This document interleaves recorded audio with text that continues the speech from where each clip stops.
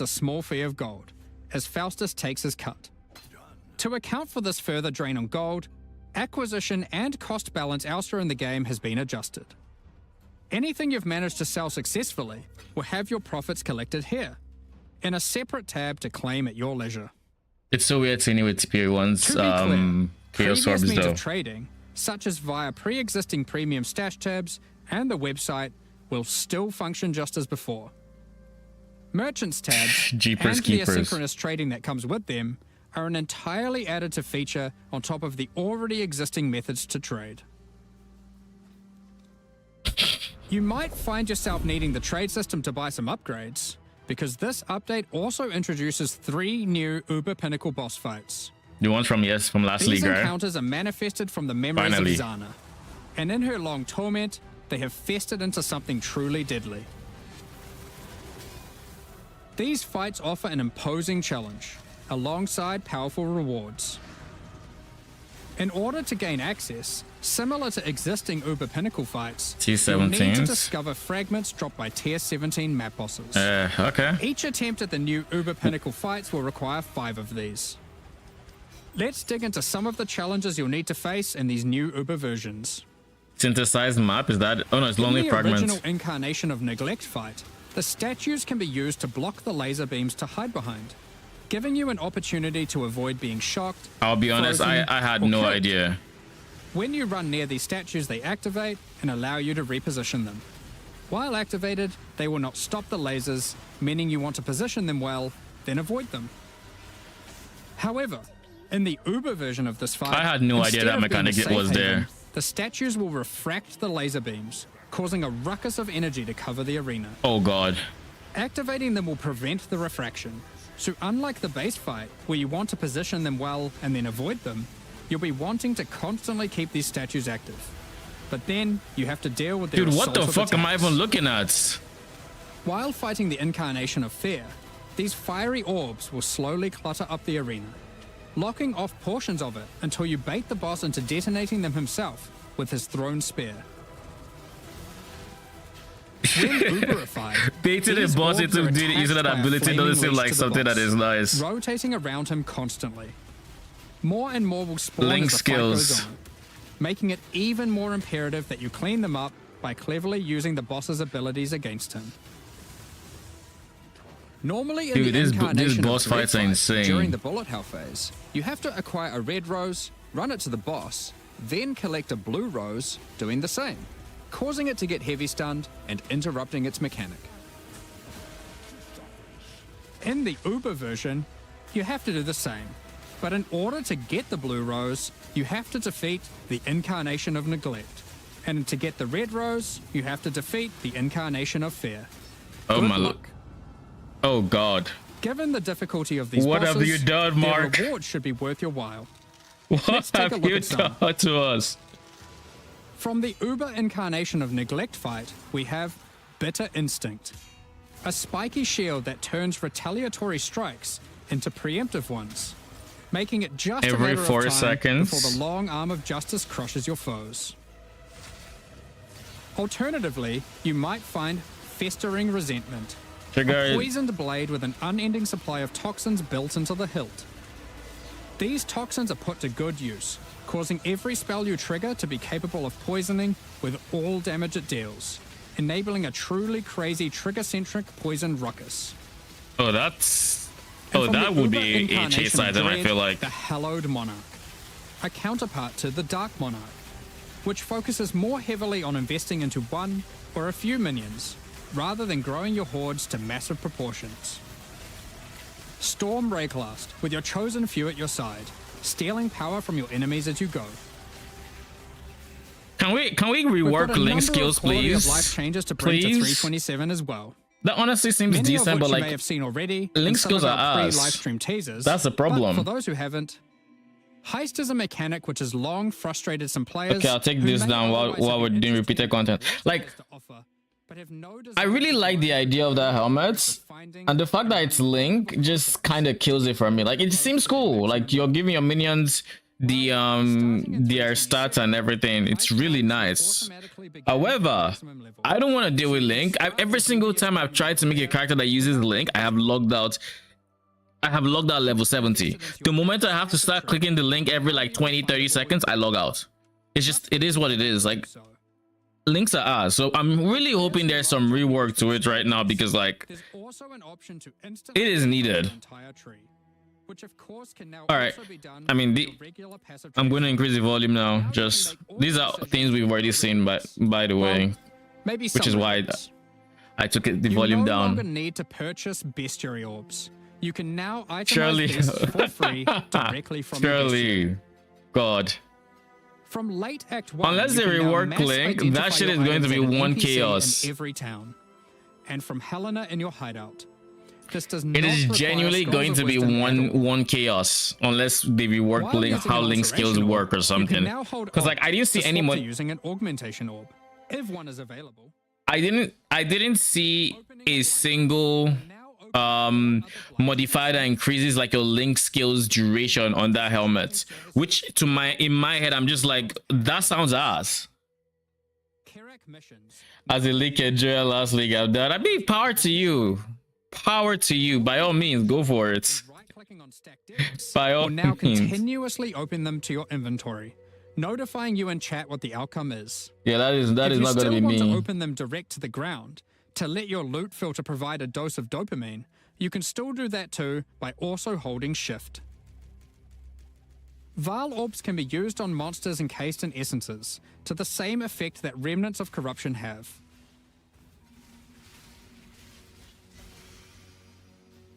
When multiple skill gems are ready to level at the same time, you'll now be able to click this button to level them all up at once. Next up, we're going to be talking about our new League supporter packs. Oh, this for me has to get Today, ambushed. we're launching two new series of supporter packs. The Champion of Theopolis and the Verdant Magus packs. Oh, that's kind of cool. I the like. pack's full face value in points, alongside several exclusive microtransactions. As always, the microtransactions in these packs are purely cosmetic and do not affect your character's power. What the fuck? I'm guessing that is with Quicksilver Flask or something. The Champion of Theopolis series of supporter packs contains 6 exclusive microtransactions. Manifest a champion's ferocity, as the Lion's Might unique finisher effect rips your enemies to shreds. Open the Champion of Theopolis portal to end your crusade through maps in the style expected. No swiping costs Q3 chemically costs 07. Defeat your enemies like a true gladiator, wearing the Grand Champion of Theopolis armor set. The armor awarded only to I'm not swiping on any of these for a while, so we're in the same boat. Take charge of the situation and storm into combat. What is this? Yeah, I figured it was a Quicksilver Flask animation. The Champion's podium that is really good early game because you can try to get 100% uptime on Quicksilver. Ascend the stairs, but like, and stand no one needs to the platform as you enter your maps. Each no one needs to tell represents a remaining use on your portal. Oh, that's actually nice. No one needs to tell you when your Quicksilver falls early. You feel that movement speed loss as he travels behind you in battle. When placed in a hideout, instead of roaming around like your other pets, their supplies are deployed, creating a small camp where you can access your stash and providing a place to take a load off while you rest next to the campfire. Lol. The Verdant Magus series contains 6 exclusive. So is that a second stash you can have in your hideouts? Having Faustus sell your items on your behalf is great and all, but sometimes you just want to feel a little bit more shady about your dealings. The Back Alley Trader hideout decoration is more secretive with your trades. I like this one, between you and your customers. Note that until 327 is released, this Back Alley Trader will only serve as your currency exchange. Once it's out, it will be updated to have the new Managed Shop option to also facilitate your trades. I like this one. The Verdant Wayfinder pet is a loyal companion to any Master Magus. As you approach waypoints, non-undead minions. Vines, guiding you throughout could this be a teaser for next season? Maybe we get non-undead minions? Nature itself, surely, right? As the great Verdant Magus armor set envelops you in the ancient power now lost to time, wolves and There's shit. also a matching back Surely. attachment included. Remnants of the forest ripple out from within you with the Verdant Magus level up effect equipped. I need a level restoring up life to the effects. I don't corrupted think I have land. any. Call on an ancient golem to use their power to create a safe passage for you to retreat through with the Arcane Golem portal. Oh, Arcane, look. As a supreme You are Verdant named. Magus, you can travel to your Arcane Isle hideout. A cluster of islands held together by ancient magic passed down between elite mages. Stand atop your tower and relish the great heights you've reached above those who have not harnessed the arcane. These Wait. packs are now available for purchase on both PC and Imagine console, leap slamming and will from remain there so down. during Path of Exile, Keepers of the Flame. Additionally, Imagine that any leap slam. microtransactions from these supporter packs will be made available for use in Path of Exile 2. Meanwhile, the Crypt Keeper and Frisian Magistrate packs leave the store forever at the launch of the Keepers of the Flame League, so now's your last chance to purchase them. Thank you so much for your ongoing support. We're just about to start the Q&A with Ziggy D. Afterwards, we'll post the full patch notes for Path of Exile, Keepers of the Flame, at Okay. 11 a.m. New Zealand time, 3 p.m. Pacific.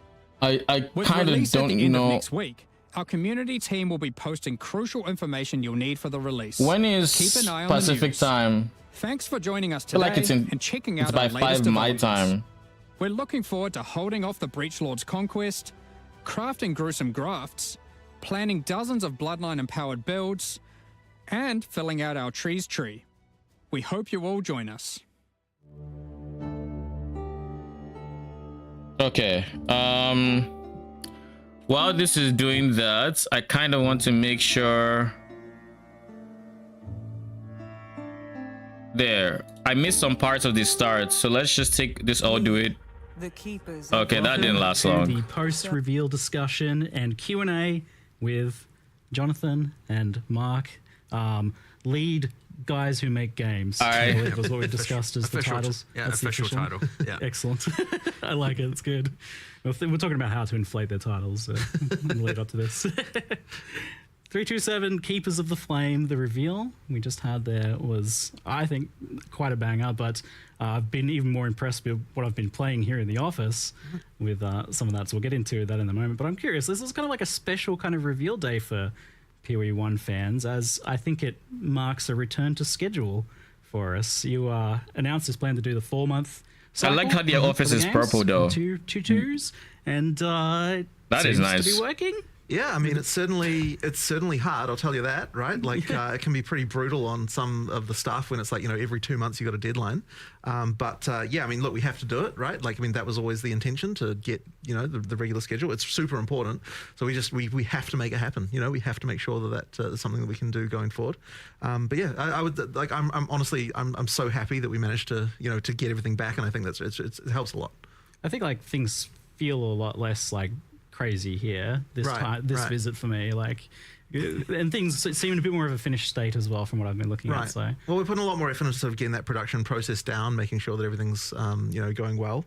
Like, we're hiring producers at the moment, just by the way, in case anyone's out there is like looking at as a for a production job. If only I live in New Zealand residents. It's something that we're really concentrating on, making sure This that, is quite loud, when you honestly. put a schedule like this, when it's this tight, you have to be really, really careful because, like, I would say one of the hardest things that we didn't expect, trying to make sure that we get the schedule this short, is you start to become really vulnerable to just like random things, like this person gets sick or like something like that, and that's like suddenly it's like a real challenge. So that's been real hard to adapt to. But yeah, I mean, honestly, we have to do Yeah, it. because PoE 2's 030 kind of, we missed it by a week or two as well. Yeah, yeah. We're like, normally that's okay. Yeah. You slip a week or two, but now all of a sudden, now you got a bit 2 week more overlap with 327. yeah. And it certainly has less room for error. But again, that's why more production staff should help. And we are just going to get better at it. yeah, But yes, we made it to 326 and now 327, mostly on schedule, give or take. One was, you could argue one's an anomaly, 2 is a pattern, so hopefully it should continue as normal. But yeah, we'll get better at it 100%, so we'll work out the kinks, but there's always going to be some growing pains to going to 6 releases a year for both across both Path of Exile. So Yeah, I remember thinking when you guys were doing 4 releases a year that was crazy. So All right. 6 is pretty wild, but The it seems to be supporter, happening. So the fingers press crossed kit it keeps is happening. live. Is the contingency just that like occasionally you just might delay by a few weeks here? I don't want to. I really want to be real strict about okay. it. Like, yeah, we said we'd stick to the time and adapt the content around the time. Like consistency is key. So hopefully we can keep doing that. That's still our current philosophy and plan. So yeah. I think you were telling me once before, Jonathan, that when you have that for a while, it kind of helps everyone get an idea of like scoping a lot better. Yeah, the absolutely. content, I mean, look, it helps with everything, right? It helps with the players just feeling the consistency. It helps with like developers. Like it's just overall like a way better state to be in. So, Breach 2, aka Keepers of the Flame. It's the first real direct sequel league in PoE. Now, I know we're kind of sequeling with stuff in PoE 2. There's like definitely follow-ups there, but this is the actual first true sequel league, and it seems like people are pretty keen on the idea. Yeah. I think the reception's been pretty good so far, first impressions. What are your guys' thoughts on doing a sequel? Were you like anti-sequel, pro-sequel? Because I know people kind of... I mean, I would say personally that like, so whenever you do a sequel, you're entering a dangerous territory because people who didn't like the original could then now be like, oh, I'm disappointed because like as soon as they hear that it's a sequel to something they didn't like, they're like, it's not happy. So you could just be ruling out a bunch of people in your audience right away. Now, Breaches, I would say, is a pretty popular one, so like there's less danger there. Yeah. But effectively, in order to make a sequel to something, I think you really have to be doing something that had to be. I wonder if you can have multiple secondary ascendancies and just ignore your main, even like in general, having 2 different secondaries. Like, I but doubt. I think this one was a good. Could be cool. It was a good example of something to do, and yeah, people are liking it. So It's I mean, as Jonathan said, yes, like some leagues are more divisive than others. Some have more kind of X factor out there gameplay, with the whole Blight Tower defense and Oh shit, some of them are Katarina more will probably maps have and, the a bit more minion crazy. ascendancy though. And immediately you do turn That is off true. some people. And we know that going in. When we make these, we try and make it, something good for everyone. But Breach had that just like you're just slaying hordes of monsters. You're just killing. It's the classic. We talk about reinventing the wheel. Here we talk about not reinventing the killing monsters in circles. And it has that. And by the way, that is a massive thing when doing the sequel is we must keep the killing monsters in circle. Because the last thing I want to do is, and this is another risk of a sequel, is take something that people love and then just ruin it. We really focus OG on the Syndicate weaknesses members of from what Breach Katarina. had, I 'cause mean, it they're was going to baby to do 9 years ago, almost to date, I think. Katarina it was. again. I think it was December 9 years ago, so we're almost there. The just if you seasonal wanna feel a bit baits. old for a moment there. My back, ow. I and I actually still remember working on it. It does not feel like it was that long ago. I made those 5, the 5 Breach Lords back when, and put together all the monsters and all that interesting stuff back then. And I was like, what was I doing? Like we took the player characters, put some micros on Let's them. keep this in the background and let's see this. It was like, so it's not only been fun to come back and do a sequel. Which, by the way, we've codenamed Breakwall, just to which is obviously a given. Very fucking cool. Okay. We've coming with like 9 years of lessons learned, including with all the lessons learned from PoE2 as well, and then coming back and being like, what do we know now that we didn't know back then? Minions have And it's like, increased let's attack not cast speed. sabotage the gameplay, the killing of monsters, the killing monsters in a circle, and let's focus on the weaknesses. And so then we looked at, okay, well, nowadays, if we were to do a league, Oh it my generally lord, comes what the with, some fuck? character power arc. You've got some crafting system. Yo, there's hey, generally yo, a what meta the fuck system, is and then that? so that's where you get like the grafts, the Genesis tree, and all that stuff come in. And Yeah. again, focusing on that, less of like focusing on the combat mechanic this time around, because we kind of knew that was a success. When you use an offering and yeah, skill, this graph will summon an find that, army of hiveborn breach might be monsters less to do your trivial with, bidding. some of the These other monsters content have that's a their little own bit more, physical damage converted to cold and have a chance like to. crazy Dude, with respect to combat. yeah. But we'll see. 30 Definitely gonna hiveborn dive into, like, summons basically 10. all the things you mentioned there. But out of interest, what's like a Oh my league lord. mechanic or a expansion that you either would or wouldn't want to support Okay. at some point? Like, what would be? I'm happy with this. This may be interesting. Well, I think the one that you said there with the tower defense stuff, it's just like that would be very divisive, right? Immediately, if we said we're doing, doing a sequel in PoE1 to that, there'd be immediately a bunch of people would be Self-cast like, crit yeah, necro. I know. I A lot of people think don't, you'll right? get both ends of this. I think you'll get the most passionate. This is when you use an and then offering, you don't get need to the most crits. people that hate it on the other side. Right. For sure. Yeah. That being said, like, it isn't like, oh no. That means Basically, this makes it so there's differences between you cast an offering skill and you summon Hiveborn, and then they have damage converted to cold, and then they brittle on hits. Yeah, brittle has in flat crits based on the damage, so they are going to be a very decent source of brittle if you can get the damage hitting hard. But the fact that you can get 30 Hiveborn, 30! Base cooldown is 18 seconds, so you're going to have to really work with this cooldown recovery rates thing right there. I think it's just a thing we decided to do here, and maybe we'll do it again sometime. But Yeah, like you need to really juice its cooldown recovery. How long do they last? 10 seconds. So you have to juice the duration and the cooldown for the skill. And stuff I'd like to see expanded. Like, I feel like Harbinger, for example. There's definitely going to be fun things to do here. Trying to get all 30 out at once could be nice. Part of what allows us to do the sequel here, by the way, and from a more production point of view, is that because we did the Twisted Domain and the new Breach monsters in PoE 2. Yeah. We got to utilize the monsters. So we didn't take the bosses from PoE 2. We made full from scratch boss fights for this version for Keepers of the Flame. Cool. But for the monsters, a lot of it's reusing the models, the animations, the rigging, a lot of the art side of it. And because we get to do that, we get to then focus our attention on all those other things that we would otherwise have to have a bunch of resources dedicated to. So like there's a kind of like two birds, one stone going on there where we not only got to do it, we got to do it in a more cost-effective way that allowed us to focus on other features that are going in the expansion. So, win-win for players and for us in that regard. But it would be less trivial with other sequels or to other leagues where we don't necessarily have all the monsters and everything made like that. So, not Yeah, this was the impossible, Twisters. but it's just an interesting factor that came up that allowed us to do more here than we might, if we don't forward think enough or forward plan enough, and I mean quite far in advance, because like making these full monsters from scratch is not a short-term process. We might not be able to do for some other leagues. So, just a kind of fun internal kind of consideration that we made. Well, like an interesting thing here as well with the fact that Breach is in PoE 2, and I don't normally get into lore, so lore warning. But This would be nice for I'll try and Absolution. keep it as oversimplified as possible because I definitely have delved into the deep end of the lore of this stuff. But so to simplify it, PoE1, Chayula, baddie, we fight them.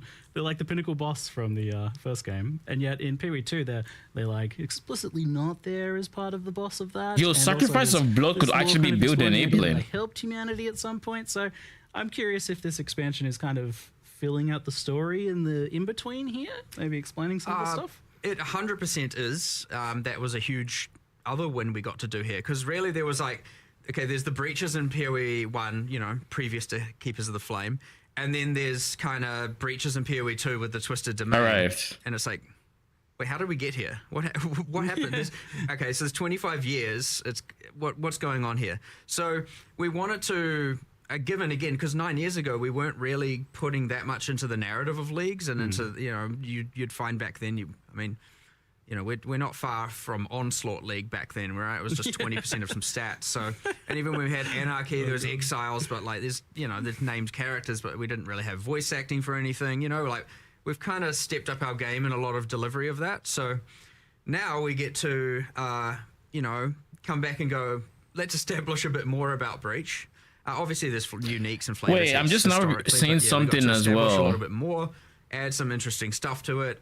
Meanwhile, also, progressing This the narrative guy- towards what if people are playing PoE 2. Can you support like I it? said, if you just play PoE 2, you don't need to know all of this. If you just play PoE 1, good on you. You now know it all. It's all. Can you support optional this skill? information, Because it's a skill granted by you kind of have this. The Worth grafts. noting, you know, on the kind of Chiola arc, you know, yeah. Can we there's get a it to bit be of, 6 some linked? bad kind of thing going on. Because like I didn't see anything in the review that would lead me to believe that you can. necessarily mean one way or the So other, does it? this would mean You know, like, you they know, are brittle. Maybe they are brittle bots or something. I don't know. What goes on in between, Even- but I was reading the flavor text of the Acolyte Chiola this morning. I'm like, even that doesn't really Like the Unix video. The thing is, these are not your regular items. These are the league items, like the monastery, of the grafts. Keepers of the Flame is actually where the monk Like, trained they and all from PoE 2 provide a and all wide that selection stuff. of So, skills, fun bits there, people playing both defensive games buffs, and appreciate it. It's still CC and great. whatnot. It's So gotta be these great are in the not game, and it allows us to items develop that would typically have what they both did in Ray class, links. it's all a shared narrative, However, and it's nice to be able to like evolve all of that. they have to be really good, otherwise these would just end up being like It's cool to expand kind of like some of the story of the Ascendancies there as well. like some like Heart of Flame. in there as well. But you said the monks. Well, no, this is a train defensive well, buff though, just so monks Heart of Flame is train different. well. I think they showed some that are like Technically now, offensive officially, the monk has skills, been like trained by one of our IT administrators. I'll go over. here. I'll watch this video again That was the- since I started my he's stream the late. person he's But I'm hopefully not they sure can be what martial linked. art is, but, you know, Hopefully. he's very well trained. I believe a black belt, and we used him for our mocap reference. That's so cool. Hopefully he doesn't mind me mentioning that, but you know, it was quite fun. I think our animators enjoyed that one a little bit as well. So That's awesome. I don't. You guys hadn't really done too much of that in the past, or You mean mocap? yeah, like I mean, the stuff? animators always film visual references. So, like, I mean, they've got a room basically where they go up and they're just, you know, like. I love the all purple animation hero without in the animation. background, They're Loki. often not actually mocapping technically with like you know all of the suit and everything, but they're often filming that and then doing animation to it. So Yeah. the it's pretty common. I'd say one of the most useful pieces of technology that we've been able to benefit from. Bro, skip the full breach lore after arguing in Discord. What breach lore? Very quick from recording to in-game animation. Is it what we works were talking really well about? for, I didn't hear it. humans, It's on my but pod, I saw also minion for, shits. when it's involving just a single human. I heard them mention It's ultra lore, and quick. I was If you talking, have two but and it they didn't have to concern me interact to much make because I was contact, talking it's not about the very other good at thing. handling that, but So, like, it's it is been what it insanely is. Faster, so you just get a single small tripod with a phone, and you can turn. Is you can ZiggyD record live a on human YouTube? and I jump wonder. in game pretty rapidly.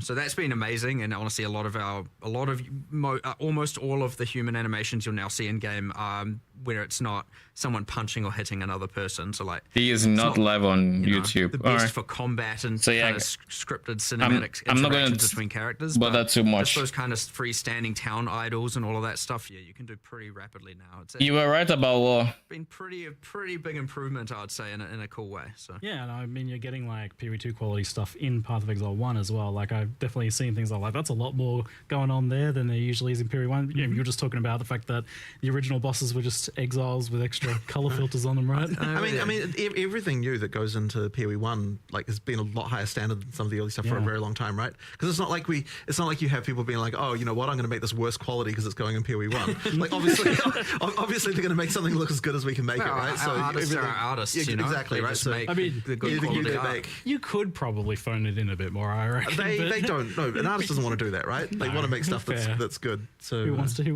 that? Yeah, I yeah. appreciate That's a that quick way mindset. to remove their job satisfaction. Right. Make bad Sounds good. stuff. Good luck. It's too good. Yeah. Yeah, fair enough. So you mentioned the sanctity of the kill monster in Circle. So on the mechanical front, I noticed that there's actually two distinct types of breaches here. There's very much close to the original one, but then there's this hive one. What are the differences between the two, and how do So they we've work? got 4 encounters total. I need to eat. I haven't eaten all day. The more common one is the kind of what we're saying is the hive. So the breach have come through those the hand portals. They've stabilized the breach and are now building their hives. And so you'll come across there's heaps of walls and constructs and some half organic, half inorganic. And you get the little spider things, which I think is the Twitch drop for the stream. You get those and they're kind of building and they're like putting together like molecule by molecule building these hives. And that's the one where you come in and you get given the power of the Keepers of the Flame, and that can just incinerate away all of the materia, and you're kind of just like running around pretending to be a Righteous Fire build for a I moment. just know as well, like you don't have to click any doors or like yeah, jump none of into that, any none of that. walls. Run through. They just evaporate before You just run around. You run around so burning good. stuff. It's kind of satisfying. You see ash going everywhere. There's a couple things going on there. So but generally, when you get to the center, you summon an Aelith, you start the encounter, and effectively just kill a whole bunch of monsters. They're trying to get to her, they're trying to kill her. They're not super effective at it. We're not doing the whole like, they are persistently wanting to aggro on her. They're going to try and kill you. That's honestly more of an immersive flavor thing than it is like meant to be too interruptive of a mechanic or anything like that. Again, because I wanted to just keep killing monsters being the primary focus. But there is a thing. So you get to stay in the center. Yeah, there's amongst all the walls you can get these like spawners, these like hive portals, where the monsters can then come through. So if you want to activate more, to have more monsters, have more difficulty and get more reward, you want to burn as many of those hive spawners as possible, and then they will turn into portals once the fight begins. If you just want to run to the center, start the fight, do the fight, and leave, go for it. The other thing here is, though, that, of course, obviously this can be a bit of a clear, speedy thing where it's like, So, during those encounters, using the power of the purple flame, these kind of purple flames scatter out, and each of them kind of has a skill attached, just like an oh shit button. And so, like, if you're getting overwhelmed, there's like different things you can just click if you wanted to, if you needed to. Most powerful characters, you'll be fine. Just as it kind of like will send out a giant nuke and clear stuff, or like create this like flame wall, and anything that runs into it will burn. And that's honestly more to help out players that are kind of struggling or on the weaker end and aren't able to kind of keep up with it. So I kind of wish they would have adjusted to 16.5 on how you use the mechanics there. Again, not meant to I be didn't see anything intrusive, that not meant to be hints at the like fact that they did complicated. this. We kept it simple. So I don't think they did like this. 99% of it. I mean, just when you boil it down, it's basically just like a fast-paced wave defense. Like, just survive 6-8 waves of monsters that are rushing at you pretty fast, and but it doesn't have that same clear speed pressure that the like basic one has. Yeah. So that's one encounter. Second encounter is like the traditional breach, the one that players have, historically been playing. You activate a thing, the breach expand out. So these are breaches that haven't been stabilized yet. Yeah. So they haven't come through to build their hive. So you activate it, it starts expanding, you kill all the monsters, it's revealing, and then once you've killed enough, and if you can kill enough, like it can be kind of hard early game, but like towards end game, that's your goal. You'll notice a progress bar filling up, and once the breach gets to the end, that means that it will become stable. And so what was going to happen is when it becomes stable, the breach are going to send through their like difficult monsters, their elites, their enforcers, their front line to come through and secure the area so they can send through their like little worker spiders to start building their hives. So this is like a yet to be a hive, and so you obviously don't witness all of that. Generally, what you do experience is you kill enough monsters. And then in the center, the portal activates and a bunch of monsters and often a boss floods through. And so now you have to go back to the center and fight all that, kill everything, defeat the boss, get the loot, and then everything drops then and there once you successfully do that. If you can't do it, run away. That's up to you. You can still play it the old way if you want and like not get so much rewards, just kill as many as you want and move on. But generally speaking, you'll want to go back to the middle. You want to kill the either waves of hordes of monsters coming through the portal or the boss that spawns. That like locks open then once you reach that stabilization point. Yeah, it locks open the time. Yeah, so that's another good thing. Yeah, so the existing breach. I mean, obviously, it's pretty outdated and even imbalanced, and often people were killing the breach lords, the wild ones, in like a matter of seconds. But I wanted to make sure that boss fight didn't have a time condition. So once it stabilizes, that's it. You just once you kill them, it closes. You have infinite time to kill that boss and fight those monsters. You're not just like, oh my god, I got to do it. So like it is a more substantial, and generally because you've cleared everything in that circle now, it's like it almost like you created your own arena. You've got like a nice clear area where you can fight that boss and focus on killing that boss. Now he has minions in a regard, so obviously it's not just one-on-one, but that mechanic's like quite cool. So that's the like Varun, the Marshal of Zesht fight. He has some specific drops. You generally want to kill him. And then, so that's encounter number 2. Marshal of Zesht. And then, encounter number 3. I know he's going on a bit of a... Did he say he said Marshal of Zesht, didn't he? Encounter number 3 is the kind of sky fortress, as you saw. It's very similar to the first fight. It's kind of like, oh, we didn't stop this hive. Some of these hives have been getting built for weeks or whatever, and now they're like, full... giant mega structures. So you climb the beanstalk, as I called it, the breach beanstalk. Nice. You get up to the sky fortress, and honestly, it's kind of just like a map of breach monsters. There's no timer. Clearing through. No timer at this point. You can just clear the area and leave. taking your rewards with you. But in the center is like the Hive encounter, the very first one, like a wave-based encounter. It's just a lot more epic, and you have to, the same exact thing, except Aelith's like, yeah, it's going to take a lot more explosive power to destroy the rest of this hive and seal this portal, so you might want to get out of here. So generally speaking, yeah, once you've killed all the waves, you then have to get out of the area before Aelith burns the entire thing to the ground. Is there a race against time? Normally you can survive that. Not in this case. You might want to get out of there. Once you do, you get all the loot. Sweet. I guess there is a timer. Frequently, but it can be a little bit of fun, a little bit more action packed when you're trying to escape.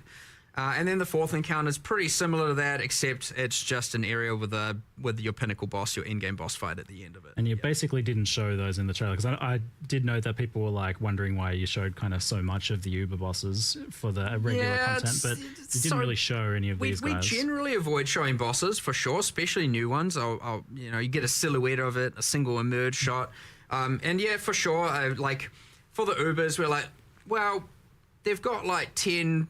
15 skills each. Let's show one mechanic we've changed of each, Maybe not the best option. Like, I know people like their full mystery, so like maybe lesson learned in the future might just show nothing. But those mechanics I saw, especially the skills that have changed, just so people get a general grasp of how they're changing. Yeah. But yeah, that fire circle seems like something. Given the feedback, I'm probably just not going to show those again. So, fair enough. We'll let it be a mystery. But yeah. So this skill tree, you actually did it. You made a skill tree. Well done. The tree. But this tree is quite fascinating, because it's not just a like a meta progression system for the league or something. Like, there is that, it is progressing, but it is a crafting system. It's a tree that is a crafting system. And from messing around with that, like, it feels kind of brilliant. Like, this is a really good idea. The fact that we have greater exalts and regals. Mixture from Octavian and I can't remember who. Me and him and kind of Andrew, we all kind of we just came up with ideas. But I think the original tree that spawns items or grows items and then hatches items came from Octavian. And the grafts, mind you, as well. He's got a nice creative brain on that one. Comes up with some cool ideas. I like that kind of out there style of design, which is good. And so eventually we took that kind of idea. I was the one who brought Breach to the table and was like, oh, we can unify these, and that came from a interesting thing where in the Twisted Domain in PoE 2, you get these you have these trees made of hands that the environment artists made. And I really love them, and I'm like, normally because you're on a timer in that area and you're going hard, you're fighting monsters, you don't really get to appreciate a lot of the art assets in there. Zoom. And I was like, wow, damn, I want to use those trees, but have them, because I think they're petrified in that version. So I was like, what does that look like when it's a bit more alive, a bit more organic, a bit more gross? We kind of came up with this tree, and tree that hatches items, and it has this fruit, and then we were like, nah, like I don't want just a tree that has fruit. It needs to be gross and dark and horror. It's like this is a gothic world, and so we obviously went a little bit more crazy with the theming on it all. But I like it, right? It is dark. It's like a little. You've got this alien-esque demon species, right? It's like squeezing the items out, with a bunch of plus. Yeah, it kind of came like that, and then it's like, wow, needs a meta progression.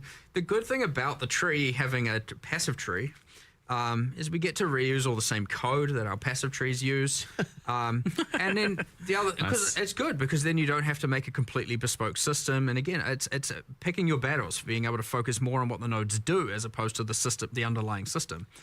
I think what's pretty interesting about it though is the way that like it actually for crafting is quite interesting how it sort of encapsulates the idea that you've got like various dependent choices. You don't normally think about crafting in that way, but that's really what crafting is, and so it kind of like means that it's actually surprisingly natural. I need to see more about this tree, because I don't think I was paying as much attention during the reveal. It works really well, and so that's kind of a pretty interesting one. I don't think I've ever seen it before. Someone doing anything quite like that. So I've seen some crafting trees and stuff, but they're usually separate, or there's like some little bit. But yes, like that's what I was thinking, because I'm thinking a lot about like how do you communicate crafting, because it's a pretty complicated thing generally, even at its simplest in Path of Exile. But this does seem to have like a very natural, more understandable way of communicating it, because you're allocating the nodes for the craft. You get to see the structure of your craft in a visual manner, which I'm like, It is cool. So, And how did we go this? So we've got multiple character trees. We've got world area trees. Is this the first Crafting tree? tree? Well, kind of. There was the one with the items. I don't even remember the name. There was of it the anymore. there was Crucible. the the Crucible yeah. one. yeah. Oh, wasn't that really was like that was crafting. that was Yeah. items having trees. That wasn't a tree to craft. Yeah, was an You item could growth kind system, of yeah. argue Scourge is like the whole microwave. I haven't. I never played Scourge, so I have zero It wasn't really idea. a tree. It was like a grid. It was a bit different, you know. So I don't know. It might be our first true crafting tree. Let me see if there's a bit more information on that We'll see, I guess, here. after a league, but I just kind of wonder if you like accidentally stumbled upon one of the potential solutions to like. Obviously, how do you can't communicate hover on crafting these. players because it's so hard to do. It's like, I don't know, maybe this has applications elsewhere. This idea. We'll see how it goes. And Because I don't remember if they there's a said you lot to can put in expand your on here, of item course, and like, it when you spits have out these something kinds you of might tree want. systems and, you know, immediately people are going to be like, My understanding is it doesn't. It just spits out random items. Tree notables and masteries and jewel slots. My cluster Oh, no. jewels for my crafting tree. Maybe it's more so talking about the unique items and how they can be We'll see where it goes. altered. Obviously, that In which depends, case, you know, yeah. We don't want to overcomplicate it off the bat, so you come in with something kind of. But I simple, am elegant, curious see how it works, see how people respond to it, and allowed. and then you know if things go core, because we always like to decide based on how the players respond. We can evaluate how we want it to be, if we want to change it, if we want to leave it as is, if we want to, you know. So we'll do all that. But yeah, it's cool. I like a lot of the ideas coming here with that, you know, with that and the grafts and stuff like that. There's some pretty crazy cool things. So talking about like the idea of preserving some of the stuff from the old breach or what's not being kept. So you had the old breach lord domains. They're effectively being replaced or removed here. So those are all we've kept. Breach 1, I don't know what you'd call it, fully intact on standard. Really? Whereas on this league, it's the full Breakwall Keepers of the Flame mechanics. So Okay. full replacement. None of that is there in the current, and while playing in Keepers of the Flame. Like No more Breachstone all of the leveling. breach nodes on the Atlas tree are gone, you know, and all that. So you've got the current league. Obviously, our intention is that it goes core, but we'll take the better elements of it. One interesting thing here is obviously we still have all the old stuff. So if we miss the mark on some things, it's still there. We can bring it back. We can integrate it. We can, you know, obviously it would suck, you know, to have to then accept that we have to keep using all the old art and old mechanics and old fight to some degree. But like, if they're more fun, they're more fun. We're not. Let's hope necessarily that's in not the business of case. taking away things that people loved. So obviously I'm pretty confident in what we've got is going to be amazing. And as you said, first impressions pretty positive. So, but you know, worst comes to worst, if we have to take the best of both worlds and merge them, then that's still what we're going to do. Now that being said, so yes, you So don't it's going have core breach in some domains mechanics. and Keepers of the Flame. You got all those new Like in mechanics some I ways, getting described it's going earlier. core. But that isn't to say Guaranteed there's already. in the future where we Alright. have a prequel to the prequel, and we have you know, or an update, you know, not necessarily another sequel, but you bring back some of those things that were good about it. So immediately I can see people coming to mind, oh, but what about the uniques or the rewards? We have kept all of that. All of that can be spawned from the tree. You know, you can grow pretty much all of it.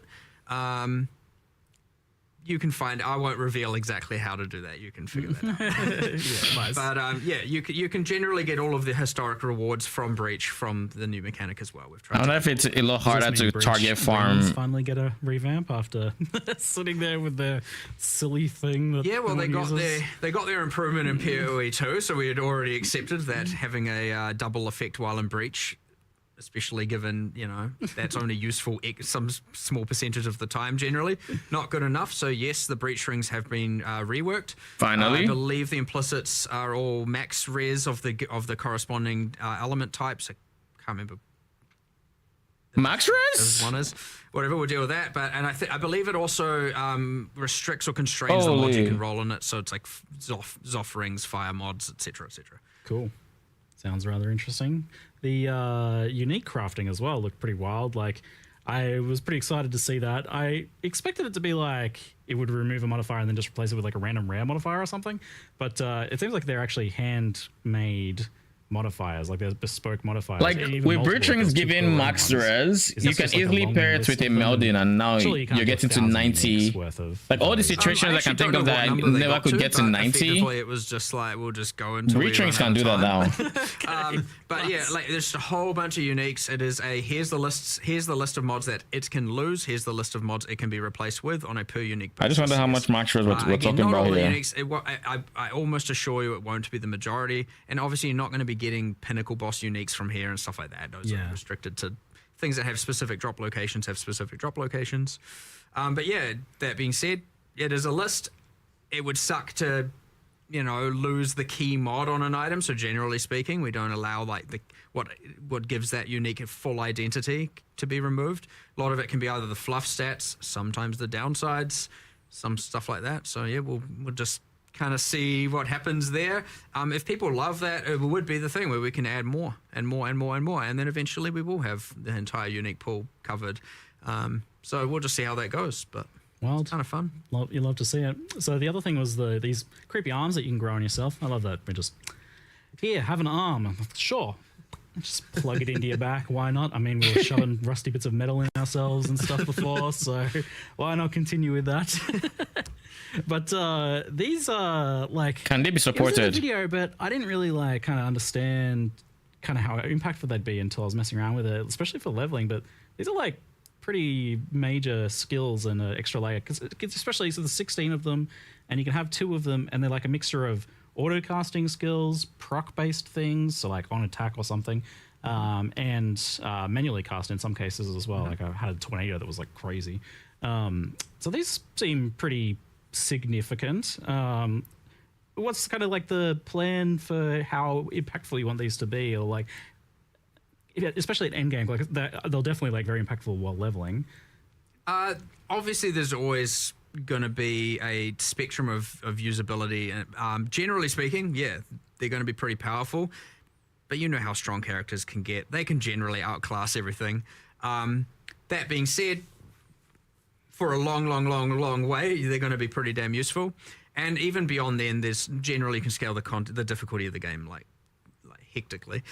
You'll notice like something I think you observed as well. The numbers on the skills are like out of control. Yes. That is because they don't scale with your stats. Yeah. Obviously, They debuffs on don't? the enemy, anything you debuff on them does.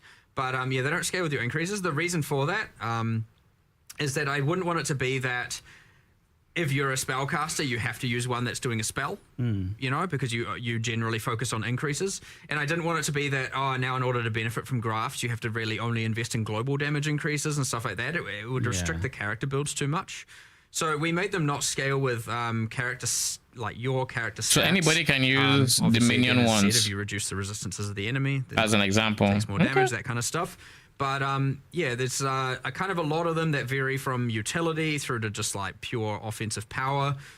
They all also just come with stats. So, and yeah, as you said, if you didn't want to, like, there's ones where you use skills and you can use that tactically. You can merge that with some of your abilities, or if you just want to,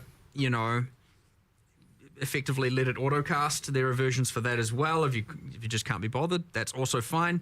And honestly, the worst comes to worst, at the end of the day, they still kind of just give some mods, and that's fine. And they are obviously used to, if you want to get one that just like specializes in harvesting more graft blood, that's also a thing you can do, because those systems are linked. Like the grafts do gain the graft blood, which is what you give to the Genesis tree to give the item. So there's kind of a nice interlink between. I mean, they should really be replacing the power that you previously got from mercenaries, right? Like, Yeah. the Welcome league back. needs to give you something that's going to fit in that power curve. So therefore, you could look at it in a similar. That is kind of an interesting take on You it. could say that, yeah. That's what I was kind of thinking when I But was that messing means with they it. have Okay, to so have, we had like, 2 of these. insane It base definitely stats if they're feels not going to how I skill was which looking at the mercenaries you're and picking the scaling. mercenaries that had like 2 really Right. good skills. Right. It was kind of a similar idea. So the design of mercenaries has informed this somewhat, then it seems. Sadly, you can't gear your arms. No. Can't put items Can't put on a bunch them. of rings You can do on. some Can't gloves. tell your arm to hold a sword. That would have been kind of fun though. That would be pretty cool.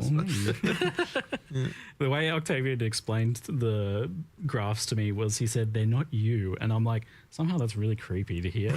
It's like they're attached to you, but Who they're are not they a then? part of you. That was explaining the scaling. Like that's why Right. they don't scale with your stats because they're not you. They're independent life forms and therefore don't benefit from your passive tree.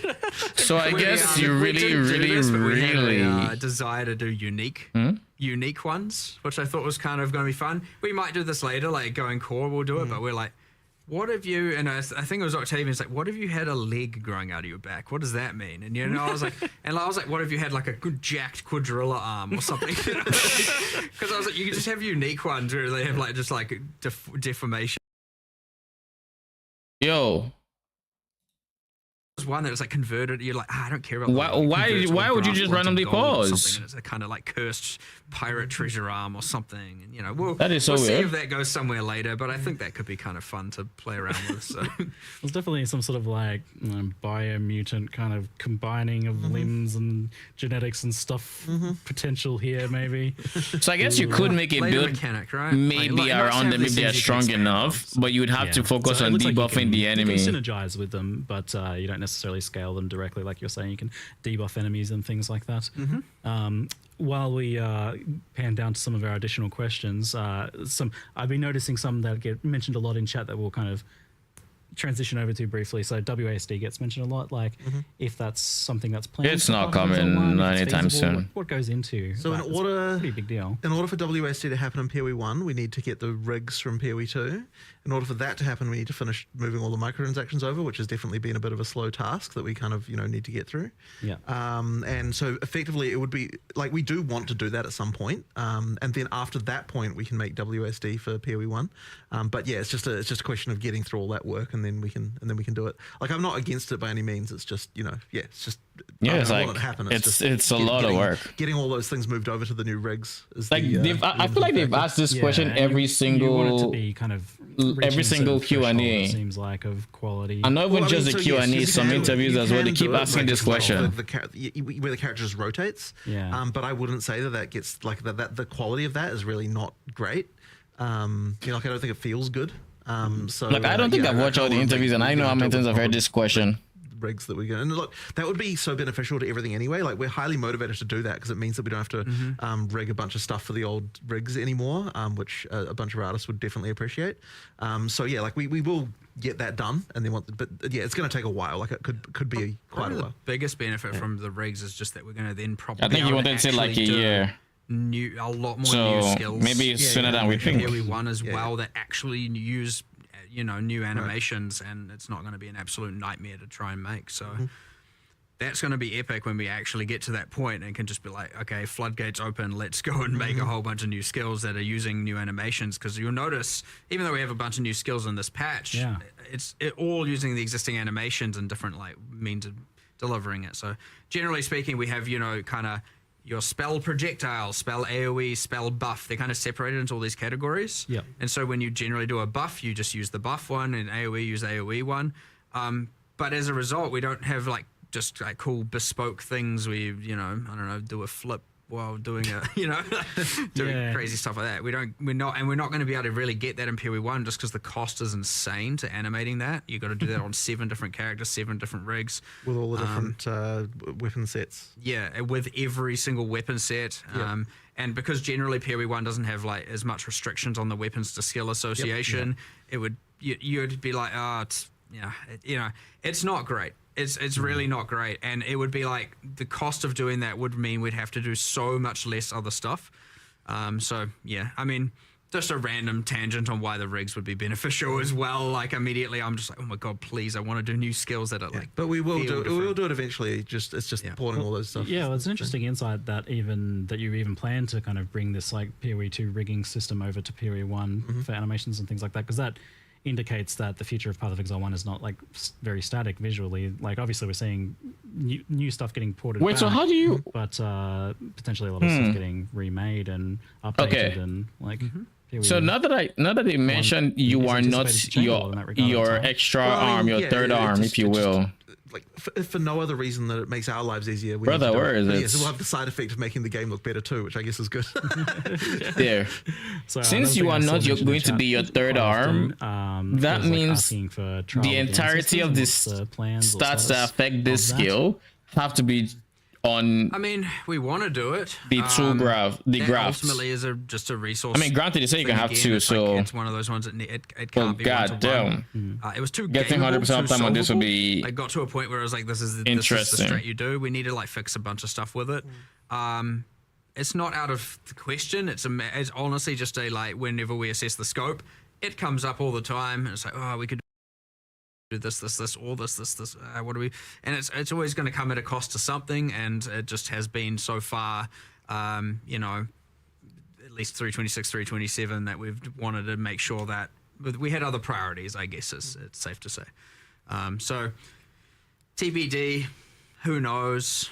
You know, well, every single time we don't like plan too far in advance with the stuff. So generally when we are at the next league or the next 2 leagues worth of discussions, it's like we have a list of things that we could do. It's in that list. I'm sure it'll come up at some point.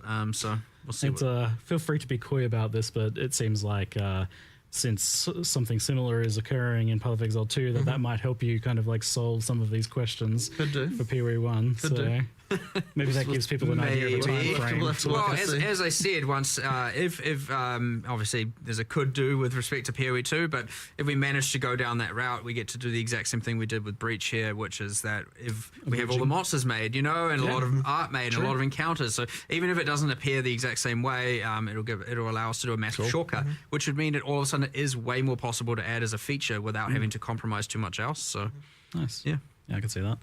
All right, let's talk endgame, and I'm sure you're anticipating a discussion on Tier 17 modifiers, modifier design, their addition to memory strand maps, risk scarabs, and I'm hoping they effects. So touch memory strands they all and how you use those come together abilities. to form a bit of a tangled mess of late endgame. And I'm just curious, like, before we even get into like what people are asking or what people are saying about it, I'm curious what your guys' thoughts are on this topic, I guess, of Tier 17 modifiers and their impact on late endgame. I mean, the main thing I'd say there, like just as an overall view on it, is that like T17s, there's this tension between, like, it is not a good place to be when there is a tension between what players are enjoying and what the thing we want to try and do is. Like, that's like a problem that needs to be resolved. So effectively, it's like, what T17s are supposed to do in theory is something that we want, which is to say, like, you know, that like you get something that you don't necessarily like want to have to play against, and like, you know, like you have to actually, and you have to deal with it or come up with a way to get around that. But in practice, players don't want to do that, so there's something clearly wrong here. So something does need to change, but it's a little bit tricky to come up with something that we want to, like, that both sort of satisfies our desires for, like, you know, like interesting challenges that are different each time that you play them, that could, like, all that, you know, there's like, you know, new and interesting things you encounter, but yet also something that players actually like. So there's a problem for sure. So what is your desires for Tier 17 maps? Like, what do you want? Well, as I said, I don't think it's necessarily the desire for T17s as such. It's more the desire that you have, like, you know, like interesting combinations of mods happen, and they're like, oh, this is a new challenge I have to rise to, you know, and like, how am I going to deal with this, and that kind of stuff. And like, that's something that, like, in practice, players aren't like really liking. So as I said, there's Players a problem don't here read for sure. mods. It's just a question of how we kind To of begin with. 100%.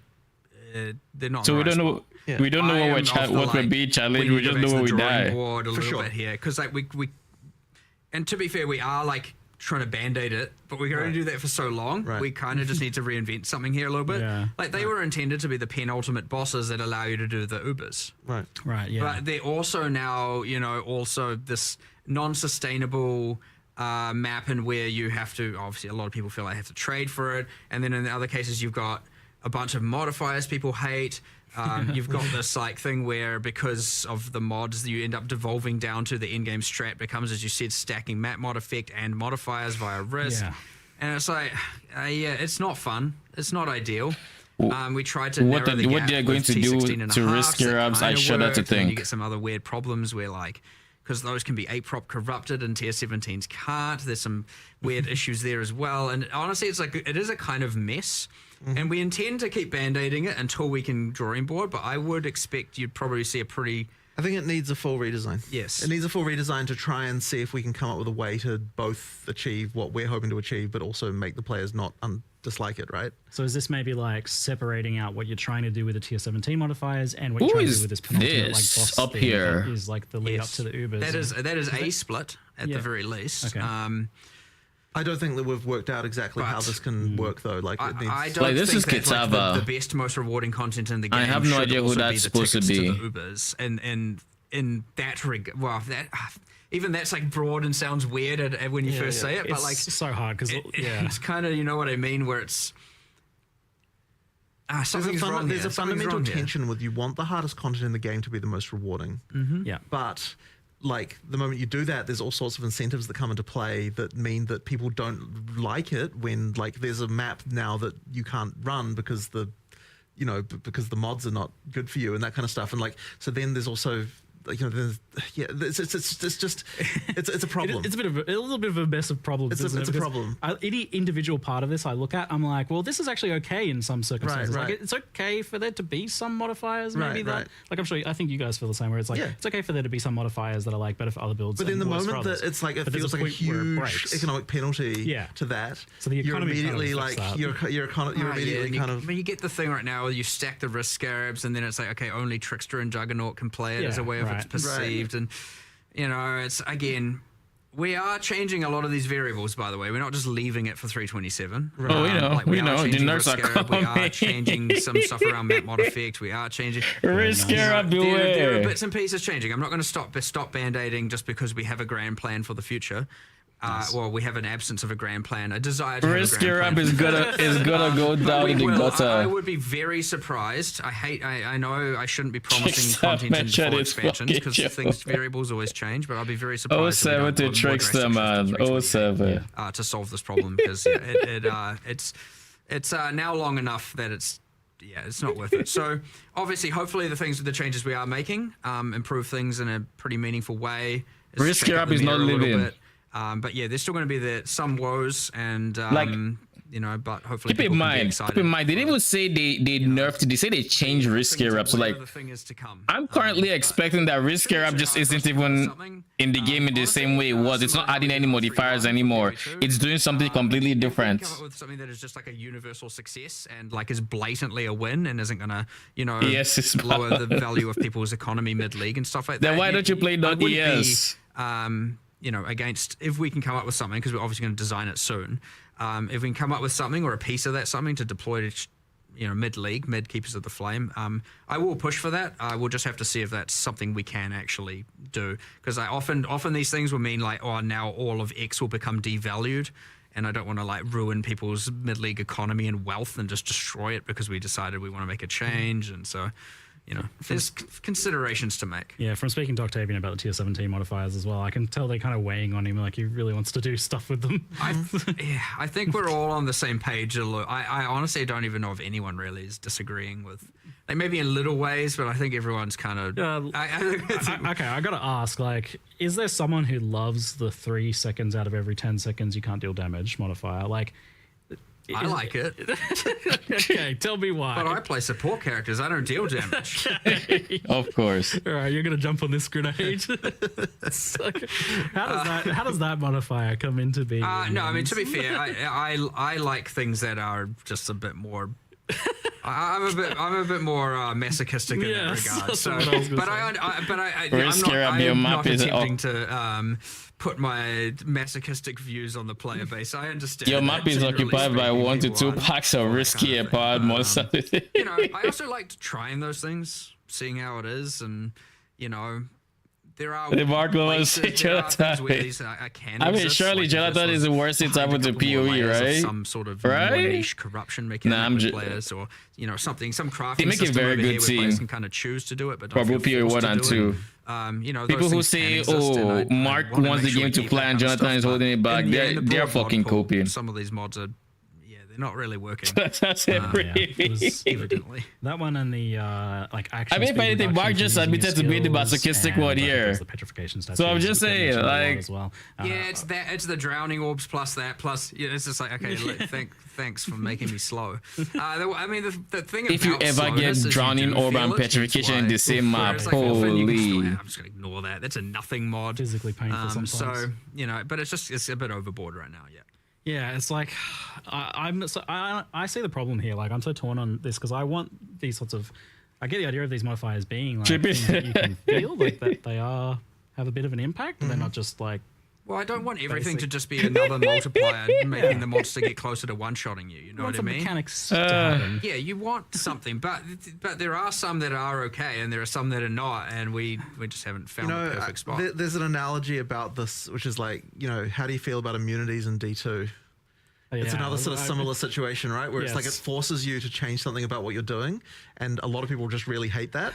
Yeah, and it's kind of like a similar sort of situation, I think. Yeah, I'm the same. Like, I like the idea, but I don't like the execution of that at all. Yeah. Right. Or the and I think we're actually sort of running into a similar situation with this. Yeah, this is it is kind of your. I mean, we've danced with this a few times in the past. Here's a proposed solution for T17s. I think a decent place they could actually get T17s to is like some of those modifiers are changing then.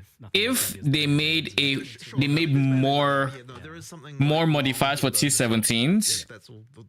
Let's say they have the same level of like effects in how you feel them during the map, but then they made it so there were groups of these map mods, and once you have a map mod from a group, you can't get another from that group. For as an example, maybe one of these groups is debuffs, or I don't know, like just mod effect to be the way that you can multiply. And so it's, let's say Ita orbs and petrification are in the same group, so they're exclusive from each other. So in that way, you get to choose which map mods can run beside each other and which are exclusive from each other, and curate the experience the player has a bit more. Because in the current state of like rolling T17 maps, I don't think there's anything stopping you from getting a X map mod with Y map mod. Like, it's just that. I'd be surprised if we're not doing something for 328 as much as I told myself I wasn't going to promise following expansion content, but there's some patch notes coming out later today. Is that, or is it later? Yeah, I don't know what the time is, but our 11 a.m. NZ or whatever it is kind of thing. Like, there'll probably be like a rollout over time as well, from what I'm Let me see, what's the New Zealand time right now? It's generally the case because patch note writing is a surprisingly difficult task. It takes quite a while to get all that stuff. I mean, you've got an extra it's in an hour 30. Changes, like people are like, sure, there's always that too. Get extra ideas and stuff. And so yeah, that is by 5. So 3 p.m. Pacific is 5 p.m. Central. It sounds like we're kind of on the same page with you guys, at least regarding. Good to know. I don't think you'll. I mean, obviously. Mark is talking about the rewards and map mod effects. So, I mean, it's cool. So on endgame though, in like a longer term, from a longer term perspective, we have a pretty good Atlas. I hope they make it more inclusive though. I think T17 is in its current form are way too. We just talked about. Like overall, the core of it seems great. Like, they give too many builds in too many different ways. Previously, like historically, you've done a lot of complete endgame overhauls. And to the point that it was definitely a trend. Like, it seemed to be like the way that you guys would go about it. Like, every so often there'd be a major endgame overhaul. Is that still the case? Like, have you achieved something that you kind of want to keep and maybe change instead? I don't think that we would want to not overhaul the endgame again. Like, the reason that it's not like we're like, oh, this is what we're set on, we're now just going to keep this forever. Certainly not. It's more just that it comes down to, like, it is hard to come up with the ability to do a scope for that, and it's been especially hard, since we've had like PoE 2 in in early access.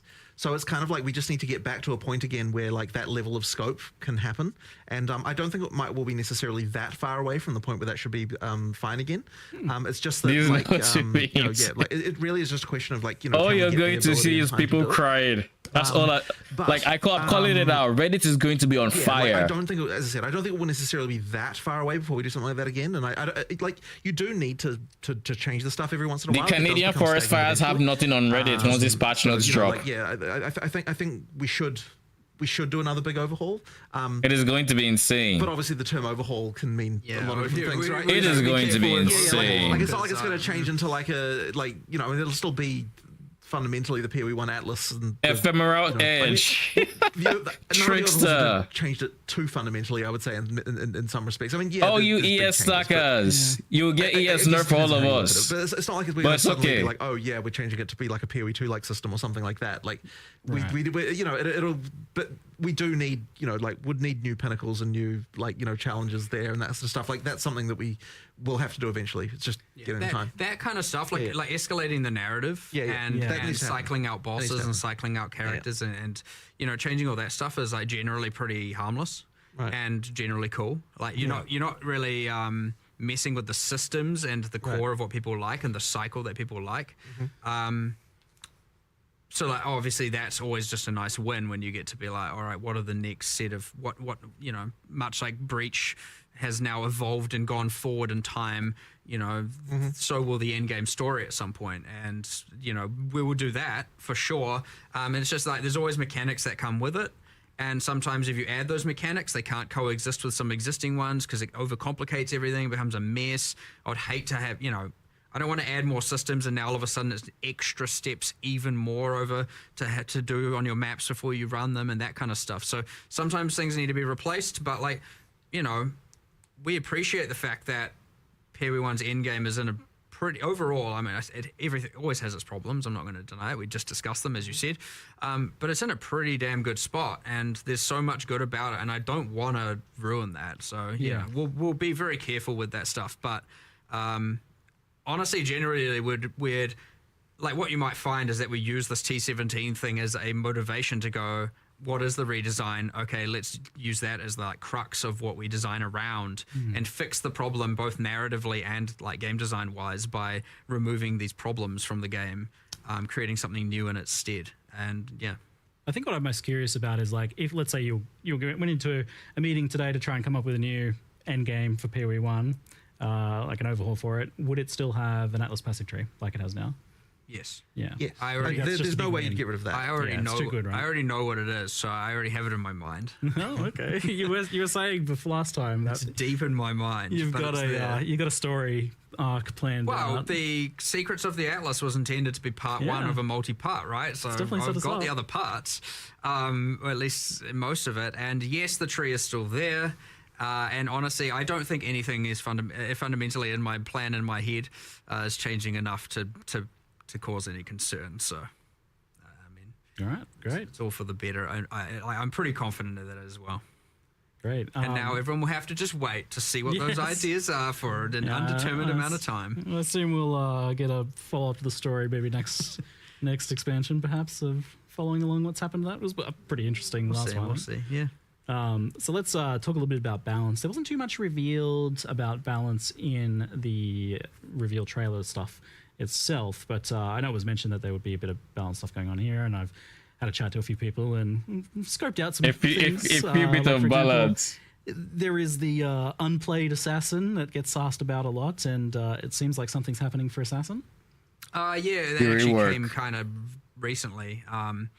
We were just like, can we really? I think. I mean, Assassin Rework wasn't even in that review video. It's a funny thing. It's like we should at least look at, with respect to ascendancies, look at the least played class, especially if it's been consistently least played. Yeah. And make sure that that's on the radar and getting some level of improvement. And even if it means we have a go at it, and if the scope's too high, we do it a bit later, and if the scope's within spec, we do it immediately. In this case, we looked at the assassin. It was like 40% lower, at least on the primary leagues. I mean, they could have taken some things from Frisha as well. Next class, and then, but I don't think they did. So it wasn't. I could be wrong though. Doing very well, and it's been the case for a little while. So we were like, look, let's just do something. Like, it's better than doing nothing. So obviously, we just put together what we could over a couple of days and kind of mix and match. We had like 3 or 4 different iterations, and came up when we were looking at it. It was like the whole. You have the interesting thing. You go and look. You look at the class, and it's like, why is the ruthless poison node better than the non-ruthless poison node? Weren't the classes on ruthless meant to be a bit weaker? And then it was kind of like, oh, okay, well, that's a thing we can maybe draw inspiration from, and we just did our whole like process for Amazing. that. But yeah, so we teased that last night, whatever the time zone is, hopefully people enjoy it and play it. But yeah, I kind of want to get into the rhythm of every expansion. At least we look at, not necessarily change because it depends on the scope a bit, but we at least give it a go of making sure we look at the worst class no matter what, even if ascendancy classes aren't part of our the package of things that we're wanting to improve. Because sometimes we do a focus on ascendancy classes, other times skills, other times this, other times that, and but I was like, okay, it's like This is pretty bad. I'm Let's do probably going to something get my about it lunch this time soon. and see if we can be consistent with that. I need it. No promises, I'm getting but, you know, pretty we'll hungry. try. And there's a little bit of a wild Is there card anything in I this don't care for the about yet? Bloodline ascendancies. So just to clarify, Okay. these are I have to stick with this one. ascendancies on top of your original class that you can choose where to put your points. Same point pool. And the reason a lot of people ask or immediately are like, well, why don't you give separate points like Affliction?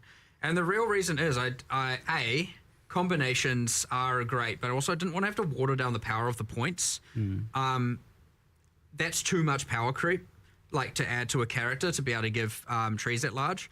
And so there was that interesting part of it. The other second part is that we wanted to make sure that there weren't enough points that you could put all 8, at least generally speaking.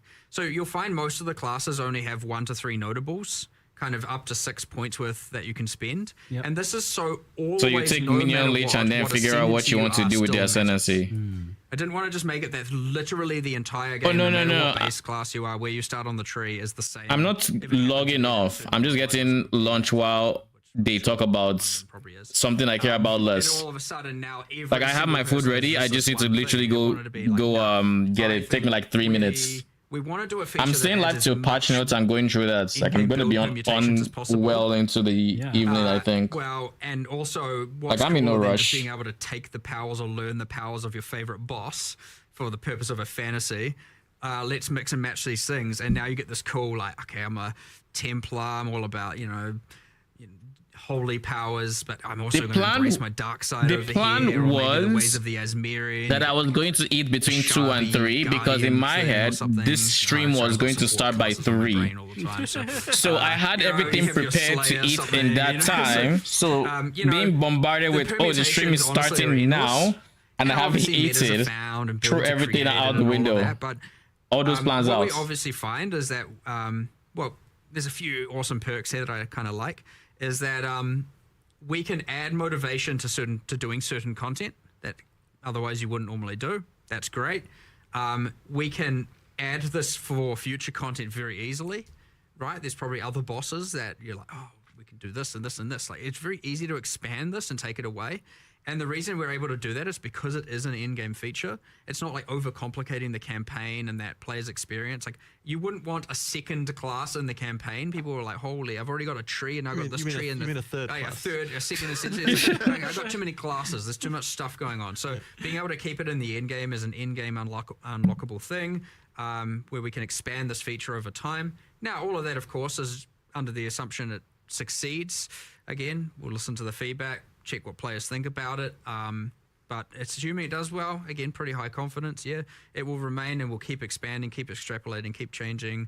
And then it's yet another lever where we get to add so many different builds, because one bloodline being able to then be paired with all 19 ascendancy classes is just like, all right, we've got a lot of stuff going on here, a lot of different options, a lot of cool things you can do. And yeah, I mean, I am actually real excited to see what happens here. More than most things, I'm always like kind of excited to see what players do with things, but like here I'm just like, I don't know.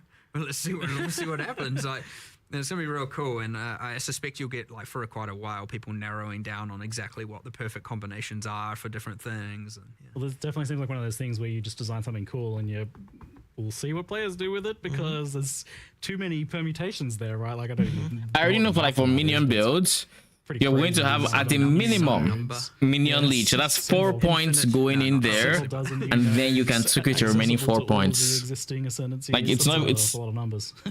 like, it's not even a question if minion leech is like, you have to get minion leech. I'm gonna Unless your build is very weird. What boss do I feel like being this league? I'll just see if I can make that work. And then, so I'm actually going to go backwards. I'm going to pick my bloodline based on what boss I want to kind of embrace the power of. Then I'll pick my ascendancy. Then I'll pick my, I'll go from there. And then I'll pick my skill, and I'll end up a support character. I'm sure. Flavor building on this. Well, if there's no mercenaries, I need to be a good mercenary to my friends. That's my philosophy. Back to being mercenary again, eh? So this isn't tied to Breach League. The Keepers of the Flame, it's a core game feature, Elblin standard as well, right? Yeah, 100%. Yeah, yep. Cool. And saw someone asking about Forbidden Flesh and Flame. I assume that wouldn't work with this. Not with these, but that isn't to say there won't be some future uniques that maybe do. I mean, we'll see what happens. There's an option there, isn't there? Okay. More Forbidden Flesh and Flame. I don't know what I want to call them. Yeah. All right. Continuing on the balance topic from asking around the PoE community, some of the more common things that just kind of come up was, well, the most popular thing was just the general idea of buffing underprivileged skills, like giving them some love. So you mentioned this idea of like looking at the worst thing in terms of ascendancies. Is that something you want to do with skills as well? we're always, there's a little bit of there's a few things to go into here. Like, for example, Why does conversion trap still exist in the current state of the game? Sometimes those are then enabled by something else going on. That is some my other question. Feature getting added, uniques, whatever. But most of the time, they're just, as you said, underprivileged. We've done a decent chunk of numerical changes here, mostly numerical. Some are, I don't want to say unsalvageable, but like Conversion trap. they don't have the same level of different multiplicative scaling that other skills could get. There's not too many though. And they require more. What I'm getting at there is they require more of a rework in order to actually become, truly viable. That being said, yes, there are plenty that always need numerical improvements. I don't know. And then you got things like the Trathan gems, right? Cool concept. 90% of them weren't really seeing any use. Yeah. A few were, and now those are going core, I believe, into heist is what it is.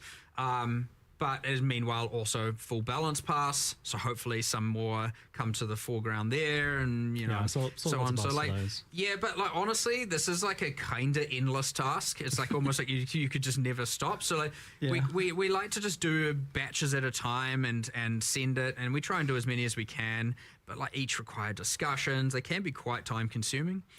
Some are more obvious, where it's like obvious increase, and others are like, do we want to do this or do we want to rework it? And then you get lost in a rework discussion. It's important to like cut the time. And it's like, actually, look, for now, buff it. We'll come back to it later.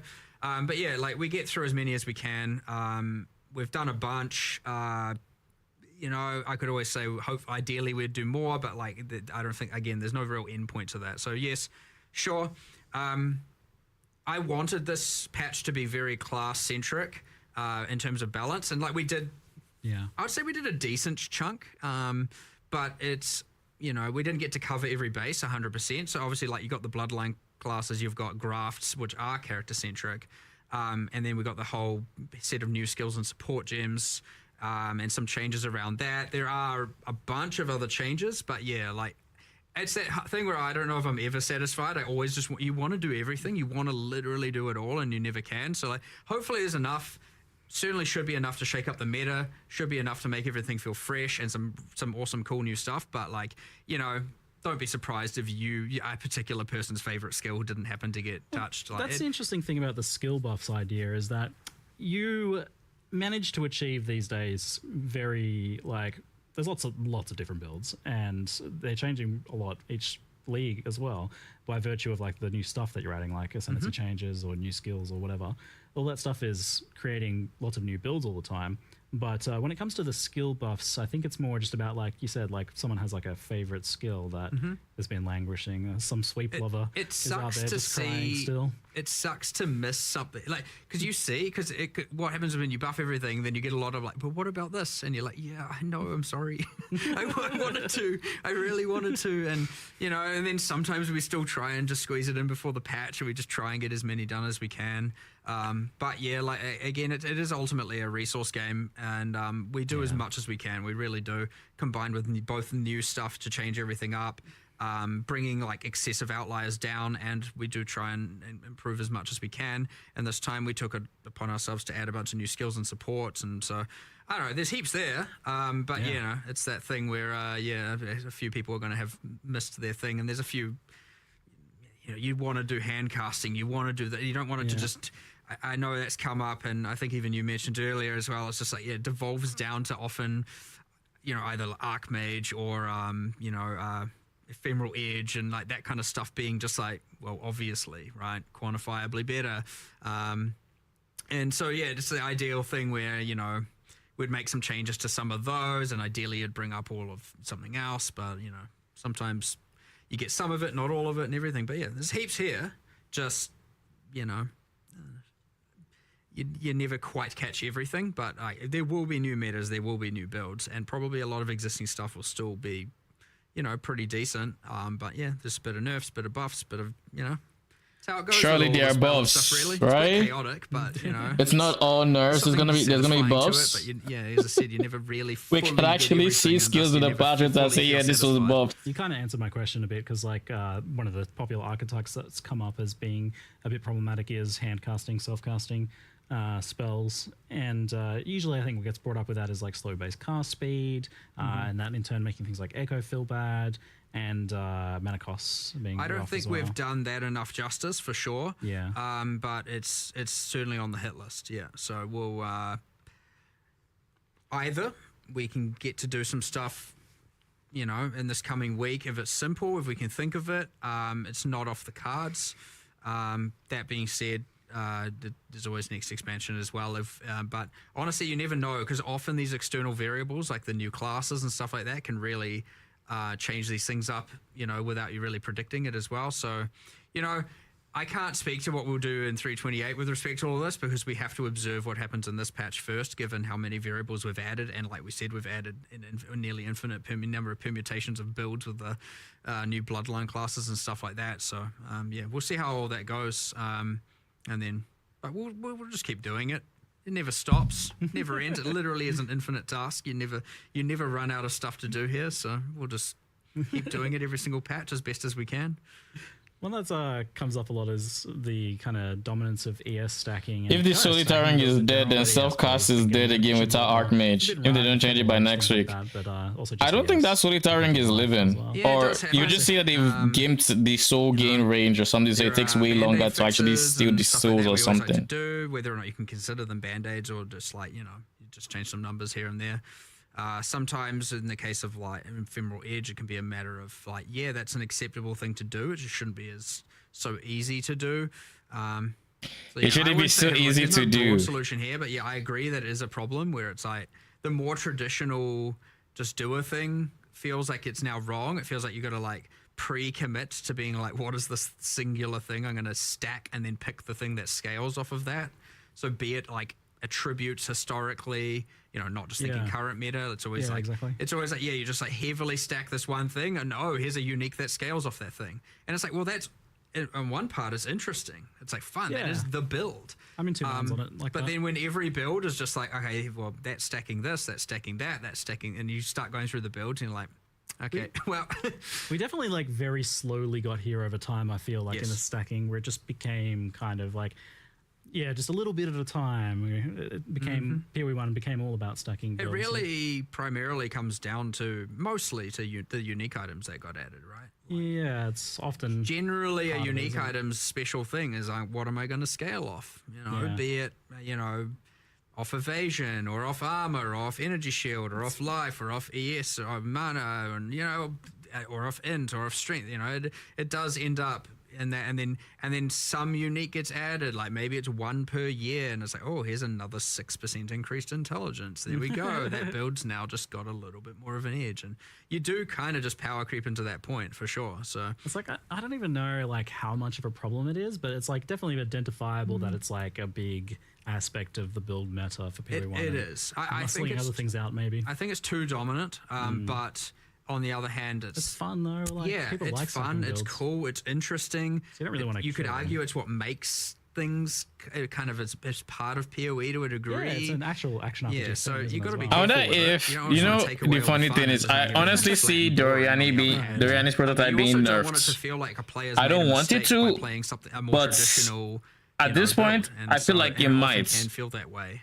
So there's a fine line here. Hard to be at that fine line. They won't. Yeah. I think it's a very cool item, and I hope it's cool enough that they actually just leave it as is. But I wouldn't be surprised if they start setting the enemies lightning res to half of your lightning res or something. That stacking ecosystem, and then it's like, well, have you really made a new build at that point? Like, yeah. I think that's sometimes the problem is like, oh, my builds feel the same because ultimately, like, I'm using different skills, but they're all I've just stacking on all of them or something like that. I don't have a like, here's the solution. Yeah, because it really isn't how it actually. It's not really how it plays. Kind of gauging your thoughts on it. Yeah, I mean, I enjoy discussing it. It's just a matter of like, it's honestly 500 different solutions, and we need to just chip away at them and mold it, and it will eventually shift into something else, and then that will be meta, and then that will be complained about probably after a while, and then something else will be, and it's the cycles. It is balance. It is as I said, it's an infinite amount of work, and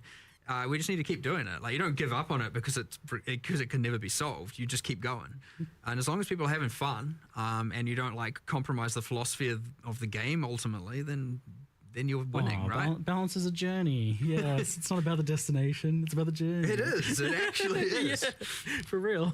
I mean, sure. It's just the stops along the way. Every expansion. That's it. Yes. Every reroll. Well, a nice stop on this expansion I noticed is wands. So you did actually mention it last 326 Q&A. You said wands specifically. I went back and watched, and I was like, oh, interesting. I should ask about that. And then you showed off a bunch of wand skills, and it seems like there's some nice wand buffs going on in there to help wanders out. Yeah. I mean, there's a couple things. There's like a bit of a hidden gem is that there's attack mod only wand based. Okay, this is a wand question. I need to get my food. They're I'll be right back. And they're kind of themed more around kinetic wands. Wands, and so because that's always been a bit of an annoyance. Like, there is a place for the hybrids, but that's been a bit of an annoyance. So now we get the like pure attack ones to help it a bit easier to roll for those builds. You got way more of a skill set to pick from now, and then I mean, generally speaking, the skills. They can be pretty hectic. They can scale pretty well. Kinetic ramming is very hectic. But yeah, I don't know. It's kind of a cool theme, just like that general kind of like physical kinetic energy kind of thing going on. We had a little bit of it with kinetic bolt, kinetic blast. So we just extrapolated on that theme, and you got your wanders, and it's the thing. And then we also added a little bit of like kind of wind magic, some tornado stuff. It's like a force wall that you can. Yeah, the kind of force wall. You've got like a little bit of inspired by Huntress from PoE 2 a little bit with some of the, I walked upstairs the other day and saw some QA playing, and I'm like, oh, someone's embracing the tornadoes, and he's like, that's not even half the tornadoes you can make. And I was like, all right, sweet, all right. I was like, yeah, that's PoE 1, and I walked out of the room. I was like, all right. I blasted I went through 4 yesterday on a wander, and I was just like, man, this is so good. I was having the time of my life. Like, oh my lord, the new skills and the wands. And it's like, it's not just the kinetic ones as well. Like, it actually pairs pretty well with the other ones that have like the flat added elemental damage. And it all kind of came together a bit. It was like, oh, it's cool. I definitely in the past I just kind of like wrote ones off. I was like, yeah, they're never going to get to wands. It's like forgotten about. It's always been pretty kind of just, it's niche. It's actually an interesting thing. I mean, obviously it was designed before I started on PoE, and I always thought, I was like, yeah, that's kind of cool. Like, that wands that aren't about just spellcasting. It's, they're about doing attack damage. I thought it was interesting. Pistolero style. That's what I like about it. Wands. Yeah, this might be the largest update to wand attackers that we've ever had in now like 15 years or something. So finally, look, I know there's some people in the chat that have been a long time waiting for this one. Yeah, you're right. It has been your forever. moment has finally come. It's good cool stuff. Yeah, there's a few other little gems in there as well, like some fire archer kind of things, and there's some that we want to still extrapolate on, but like wands was the main focus. Yeah, definitely a lot of love for wands, and pairing in nicely with the added skills from the hands on your back as well. Pretty cool. Yeah. Lots of fun synergies there. So we kind of touched on it a little bit earlier, but shifting gears a little bit, I'm curious about the long-term development of PoE 1. Like, how much is PoE Classic, PoE 1 kind of like sacrosanct to you? Like, how much do you like not want to change it? Or because you've been taking things from PoE 2 and feeding them back into PoE 1, and I'm curious, like, is there points you get to where you're like, well, actually, let's not push it too much closer to PoE 2 in that direction, but keep it its own thing, or maybe like actually let's kind of preserve it as it is to some extent? I wouldn't want PoE 1 to ossify into something where we feel like we can't change stuff. Like, that would be bad. Cool. But sounds cool though. Yeah, but it's kind of like okay, the stuff people that we'll probably take back from PoE 2 is more around the sort of QOL areas of stuff, right? So obviously, people would have been rioting if we hadn't brought async trade from PoE 2 into PoE 1. That's obviously something required. And so it's been sort of nice that we get to do a little bit of like proving grounds in some cases in PoE 2 for some of those changes to see whether or not it'll be okay. The thing we wouldn't ever do to PoE 1 is make changes that would break what people like about it fundamentally. So there's things like the trickiest parts, things like the way that item drops are and stuff like that. Like I don't know that, like, even though there are things I don't like about that, I don't think we could necessarily change them either. You know, in terms of, you know, so like there's stuff like that you know, you just have to kind of like let it be, because they could easily break stuff that people really like. It kind of raises the question, like, what is it about PoE 1 that is like, that does need to be kept, that is kind of what makes it feel like itself, that people do love about it? I think that it's hard to even define that, quite frankly, because yeah, like it's a mix of things. I mean, look, the thing that PoE 1, I guess, has become known for, as opposed to PoE 2, is just like the combat pace stuff, like where it's just like ultra fast in a lot of ways. But it's not like there was like a goal to make PoE 1 like that either. It just kind of is. And so you wouldn't like it's I wouldn't even want to nerf that about PoE 1, right? Like it just is how that is, right? So that's like really the fundamental difference. But the thing is, I think actually that the community sees more differences between the two games than what we do. Like from our perspective, like, you know, it's like there are I don't even know how to really get into this exactly, but it's like, you know, we're just trying to make a good game. And it's like, it's not like we changed design philosophy or anything like this, right? Like it's the same design philosophy from the same designers. You know, like going on in both. It's more just a question of like PoE 1 got a bit out of control in certain few aspects, and that's kind of become part of its DNA, and so we can't really change that. And so so when it comes down to stuff like that we'd take from PoE 2 to PoE 1, well, it's just like all the things that PoE 1 players would like, and none of the things that PoE 1 players wouldn't really. I mean, look, that's ultimately we want to be doing. But yeah, I wouldn't want it to be. I wouldn't want to be in a situation, as I said before, where it's like, okay, we're like PoE 1 is in some kind of perfect state that needs to be preserved forever. Like I don't think it's like that. We do need to be able to make changes. So yeah, it's just a question of, I think a pivot with PoE 2 out, and this isn't obviously black or white, but PoE 1. All right, I'm back. Is we always had a like, and this is still true. We still want to bring in new players, but I would say PoE 1 now, it's more important to us to keep the PoE 1 player base, the fans of the game, the long-term players, the people who love PoE 1 happy, as opposed to going, we need more new players, we bring people in. Whereas obviously PoE 2 is still now a growing game. There's a new audience available, you know, that kind of thing. So obviously we still want people who love PoE 1 to love PoE 2. That's the ideal world. But that being said, when we're looking at PoE 1, we're not going to like try and do anything that's going to compromise what the fans love about it in order to bring in a new set of players at this point. Like I would say that's going to be pretty rare. So it's about making sure that the people who do love the game continue to love the game. And that's why you I mean, it makes sense so far. I kind of figured the question he was answering based on what he was saying. Because, you know, 100% agree that this is the right way too. In a bunch of new players. Like, I think making sure you have a good, popular game that people love will inherently bring people in, because people will see that positivity and be like, I'm going to give this game a try. Yeah, less focus on bringing in new, more focus on keeping the existing fan base happy.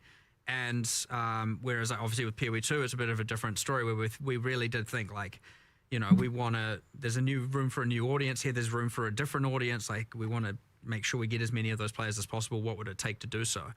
But ultimately, at the end of the day, what that then ended up boiling down to, aside from obviously modernizing graphics, changing the feel of combat, honestly, the biggest change is just balance. I don't necessarily even think about it, I think, in the same ways. Like, I'm not thinking I'm making changes to bring in new players. I'm thinking, like, what are the things that I want to improve that I think that we can't change about PoE 1, because they are somewhat like you know, would be impossible to change just due to the game field changing so much. And so, like, you know, like really for me, it's like, you know, I'm on a 20-year quest to make the perfect ARPG, right? That's my sort of like design thing. And it's like nothing actually changed between PoE 1 and 2 philosophically, other than just learning about some things and deciding, you know, I want to improve things in certain ways. I do think there is a little bit of an assumption that a lot of philosophical discussions occur with respect to, like, outside of talking about dexterity and stuff like that. Honestly, most of it is just like, we're just kind of get real passionate and just start coming up with real cool ideas of shit that sounds cool that we want to deliver. Like, we're not really having discussions about like, hey, okay, today, Jonathan, let's have a discussion about how many new players we can bring in. Like, we don't do that. So, about like, I'm trying to boil down what we are. You know, I'm trying to turn it into a philosophy, but the reality is the process is just like, how can we make cool shit? That's it. Cool shit that's fun, that doesn't like compromise things in too thing of a way. Things people will love, things people will enjoy. That is the ultimate goal at the end of the day. As I said, making whatever the visions are of this infinite quest of making W a perfect answer. RPG.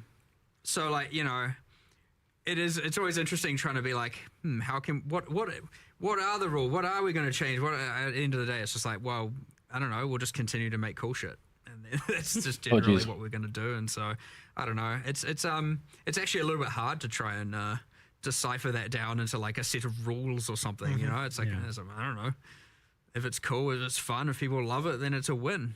And it's good that both games have a bit of room to breathe on their own, then, because you can preserve the things that do make PoE1 its DNA, but are objectively like limits to what sort of improvements you can make to the game. But I do have an important question for you both. What bonus should dexterity give you? Oh, jeez. got a few hours. See, I know this has been... Every time I come over here, I feel like this comes up. It's been going for a while, hasn't it? Oh, for dexterity. sure. What do you get for dexterity? You still haven't solved that one, huh? Imagine if there was a breach version of Doriani that makes just vibes. enemies chaos shreds equal to yours. We rename it to green attribute. That would just nullify OG sin and become... Actually, not nullify because it's chess piece slot, but like... Very nice. It would make it very, very... How do you even get minus chaos shreds, to be honest? Can you? Synchronous has come over to PoE1. It's like... Initially, I was like, there's almost not a question about that, because all these sources I can think of minus, aside like reflected rings, which would be the biggest source, you can't really, get to minus 200 chaos res. I mean, the fact that PoE1 got there just aren't enough sources. kind of work, but Yeah, the gold is a thing though. Like it is because of the fact that the gold is more scarce in PoE1 and more valuable for other things. Used. More used for other things. Yes. Yeah. So yeah, we had to do a little bit of balance around that. That's been obviously, tackled but then. also like we do have to go through and assign gold prices to everything in the game, and obviously because PoE1 has a lot more different items and stuff going on, we did have to go through and do all of that.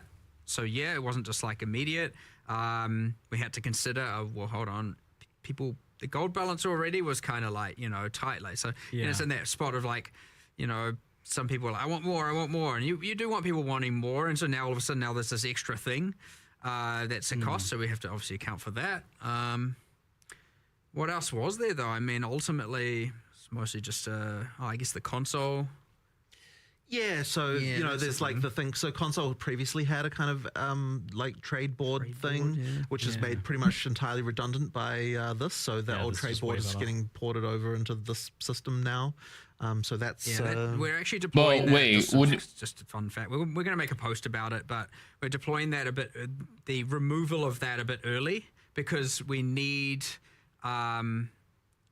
There's like a thing where we have to get rid of it before the new system is put in place, due to just like database migration kind of territory things.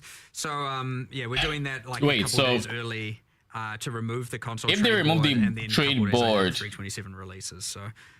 There'll be a little bit. We'll do a whole post about. Doesn't that mean what happens to those? Trade board was free for console players, though. They'll get put in remove only tabs and all of that stuff. But yeah. Well, I'll tell you, for the PoE1 only players, like trade board for console was been pretty phenomenal. I think on the free side. I might be wrong, but I think it's free.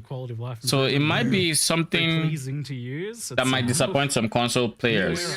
We have a bunch of UX. Now, if I'm wrong, then that works, but it's got its kinks. So like, I wouldn't want people to think just because it's porting that we're. Well, I mean, either way, it's better. It's just better, straight up. I know people don't tell like that, my friend. Seriously, easiest route to min max. Rapidly, like, you know, control right click your item to. I mean, I can't even imagine dooming that hard on like PoE. That's some insane level of dooming. Things that are in progress. Like, that's actually wild that you're like potentially getting that. That's it's very. I know everyone wants. Is that going to be in time for PoE1's release?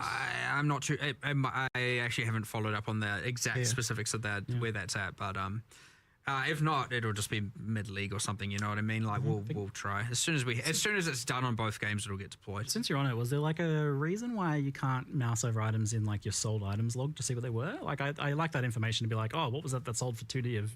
Tried that, didn't we? But it doesn't. I You can't don't see the item. remember, but it might have been that it would require storing the item, which It might have would. been. We discussed I think it was something originally like that, allowing yeah. that. I think.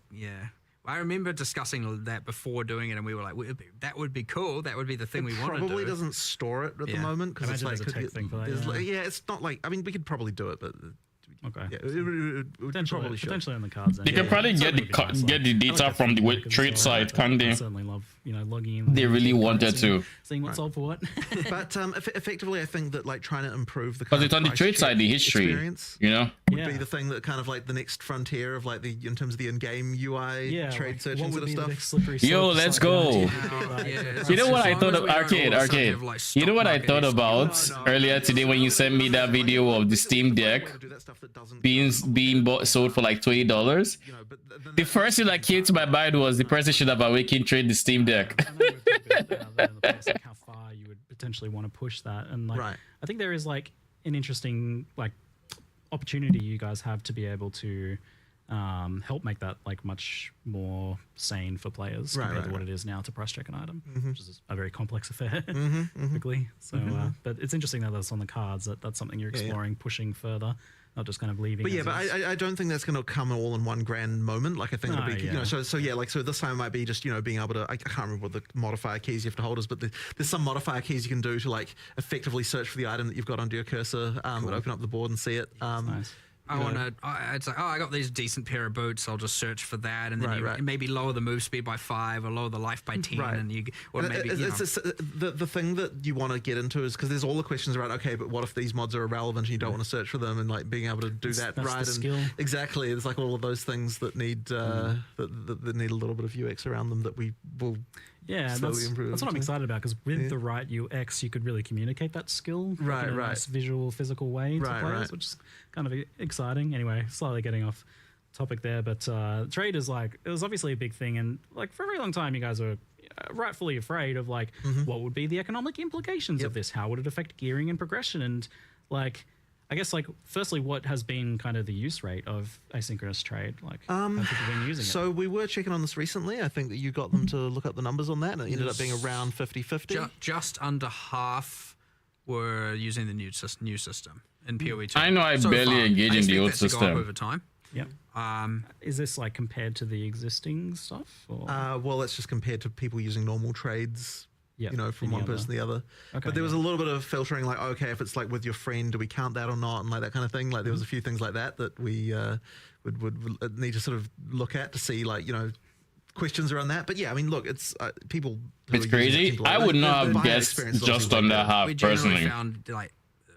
I don't know if it's still the case now, but like for a while, like the new trade system, the items were a little bit more expensive. So then there were people who were like, settling in. I'll deal with the old one because I want a thing a bit cheaper. But then the reason why they're more expensive is because of the fact it's easier to buy them, so therefore people are willing to pay more. And then So you got most, this sort of most stock people are market like, effect. I'm just going to pay the extra cost because I can't be bothered with doing it. Exactly. So, Yeah. I agree. I'm one of them. Right. Cost of money, yep. Yeah. But yeah, and it's important to note as well, and I just want to always verify this. If you are a PoE 2 player and you do have your merchants tabs, you have them in PoE 1 already. You don't need to buy new ones. Good. They are shared, just to reiterate. So, what do you think has been the effect on economy and gearing, and like, is it as I guess as bad as you feel? I honestly want to look a lot more into this, and I sort of suspect that the damage, as it were, that it causes is like quite subtle and harder to appreciate. Yeah. I don't think there's no damage. I think it does matter, and like the things we were concerned about are real. It's just that like it's really hard to kind of quantify that. And I sort of suspect that at the end of the day, the benefits just outweigh that by much higher degree, to the point where like it honestly, like just should have just done it. Was the cost that needed to be paid. But the thing that you were just saying, right, is that like those kind of like mid items are like now worthless kind of thing, and that is exactly the fear that we had, right? Like that's the concern. Yes, Jonathan was asking me before this, like what has been my feeling of like how it's affected my experience, and like I was saying, I'm the player who lives in that 5 to 10 C sale range, like Right. selling those items for 5 to 10 chaos. And that is exactly the fear that like introducing fast trade does kill the values there. And that like, yeah, I mean that's a problem. Yeah. But the only thing that's going to change that is if we increase gold prices. Now, there's going to be an interesting dynamic with the gold and PoE1, and like we'll sort of be interesting to see there. But it's like we'll have to keep an eye on that one for sure. Yeah. But it's sort of also hard to know exactly what's going to happen with PoE1 as well, just because there's so These guys should not kill us with gold cost, though. much more going on. So like maybe the breadth of the economy will kind of change the dynamics a little bit there.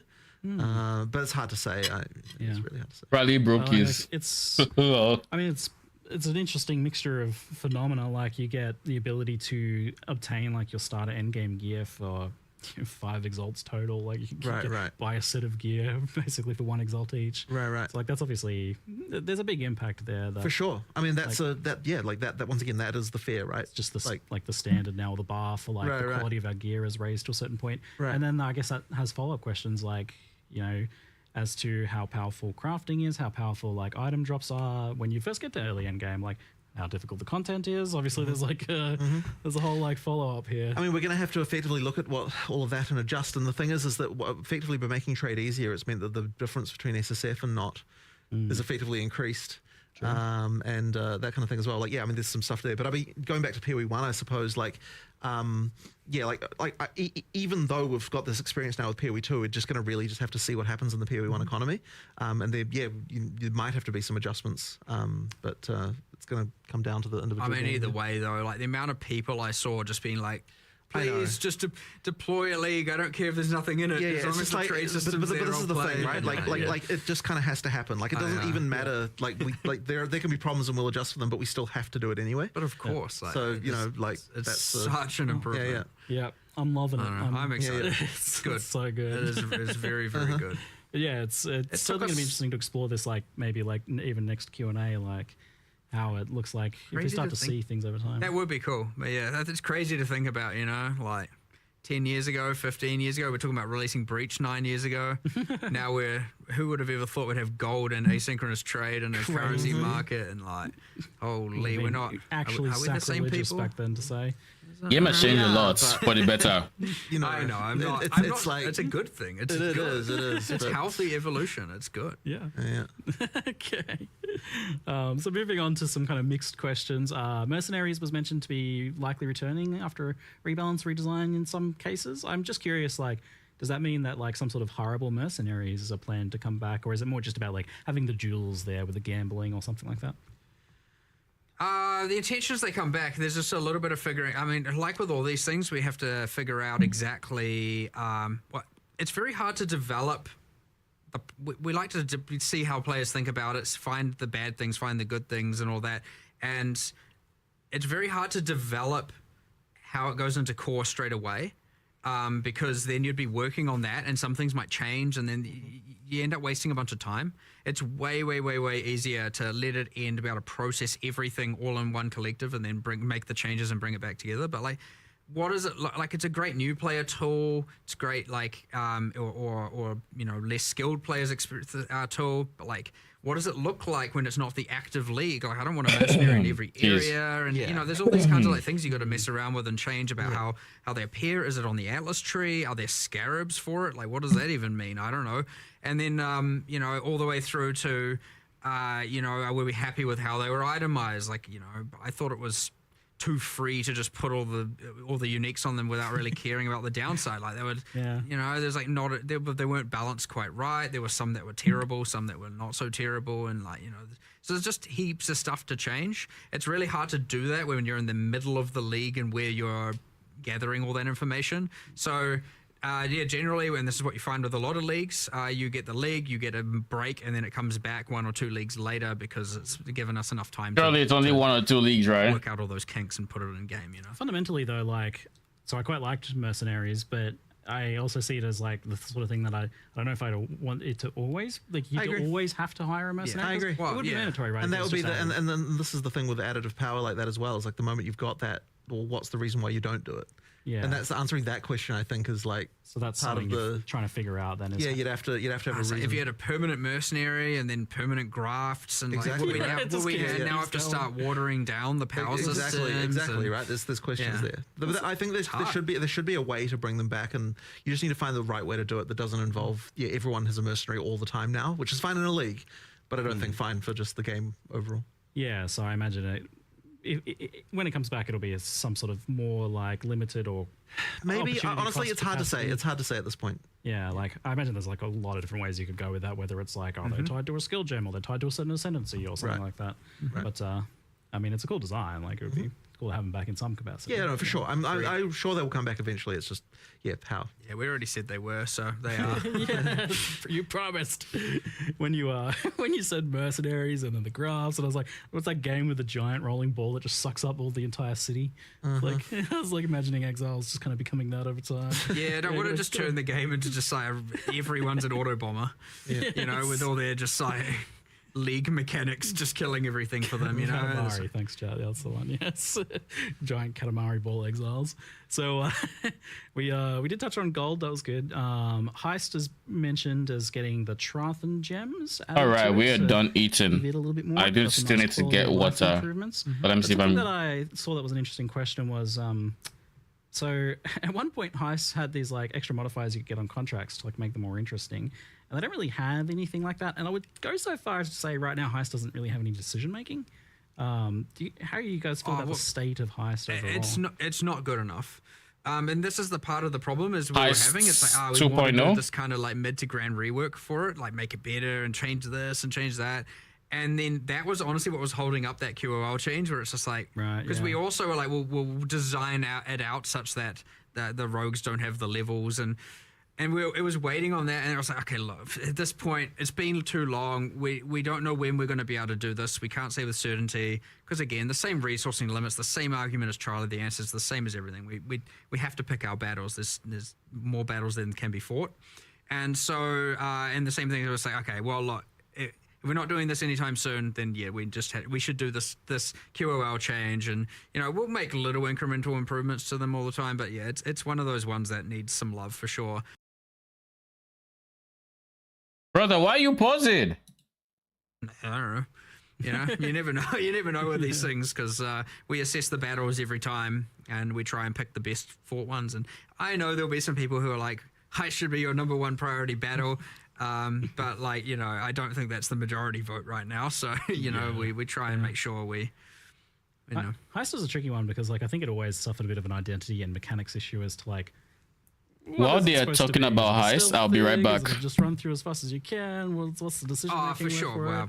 But it's also like simultaneously, it is quite well loved by the people who like it, and it had like a lot of flavor and cool characters and stuff in it. Like Yeah, that, so yeah. Well, it seems worth salvaging. It's definitely rich of character involvement, NPCs and lore and stuff like that. So it's nice, and it I named my daughter after one of the characters, so you better save the mechanic, please. Just saying. Who was that? Was it Talina? I was going to I was going to suggest one of the crazy character. That would be an interesting name for my daughter. Well, I don't know why you named her that. That's your choice. I'm a fan, okay? It comes up every now and then, of course. Campaign and leveling. At one point, I think like Path of Exile 2 was kind of like the thing that people were looking for to help save kind of the campaign experience for PoE1. But obviously, it's a separate game now. So. Yeah. But you've done some nice improvements, like adding new things and doing a few little streamlinings of earlier acts. All Is this right, something I that am you're back. still What did I looking to miss? continue? Especially with the context of you're saying that you're like not really beholden to trying to seek out new players now, so it might not be as important as it once was. But I would argue it's more important interesting. because those campaign changes are what helps it keep fresh for people who are replaying the game. True. It's actually it's way more important for the existing players. So yeah, it is something I do want to keep doing for sure. Right. Jeez. You know, I liked the adding things like different things happening in different zones, and you know, you can kind of restructure some of the areas a little bit and add a little thing here and there. I like doing all that for sure. So yeah, I would expect to continue seeing things. I don't think we have anything particular in 327 for that, but it will you know, at some point we'll certainly be doing another set of things, you know, and we'll try and keep that up pretty consistently. If not on a patch by patch basis, at least like, you know, every year you get a certain set of them and stuff like that, just to help it feel a bit fresh.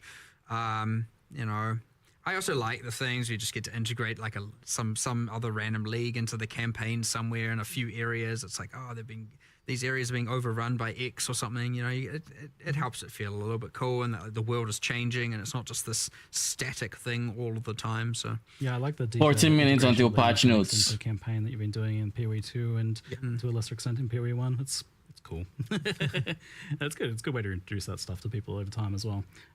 Did you ever have like a crazy fever dream where you like dreamt having like a league where you have some alternate leveling experience besides the campaign? I know that's never been a. That would be a bit of a tricky one to do, honestly. Yes, I know. You do it, and people are like, bring it back, bring it back. I think, you know, I'm pretty sure that has been something we've discussed for a very short amount of time, a long time ago. But don't know if we could really. I mean, yes, I've had some fever dreams about it, but like, I was just trying to remember what it was, but it couldn't work. I just remember. Because I know, like, people ask about it every time, and I'm like, I guess I'll ask in a creative way this classic question of like, another way to level for the people who just don't like the campaign. Like, I know that you guys, you just want to make the campaign as good as possible. Like, the answer is always, we'll make the campaign better. Yeah. But then I thought, like, a league as a throwaway thing wouldn't be that permanent problem that you have. I don't know about that one. Yeah, I don't know. Interesting. That's why you don't want to give something that's, well, the problem is they'll like directly compete and one will clearly be better, and then everyone will just do that. You just make it really awful, and then they'll be like, "Oh, you're great, right, great plan. Let's just make terrible content. No one will ask for it ever again." Cool. What is it? Incompetence. Yes. No, I do want to keep making it fresh, and again integrating. I want the leagues to integrate into the campaign better and feel unique. Like, I don't know if you've noticed. It is a thing in PoE 2, and we're going to start doing it in PoE 1. Every single area for Rise of the Abyssal has a guaranteed drop that drops from the chest. Yeah, it's great. And I don't know how many people actually know this. I know it's not a secret. The racers know. Yeah, and then like I think like for example, the Molten Vault in Act 3 has a guaranteed unique drop for the first time you do an Abyss there. Yep. And so you get to do that thing where you get to like, and I want to make sure we're gonna do this system in PoE 1, by the way, with Keepers of the Flame. I feel like I don't know what he's talking about here on the PoE 2 one. Like a kind of extra handcrafted guaranteed drop that we pick. Cool. For each area in the campaign. So there's a little bit of like, what's it going to be in this area and this area? And so, it'll help ideally if we do our job right, not just like be like, I'm going to skip every single area, get to endgame, and then care about it. Which is if still we a fine do our job right, go for it if you want. But I don't know. Maybe you're second guess some of the it now. Infamous if we do our job right. I like that, but I want to make the active league feel more important in the campaign as well. So as much as we can do to strive towards having that be the case is always fun. I obviously understand though that like I would never have guessed that you're doing right. Abyss for the first time in Multi-Vault would give you a unique. You might not want to sink the time, but like I didn't touch. I think I stopped touching. A lot of okay, no, I didn't actually stop touching Abysses because they're just there. Why not? So we should take every motivation we can to try and make that happen, and that way the campaign can feel more enjoyable. Not just be seen as a thing I need to get through, but there'll always be a bit of that, and there's not really much you can do about it. So it's really the fight to keep it as feeling as fresh as possible, and with heaps of stuff going on. But it's part of that is the motivation of why we do leagues in the first place, right? Like, you want to come back and have this new thing going on in the world. Imagine if you came back and there wasn't even a league. Imagine you came back and it's like, okay, there's some balance changes, but like, what else is going on? So. Like it. Even we understand that you must have the league in order for the campaign to not just feel the same every single time. So. Yeah, true. Yeah.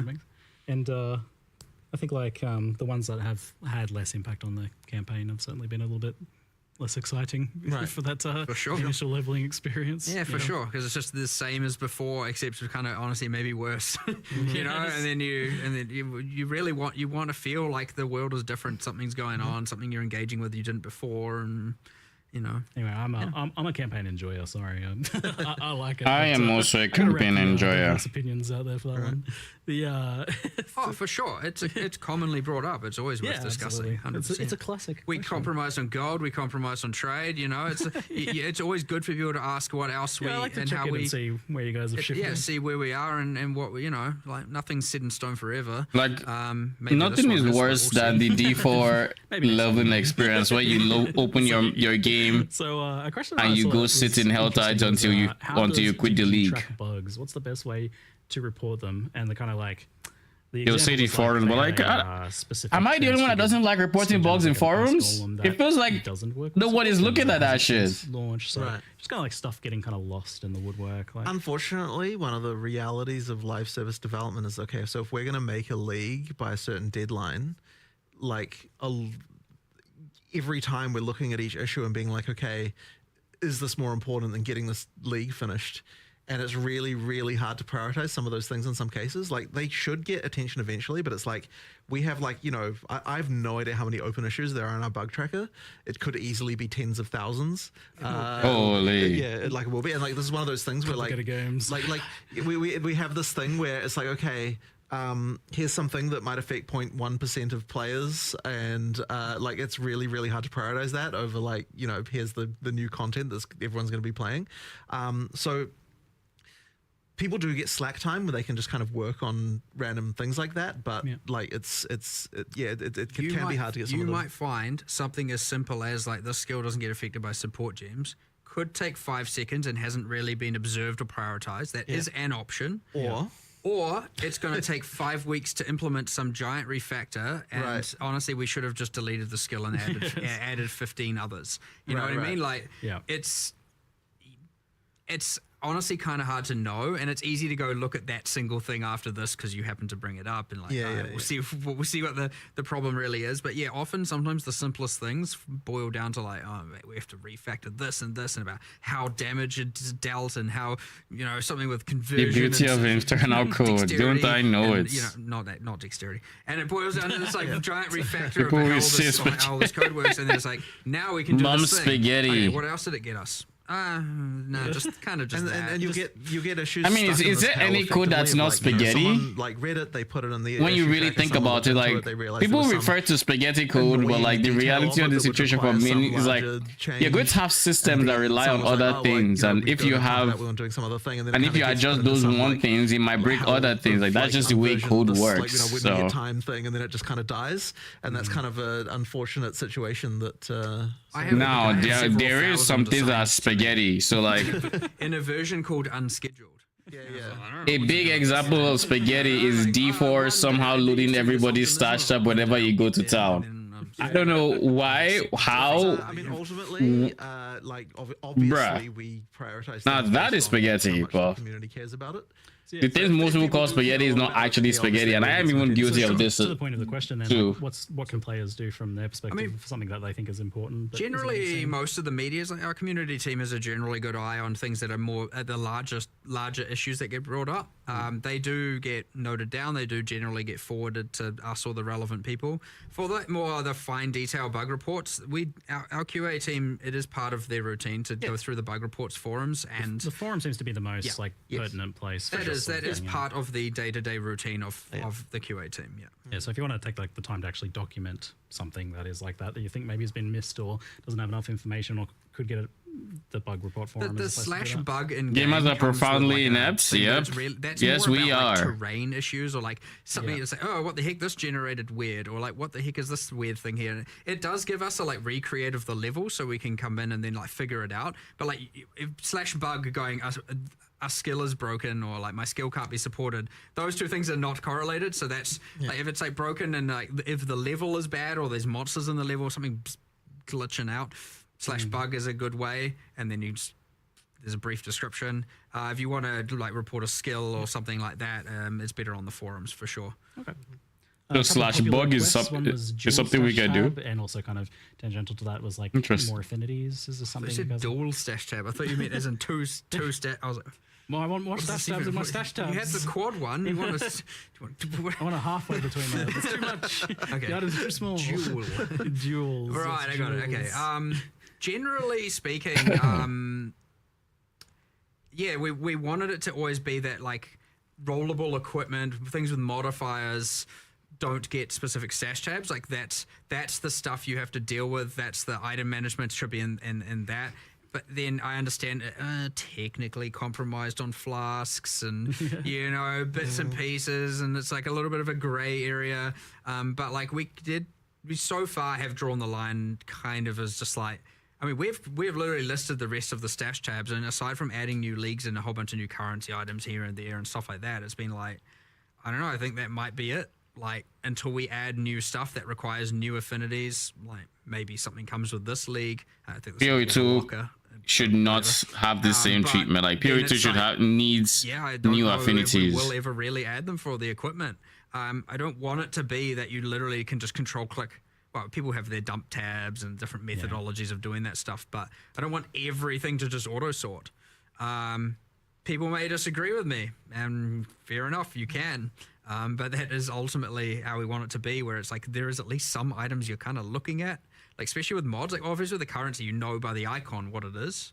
With an armor, you want to look at it, see what the mods are, and then make a decision. And sure, a lot of people put it in a tab and then look at it later and make the decision. And I understand with the trade system before, what actually people were doing is just dumping it, and then if they get spam for messages, then looking at it. Yeah. You know, there's stuff like that. But yeah, I do want to make sure that you actually are reading the modifiers, assessing if it's a good item, and then making decisions on it as part of your cycle. And you can work around it. That's up to you. But yeah, the moment that everything is just like somewhere, and you're just like, all right, and do you even know what you got now? You know what I mean? Like, and you could argue, well, I can look at it and then control click it and it auto sort. But you know, I think we kind of drew the line at equipment. And again, I suspect a lot of people are gonna be like, well, you should change that, and I'll be like, well, I don't want to, and you know, we'll be at a disagreement there. And again, I'm all about having a healthy disagreement. I don't mind. So that might just be where it is, and I don't know. We can reevaluate in a couple Q&As from now. You know what I mean? I think on the affinities tab, on the affinities side of things, chat's mentioning there's like a few in PoE 1 that are kind of missing, maybe like incubators and stuff. Oh no, That probably no, don't- they are missing. It is our intention to add this.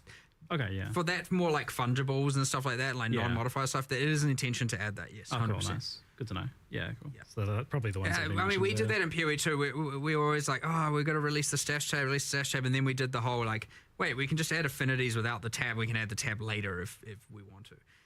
So we still need to go through PoE 1 and add some affinities that aren't that don't have stash tabs for sale or anything like that. So yeah.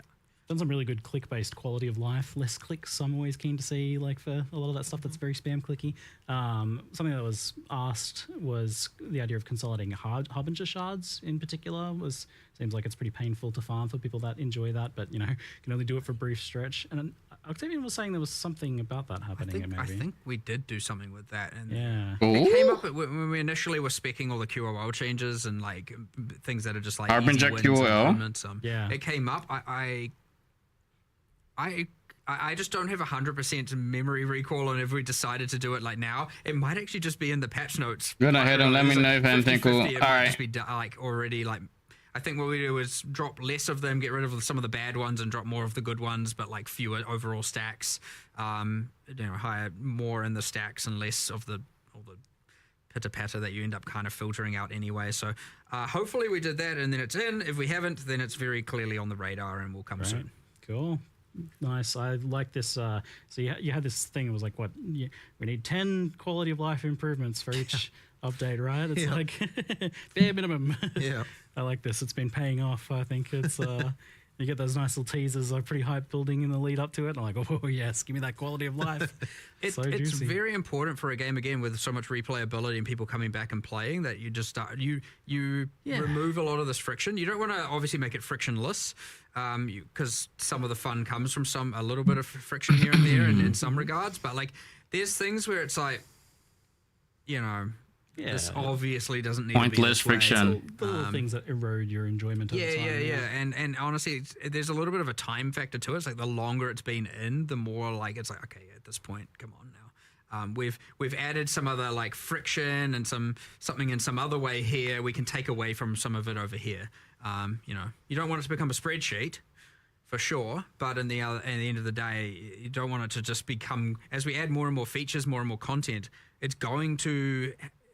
Everything will have their little thing. It's going to become growingly more annoying over time. So it's important as you add some things that require, you know, manual intervention, that you start removing some of the other ones and streamlining them. And that's so it's because the game is so replayed for so long. It's really, really, really important at this point that we are addressing as many things as we can per league to make sure that, you know, you don't just get a build up of, you know, annoyance over the course of a long period of time. Yes, and my hands are very much thanking you as well for a lot of these changes. Oh, Yeah, good. sweet relief. I mean, those ones are always a good win, but like some of them, you know, like the Spectre thing and, you know, the heist thing. There's so many that are just like, I mean, they're not. Are they QOL? Yeah, kind of. I mean, they do improve quality of life to some regard, but it's honestly kind of balance as well. It's just like, you know, it doesn't need to be this way anymore, so let's just change it. But yeah. I mean, the We try and Spectre think one of is as many not. as possible. I love my bingo cards. I don't think I've No. had too many recently, so feel free to put some more bingo cards through. I love the ideas. bingo cards They can be, going. look, if you don't have 20, it doesn't have to be a 5x5 grid. You can make a 2x2 bingo card. It can, if you can't think of more than 4 things, or just have 4. If you only have one thing, just a single cell bingo card. It's also fine. Stretching the definition But a little bit. you know, we do Easy take a mode moment bingo. to sit down and go like, what do we want to fix? We crowdsource. We go to our QA. We talk to other designers here who play and stuff, and we're just like, what annoys you the most? And then we try and come up with something. So yeah, good. I don't know. It's actually quite a fun process, and yeah, we go. I think this time around we've got some pretty good winners. Yeah, so, absolutely. Yeah. Oh, I mean, asynchronous trade, not to mention. Yeah, I mean that's the big and obvious That's the thing, big but one, yeah. Woohoo, pretty nice. So, thank you very much, guys, for the chat today. I look forward to playing some more. And Good. we'll see you fine folks in 3. Wait, but patch notes. Yeah, excellent. Patch Thanks, everyone, notes for aren't watching. scheduled Thanks for like again. 30 minutes. Hopefully, you Awesome. guys enjoyed A it. handy upgrade, lord. I'm just not seeing that. Yo, patch notes when?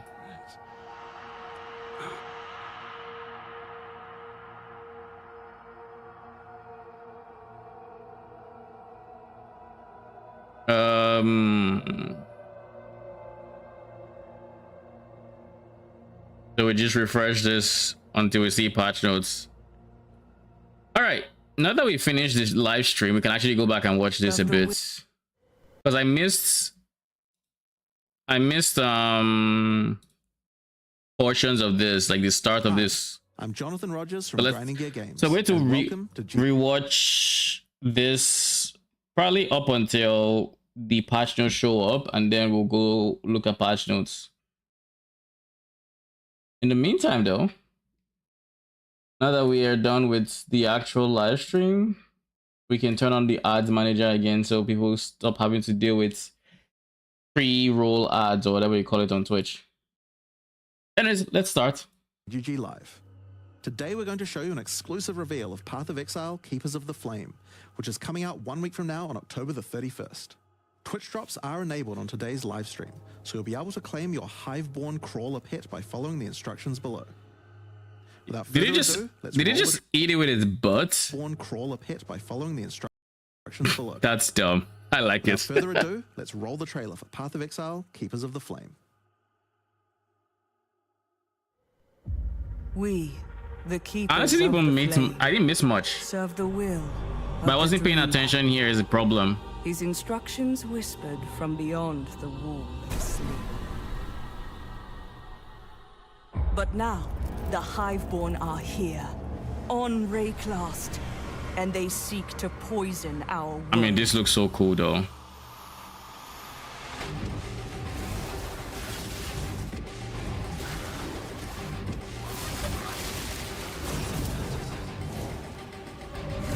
We must close their breaches, destroy their hives, slay their breach lords.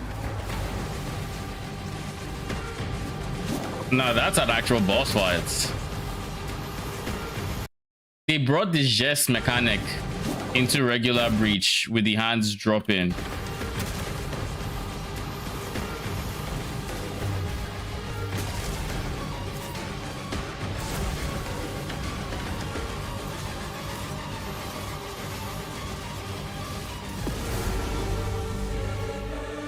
And by his gift. And I also want to revisit what they said about the tree. Because I was kind of paying attention for the tree, but I think some areas I probably stopped paying attention. War to our world, but we shall end it. Is this just? Whatever it takes. This looks like an It That Hates. Probably is, to be honest. It probably is. Currency item womb.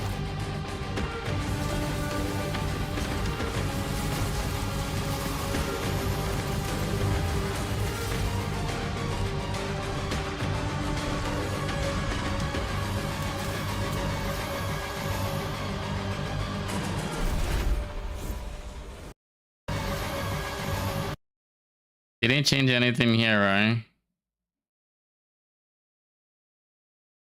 Yeah, they haven't changed anything. It's just the in-game currency exchange. This is exactly how Dark Monarch was.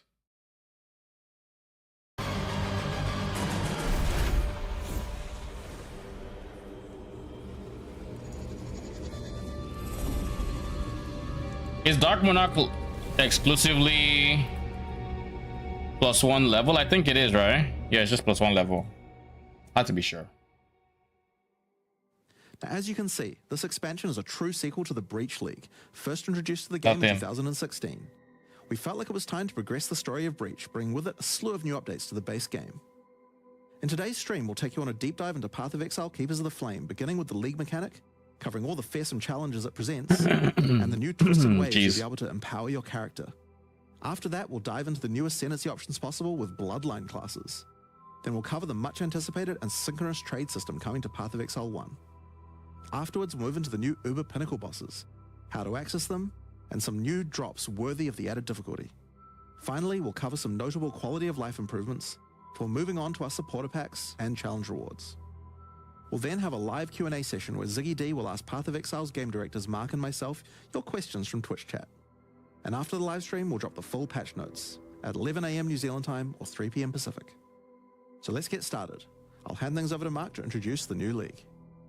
Hi, I'm Mark Roberts. Can I just say, I also really like what they did with the names. I think this is new. I don't think they've done this before that I can remember, at least. So I really like that. I really like that. I like the animation while the name comes up. Roberts, game director on Path of Exile. Breach is a beloved league that has had an iconic history in PoE. We intend to honor that legacy with our first ever sequel league, Keepers of the Flame.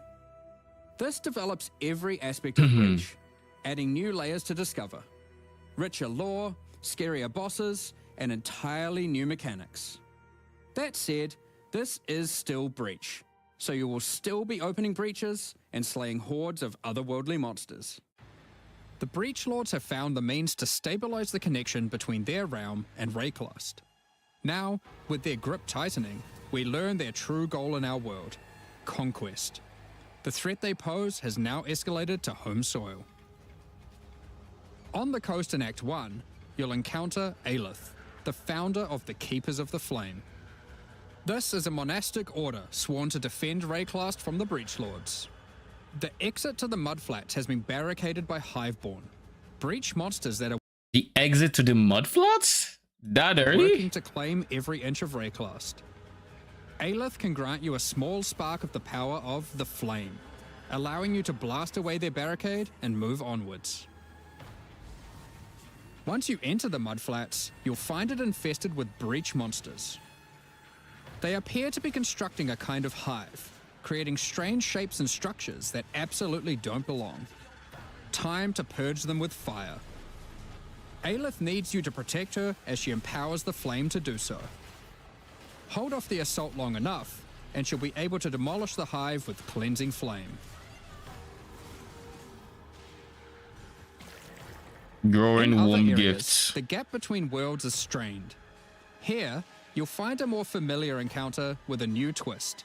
A massive breach hand sunders the space between dimensions, and touching it will open an unstable breach, causing monsters to flood in. This circle If is you can oh, slaughter them quickly enough, I like the. you can I stabilize think the I breach. prefer the circle for breach now, though it's less defined. So it will be interesting to see if it's hard to see on some maps. I almost imagine it will be, especially on the ground maps with Dark Monarchs, less light range and whatever else. We'll have to see. We'll have to see. This brazen action can draw the attention of Vroon, Marshal of Zesht, who will do everything it can to stop you. Defeating this boss will permanently seal the breach, severing another connection between the Breachlord's world and But according to the Q&A, once you stabilize it, does this mean the breach is now just open so you can go around and clear everything before you go to the middle? Because they said it would stay open once you stabilize, like it will stay open. You don't have to worry about it closing anymore. For you to go do what you need to do in the center, right?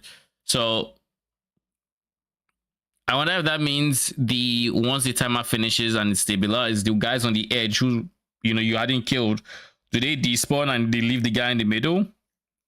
Who is the reason the thing stays open, or do they actually despawn, or do they stay there and you can kill them too for more loot? I assume they stay. For the attention of Vroon, Marshal of Zesht, who will do everything it can to stop you. Defeating this boss will permanently seal the breach, severing another connection between the Breachlord's world and Breaklast. These stabilized breaches are similar to what a breach once was, but with This guy, there's a mob here that is from PoE2, Count Jonas Mansion. He's very cancer in PoE2. This guy here stabilized with the long tongue thing. breaches are similar to what a breach once was, but with upgraded monsters, a success condition to shoot for, UI tracking to keep the player informed of their progress through The head of encounter, Vroon. and satisfying feedback when you do Isn't manage this to Act complete 8? the encounter. This is Act We've 8. taken all the lessons we've learned since the release of Breach 9 years ago Or is it 9? and improved upon it in every way we can. However, much of the joy of Breach came from its simplicity. While we want to modernize the mechanic, we don't want to undermine the core experience. You're still mostly just slaughtering hordes of enemies in a circle. So this is probably a link skill with the Summon Reaper of Revenants and the new helmet that gives you link bonuses. Finally, in endgame areas, Honestly, having a Summon Reaper with Headhunter buffs would be kind of cool. But I imagine many of the buffs you get with Headhunter would not benefit Summon Reaper well because they don't. It's like Fizzer's Extra, which, I mean, that's nice and all, but Summon Reaper really loves its bleed. So, I mean, you might probably not the best recipient. into breach constructions that have been left unopposed for too long and have grown into their full twisted glory. Breach hives. Towering flesh-crafted cities in the sky. These are the visions of the Breachlords made real in Rayclast, teeming with breach monsters. You must raid and destroy these cities with the help of Aelith and her flame. In some of these hives, you may even encounter some of the Breachlords themselves, who will not be happy you're intruding on their planned It's that was Tool. So they changed Tool and Ash's names. So instead of it being Tool, it's it that was Tool and it that was Ash.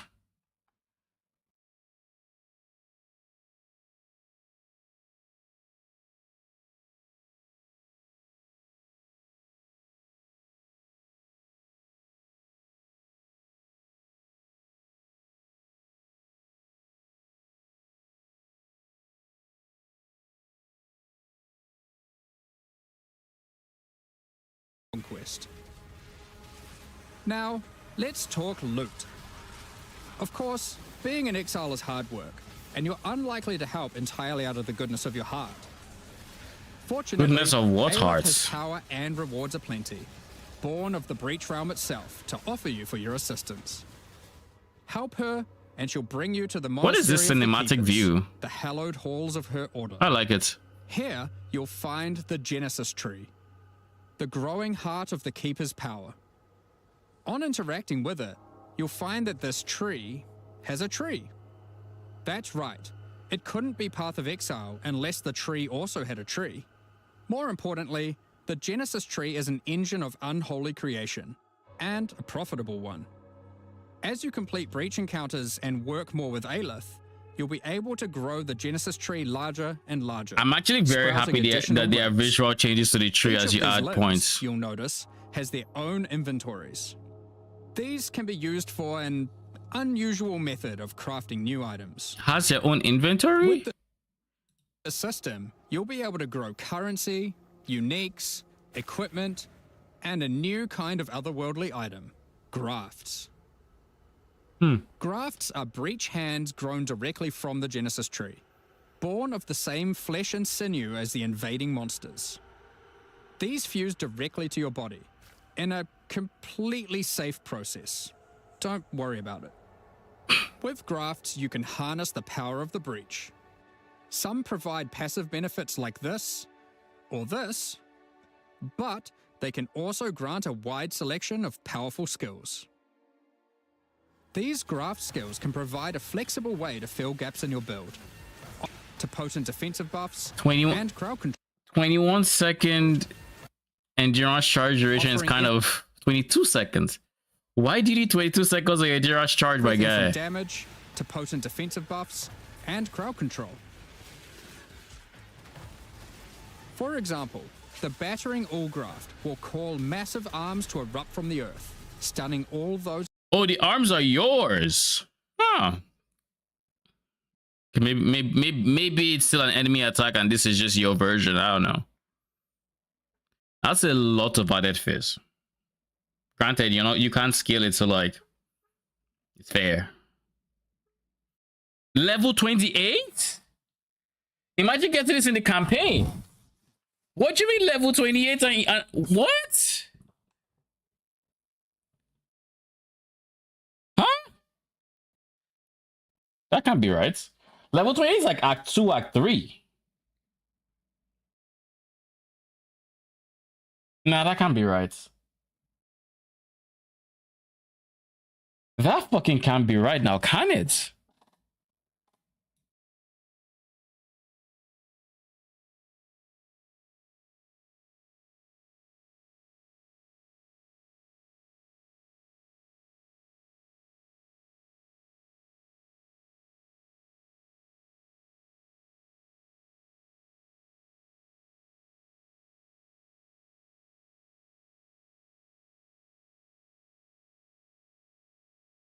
They hit. For some additional pack clearing power, Now there is a universe where this level is kind of like support gem levels, you know, where we're not getting 28 until like way into the end games. Like that's possible, you know. But yo, you could consider the Squalling Tool Graft. When commanded, this graft will cast Dance in the White, creating a deadly ice tornado, which aggressively. kind of surprised there are no mention. Yeah.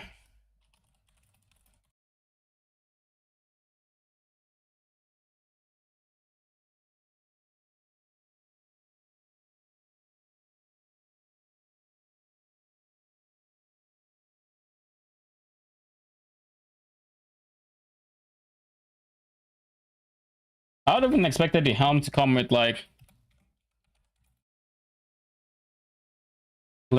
insane blink duration to make it less tedious. At least. But it is what it is. Seeks enemies and fires off bursts of ricocheting projectiles when you critically strike with skills. For some further utility and a useful buff, try out the Storming Eshgraft. Radiant Ground grants you an ally 6 to 87 added lightning damage When commanded, this graft will call down a ring of lightning bolts dealing lightning damage and leaving behind. When commanded? So this is a manually used skill. This can be commanded to call down a ring of bolts from the sky that will leave. So this is the Radiant ground. Radiant Ground grants a potent damage buff to allies standing within it and makes their hit Lucky damage though. Like I was thinking this is not that much, but lucky is kind of nice. damage lucky. If you're simply after raw damage, look no further than the erupting Zothgraft, which causes massive eruptions of fire where you command, which then re-erupt when you Warcry.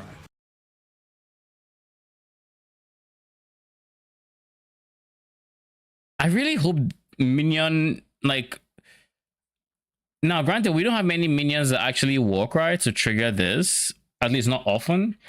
Oak comes to mind because he Warcries, but he Warcries every like 9 seconds, so it wouldn't be the greatest thing ever. But I really hope there's like something we can do, even if, to take advantage of this as a minion build, or like just have more powers we can take advantage of that aren't just straight up saying, you know, summon minions. There are a total of 16 different graft types you can grow, each with their own skill. You can even unlock a second graft slot as you progress through Aelith's questline. So feel free to mix and match Flesh Zone horrors to your heart's content. Dude, what is this weapon? It's not an axe or a fucking mace. The mace is a giant fucking hand. That is beautiful. That is actually beautiful. Wait, hold up. It's a fucking fist.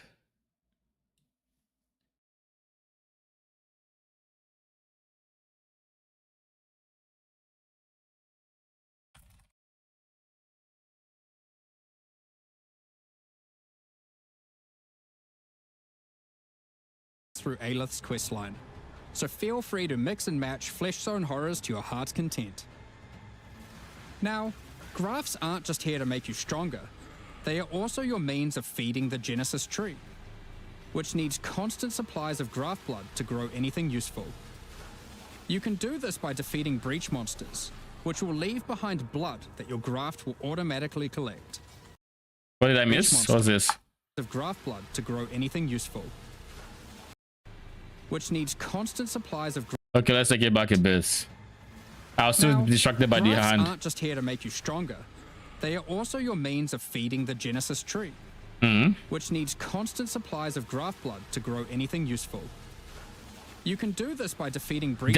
That is an it that hates. Wait, this is an it that hates. Look at this. To grow anything useful. This guy. It's literally the exact same. This is the less action speed bubble, and then it does the bullet hell.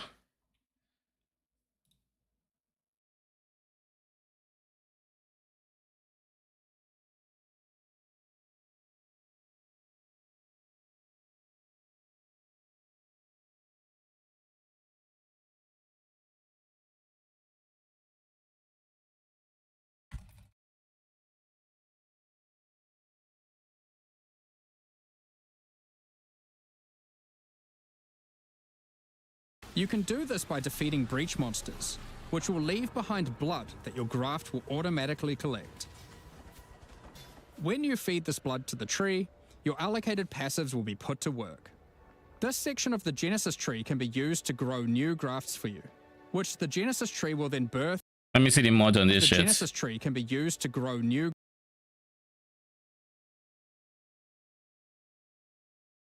Growing womb gift can grow into a graft item on the Genesis tree. Grafts for you, which the Genesis tree.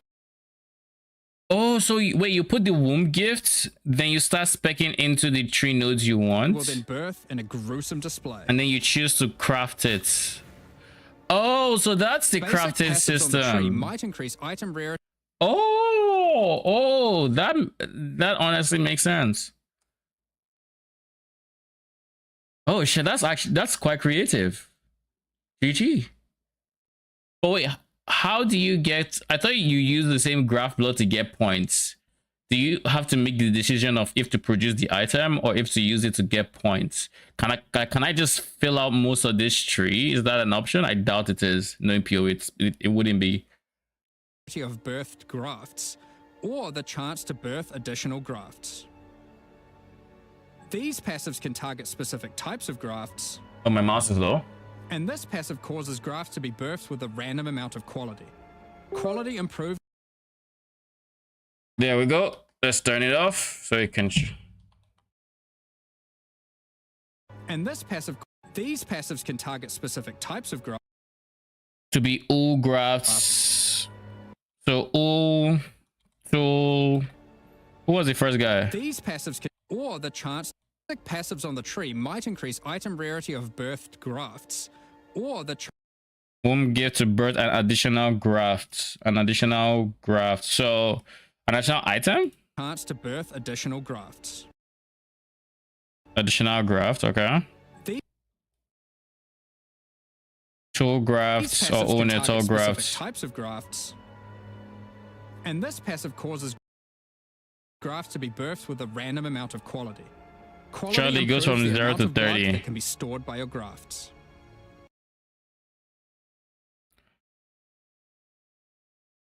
This section of Wait, but the grafts in question in this case, are they... Let me see. Are they the... They don't show up here, do they? No, they don't. I was wondering if the grafts in question is just like your skill tree. I think we can close this now. I was wondering if it's like your skill tree to drop in other grafts. Like you do that and you spawn a different graft, or is it the case of this? How do I explain this?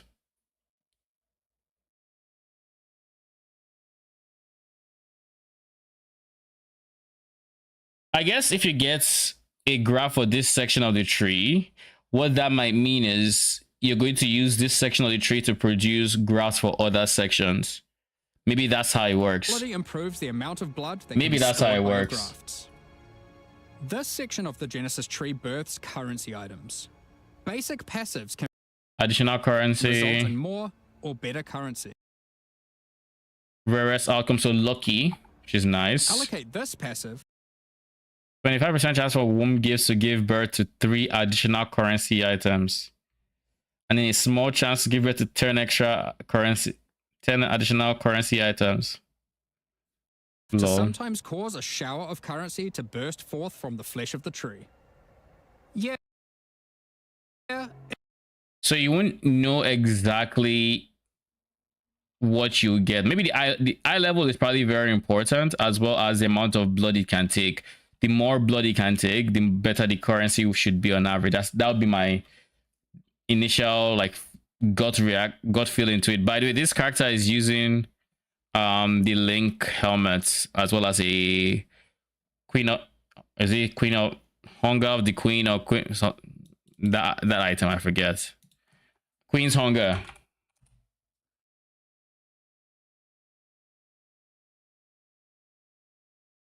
Is it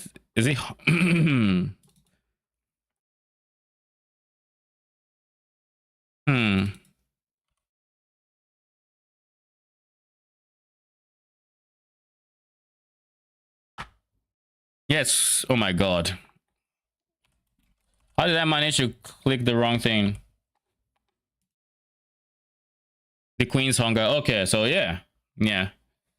Should have mushroom me. I'm like, I'm pretty sure it's Queen's Hunger or something like that. It's a bit gross, but working with the organic matter of a bunch of dead otherworldly creatures was never Regal implant, orb of regrets, Fireborn orb, stable going implant. to be a clean affair. And these, I guess, Grafts you would use for the items you Elves use. are born of a different world, so are unmodifiable by most currencies. However, with this passive, the Genesis tree can occasionally grow fleshy mockeries of currency orbs.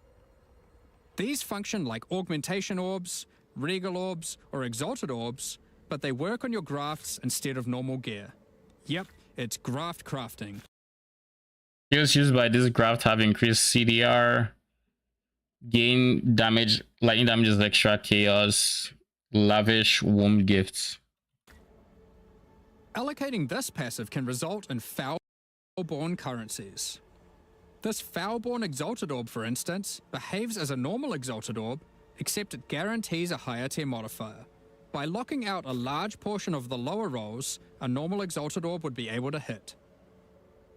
The largest section of the Genesis tree is used to grow rare equipment items. For these, you have a lot of 400% increased chance for birthed equipment to be weapons. Oh, agency. So this is kind of like a mix of affliction, necropolis crafting with it's kind of like necropolis crafting but without the tedious setup To influence the type and modifiers on your grown item. For example, +1 you can eye level. specifically target boots with a dexterity requirement, with an increased chance for speed modifiers, So this is like necropolis crafting basically. and reduced chance for cold modifiers. Or maybe you'd prefer to look for a two-handed axe with increased chance for physical modifiers. This section of the tree is for growing unique items. Similar to the equipment section, there are passives that let you target growing specific types of uniques or rarer uniques. The process of growth is not always a perfect one, however, and can result in some defects. This passive can result in birth uniques becoming foul-born, which mutates one of the existing modifiers on the item 50% increased chance to be foul-born. I feel like that sounds like it's going to be a low base chance. into a new one, resulting in some interesting new ways to use that unique. For example, this foul-born Quill Rain no longer has increased projectile speed, but instead has increased area of effect. Another foul-born Quill Rain could replace the mana gained on hit with the much more Ooh, powerful patch modifier notes. All where right. insufficient mana doesn't prevent your bow attacks. Here are some other examples. Foulborn, Zolf's Blood, Gold Rim. Okay, people are talking about patch notes. I'm just not going to look at Discord anymore. Elemental Overload on Zolf's Blood. Which one is Overload again? Overload is the one that gives you more damage for crits, but crits do no bonus damage, I think. Which makes sense for Zolf's Blood. All right, patch note time. Keepers of the Flame, yada yada yada. Invaded rituals can be infused directly to your body to wield. Keepers. New content. New Dex Gem, Conflagration, Thunderstorm, Somatic Shell, Kinetic Rain, Wall of Force. This is the one that we might end up using on Wretch Defilers and stuff. Create a Wall of Force which allies and enemies can pass through. Allied projectiles which can chain will collide with this wall, chaining off it to nearby targets. Projectiles which collide with a Wall of Force cannot collide with any other walls of forces. So like this would be really good for Wretch Defilers because you've always had this situation where only like 3 projectiles out of the barrage of I think was 8-9 projectiles that Defilers would have would actually end up hitting the boss or the single target enemy. So with this wall, if you can make it really big, what that happens is you drop it and now it's just going to, all 8 of them, if it's wide enough, can chain off of that to hit the boss instead of being only one. Defilers would love this, would love the Wall of Force, 100%. They would love it. And then there's Living Lightning. Support skills which cause damaging hits, causing them to trigger someone this when dealing lightning damage.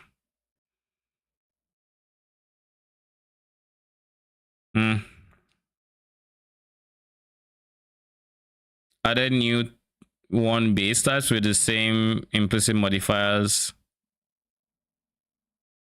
Cannot roll caster mods.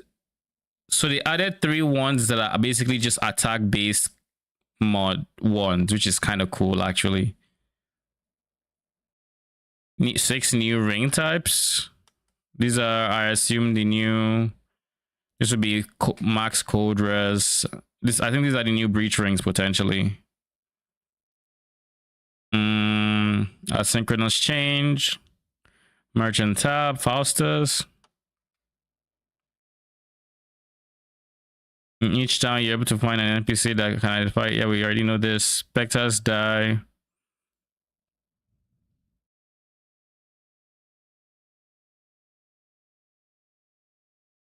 While holding right click. Stack decks, okay. Alright. Added bloodline classes to the base game. So it's wait, bloodline is already core.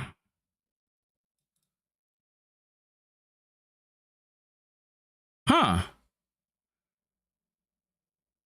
So wait, bloodlines aren't part of the league mechanic, but rather they're just part of the game. Interesting. Okay.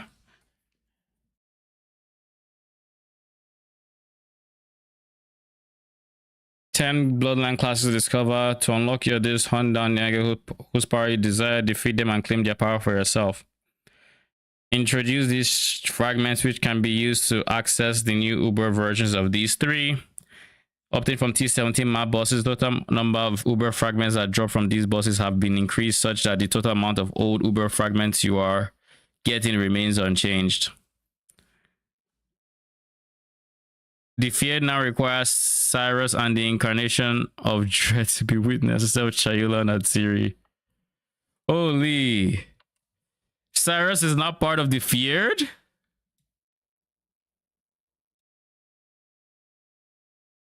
What? Lol.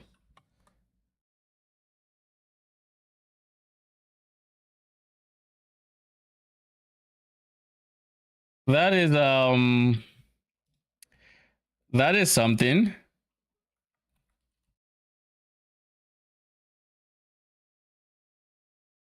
All right. T17 map mods not grant item rarity, item quantity, and pack size.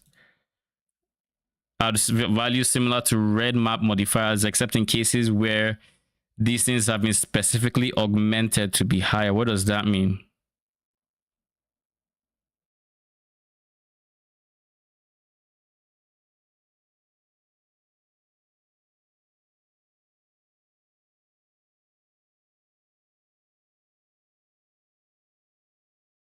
What does this mean?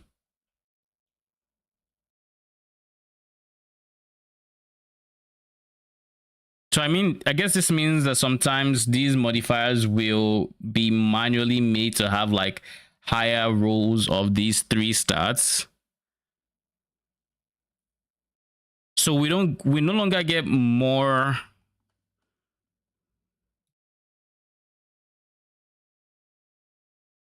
Wait, does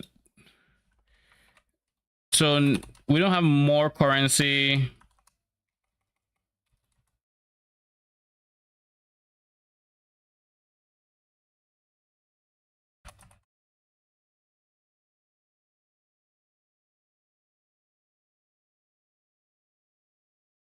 Yeah, so you can't get more currency, scarabs, or maps anymore in your T70. That's what that means. Then Edify no longer causes abyss to spawn hordes as they travel. It now causes abyss that do not lead to abyssal depths or spawn a trove will now spawn minor Stygian spires. The fuck? So abyss strat is gone. Just straight up.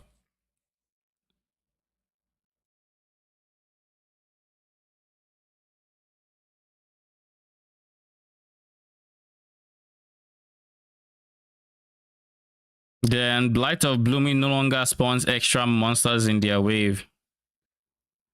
So Blight should be more manageable, I think. Scarab of Risk now has a limit of 1, previously 5. So you can still add 2 mods, but that's as much as you can add. Okay, that's not bad. Then maps added back to the Atlas, removed from the Atlas, typical stuff, shuffled.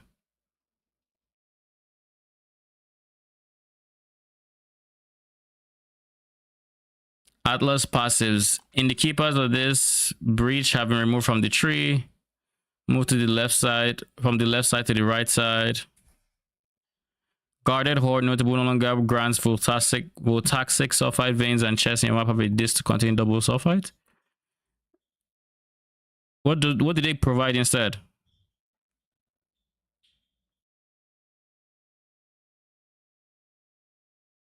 So just more sulfite, which is good for King's March farming, but not much else. So you can no longer get azurites from in-map delve is what that means.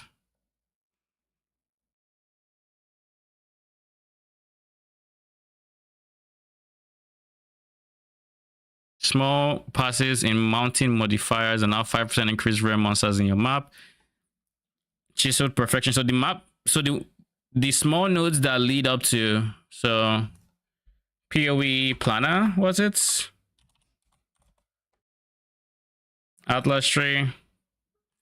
So these small nodes that lead up to being map nodes like this one, this is exactly the one they said, mountain modifiers. These ones no longer give increased effect. They're now increase magic monsters or increase rare. It's kind of underwhelming, but okay. Why? Invasive adversaries now grant 1% increased map pack size.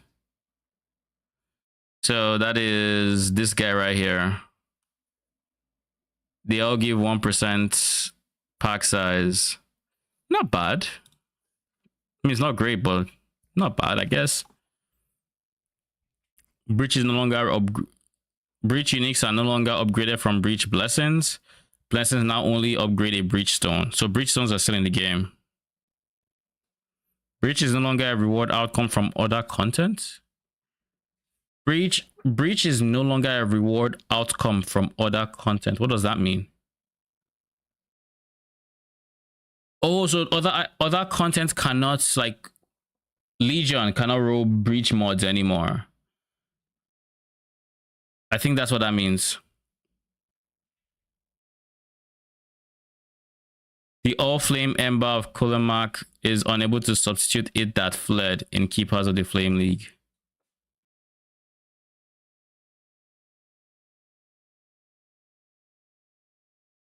What about it that fled? Valdo's puzzle box cannot produce outcomes containing breach or this. High sweet trills could spawn now spawn gold reward rooms themselves. Sizable amount of gold. Breach reward rooms on blueprints will be converted to gold reward rooms. Vow breach will be unobtainable during Keepers of the Flame League. 07 to Vow breach. Rogues in Rogue Harbor will now start at a max level jobs. We know that already. Nice, we know this already. We know this.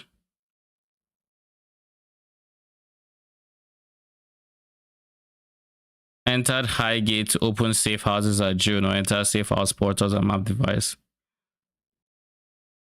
Syndicate medallions are now more common, which is good. You're now less likely to get high rarity div cards from chests in.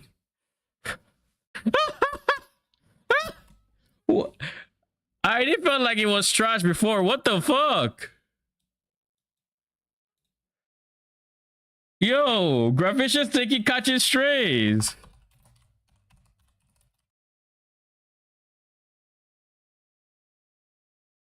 Gravicious fucking catching strays. What the fuck? Harvest Reforge crafts which guarantee a certain modifier type, such as Reforge item with random modifiers, including a lightning modifier. Will now respect modifiers on items which restrict modifier type. Wait, what? Such as cannot roll attack mod. Huh? Oh, that is big. For certain crafts, this might just be game changing, actually.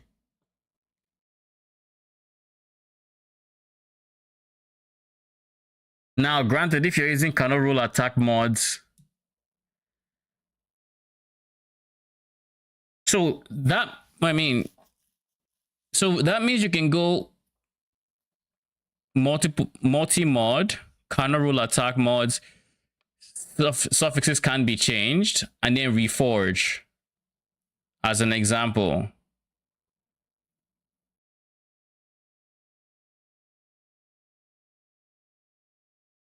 Okay. Interesting. That is interesting, actually. When rerolling recruits are Rolf and King's March workers with expertise in mapping this will have less chance to have expertise in other job types. That is good.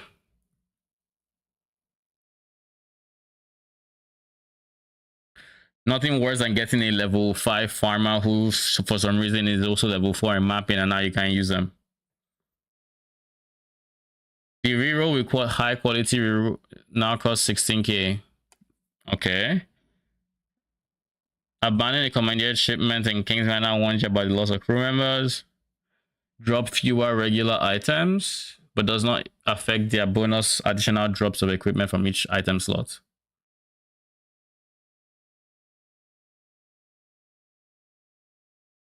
Gigantic rogue exiles are revived as regular rogue exiles. We know this, we know this. The voices and whispers during daily encounters are now considered ambient sound volume rather than sound effects. No longer drown the player faster when the house sources of debuffs or you expire. Oh, Arcane would love that one. Spell Suppress now prevents 40%. Spell Suppress got a nerf? Huge. Oh my.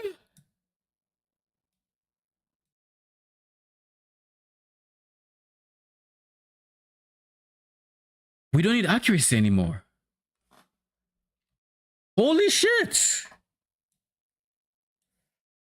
Holy fucking shit.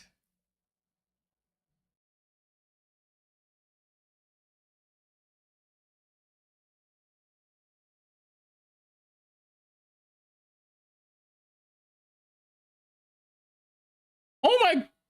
Ooh, that is beautiful. That is beautiful. I love it. Now my trees can look very different since I don't have to care about minion accuracy.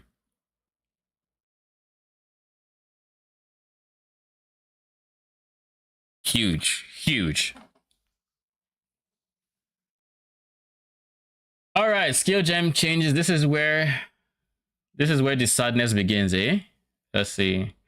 Blink arrow prismatic clones now deal 20% less damage with your elemental arrows. Their duration is 5 seconds? And bombarding clones is now 33% less damage. Dude, what the fuck? What did Bama do to you guys? Holy shit. You literally just cut their damage in what? You cut their damage by 33% and then proceeded to say, now your last 5 seconds. Deal with this. So you can't even use fresh meat on them anymore because now baseline. Holy, okay. You get 100% more duration or increased duration and that shit goes from 5 to 10 seconds. They didn't even remove the max, which is the wild part. So like, okay. I mean, I'm not a big Bama enjoyer myself, so like it doesn't affect me too much, but holy fucking shit. Convocation is now a white gem. It's been a long time coming. This is nice. This is nice QL. Dark Pact now sacrifices 12% of skeletons life to deal that much chaos damage instead of 8%. So 50% more base damage is kind of nice. And then extra crits. It's pretty good.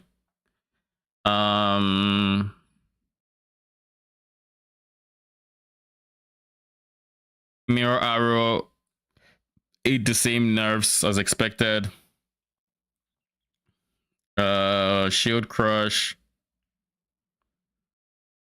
Siege Ballista now has 35% more AD at all levels. Well, that's of Thratos, I guess. So not regular one. Spectral Thratos. Storm Call of Thratos. None of these really affect. Yeah, these are all not problems. As far as minion builds go, we were kind of chilling. What about meta skills? Let me see. What was a meta skill last league? Is it Volcanic Fissure of Snaking? No longer has more AoE. Fissures will not automatically target enemies hit by the explosion of the previous fissure in the chain.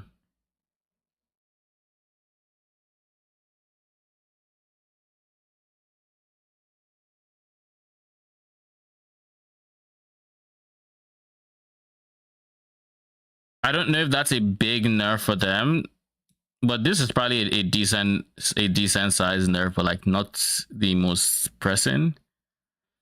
I suspect this might have effects I can't think about now. Okay, what else?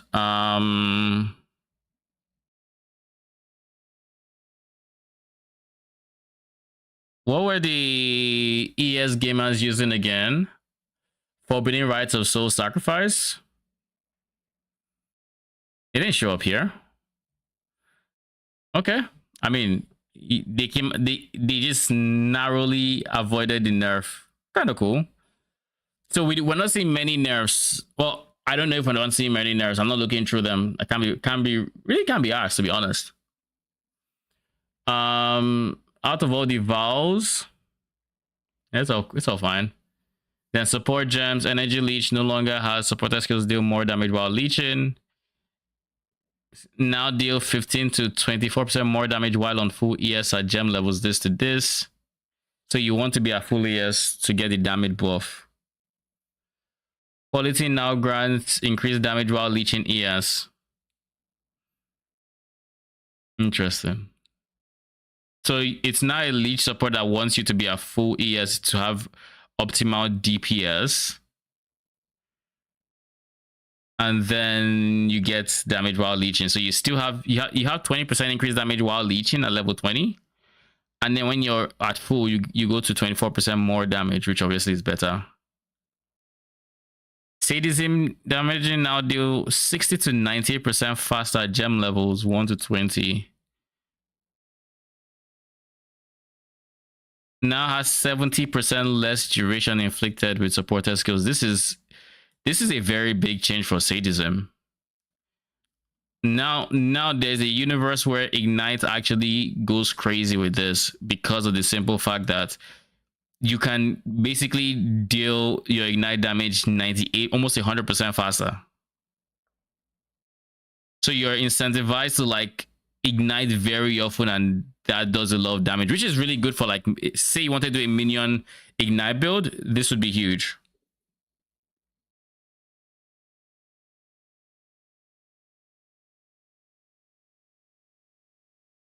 Maybe you can make Ignite into an instant hit with this.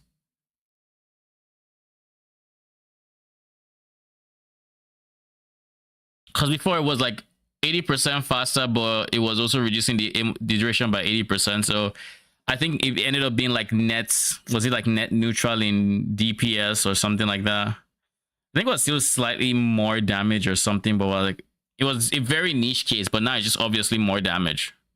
Seeing as they reduce the downside less duration, so they actually do get to still do more damage, quote unquote. And not only are they doing more damage because the ailment is lasting longer, it's doing it quicker because, you know, a higher number. So this is actually really makes the support gem really interesting, at least to me. Chieftain now has non-unique this called small and this in a large radius plus 4 strength. So you got a slight buff. It only cause now grants banner skills 100% increased duration. Previously 50%. That also got buffed. Then of course assassin, trickster. So drinker no longer has increased ASCS while leeching. Dispel breaker no longer has 20% chance to press spell. Prevent 15% of spells while on full ES. I mean, that puts you from 40 to back to like 55, right? Something like that. Not bad. But that's only for the first hits. Second hits doesn't, you know, get that benefit. One step ahead now has your action speed is at least 90% of base value. Previously 108.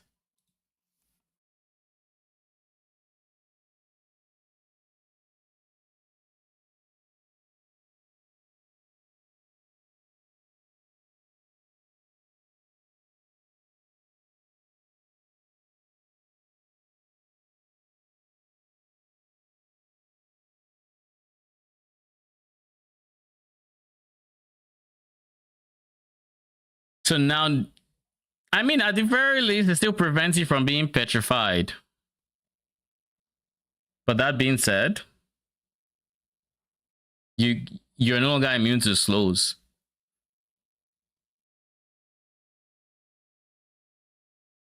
I mean, tricksters will still use it. It's not even a question. It is not even a question. I don't think there's anybody that's looking at that and thinking, oh, they'll never use it again. All right, Saboteur. 40% increase cooldown recovery rates. 50% increase the effect of buffs granted by a... Yep, called it. I knew. I mean...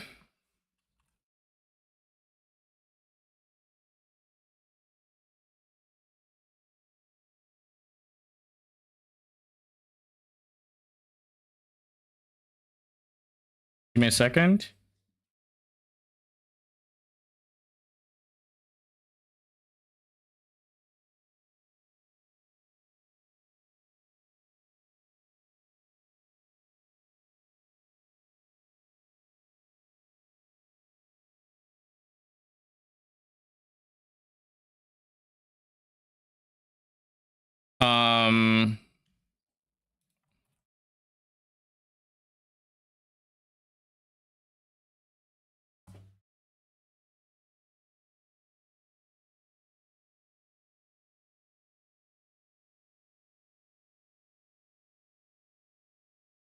Yeah, this is very unfortunate, but it is what it is. Like, elementalists were very, very strong last league.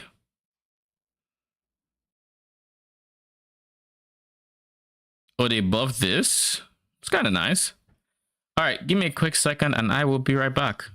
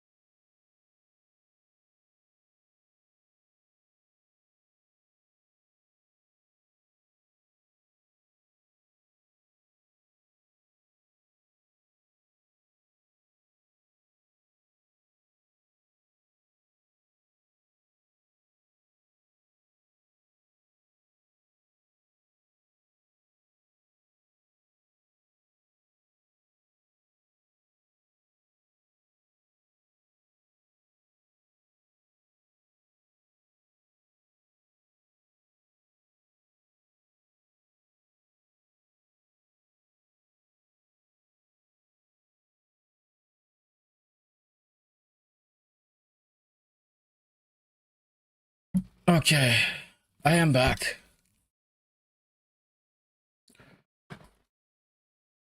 What are we looking at? Necromancer. Corpse Pact has always been very, very niche. So probably still won't you see much use. See. Warden. All of these are kind of fine.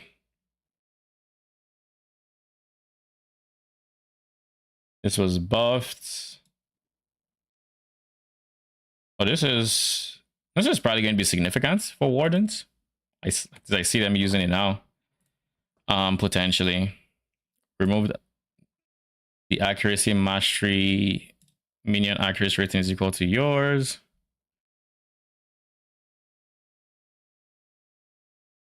Wait, what? They're giving us a bit of minion CDR. The Grave Pact passive tree cluster. Isn't that the accuracy wheel?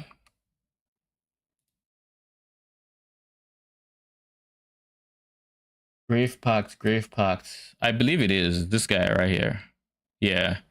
So the accuracy wheel now grants chaos res and double damage. Oh shit. Minion chaos res is going to be a lot more accessible, is what that means.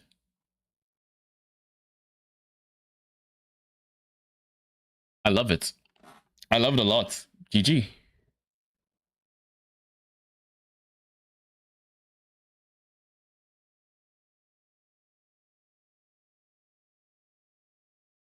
So in what universes do we care about? In what universes do we care about minion CD? 20% increase minion CD. Of course, many specters do, but I don't think that's enough CD to warrant any sort of build changing, even in the slightest.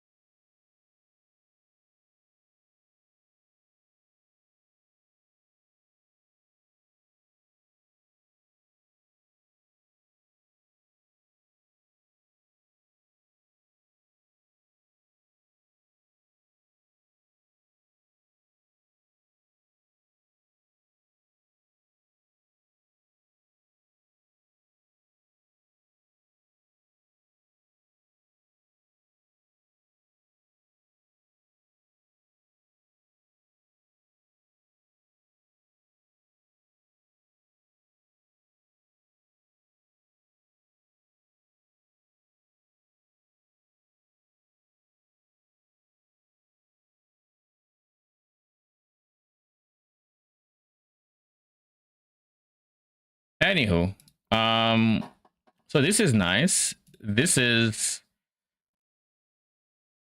could be decent if we have other sources of cooldown recovery rate, but otherwise it's still kind of ass, because if a minion has a 10-second CD on their skill, 10-second CD, taking an entire mastery to reduce that duration by, I think it's 1 second.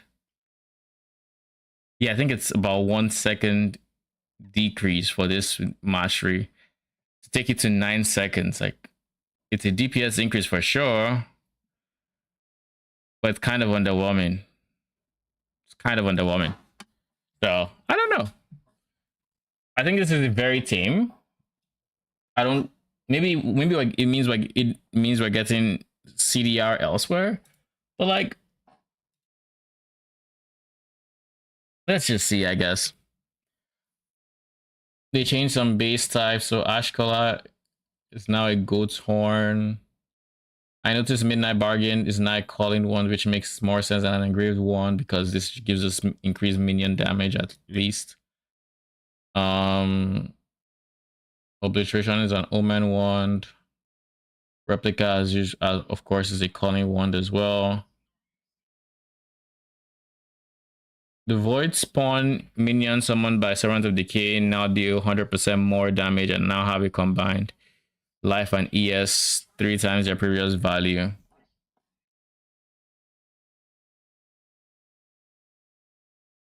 I wonder if there's a universe where we actually use it.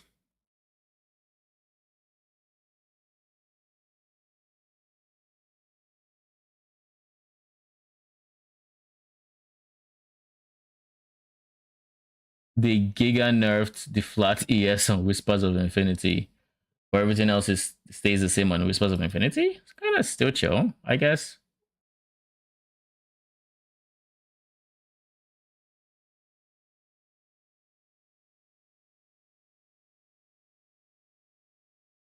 It no longer causes you to recover this of per unspent chain. Fire at most one per skills chain one time on projectiles fork. I don't know what that means, but okay. Slightly nerfed base crit of the minion ones. Didn't have, but okay. Anything else that is significant?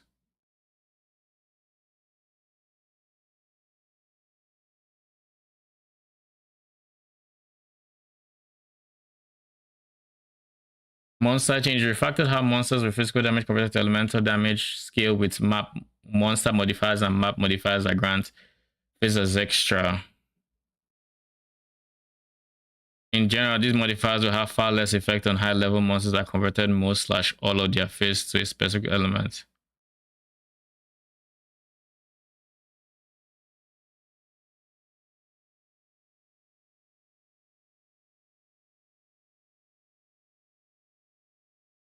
So face as extra is going to be less rippy as a map mod.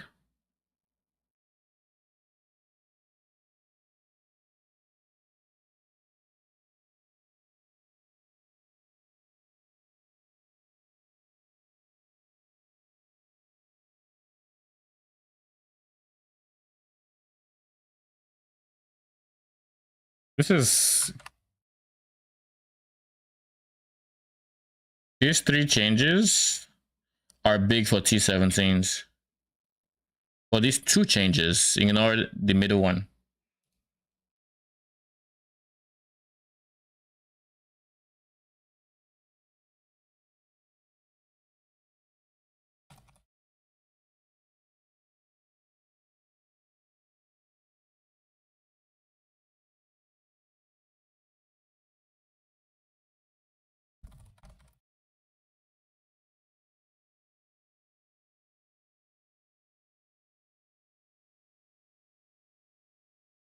So that means volatile cores can now all be blocked. Block builds just had their stonks go up. It's falling especially. Oh, who's counting? Actually was already 80 something divines last league, right? So I think it was even more at some point. Malachi the Nightmare should now more reliably remove the invuln visuals from his life bar when it becomes targeted with repeating phases. That's good. What the fuck? Improve the visuals and audio of the undead effect of vibrant gargoyles. I feel like it's that circle orb that does the big hit on T17s. I feel like, I'm not entirely sure. Probably is. Not too sure. Living lightning support is now offered to the witch when completing sharp and cruel. So Act 2. I think Yena is Act 2.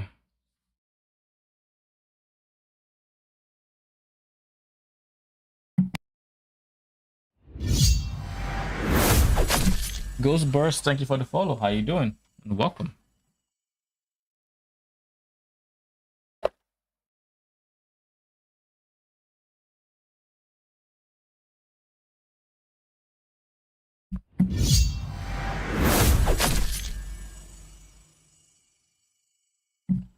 Nikom Tyler, thank you for the follow. How you doing? I was hoping to go with your Wretched Pilot, but did he die or is he still alive?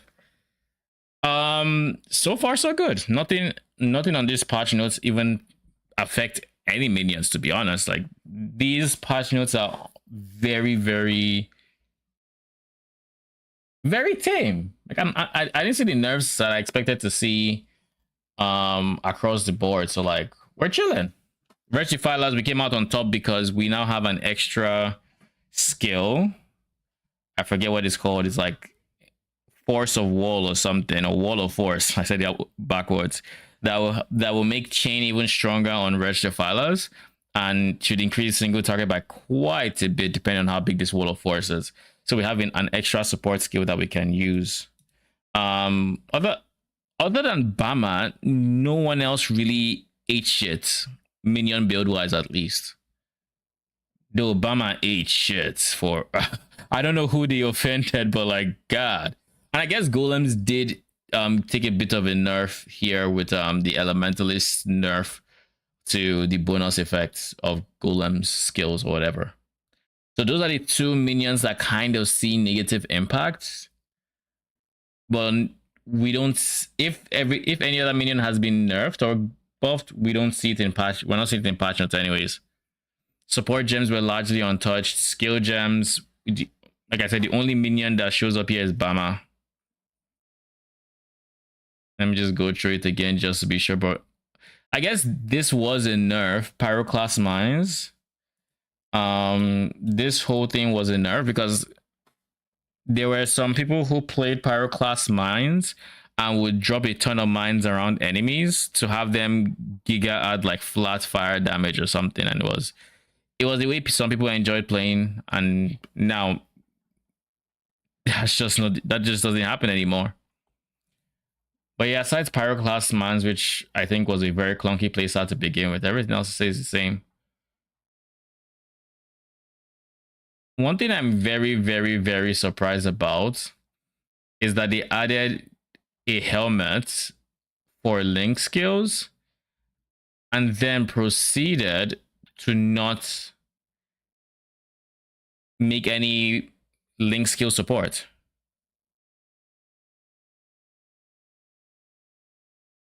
Like, it's quite weird if you ask me. Nobody likes link skill gameplay. They're trying to promote minion link skills. Nobody really enjoys it. I don't. I sure as hell don't.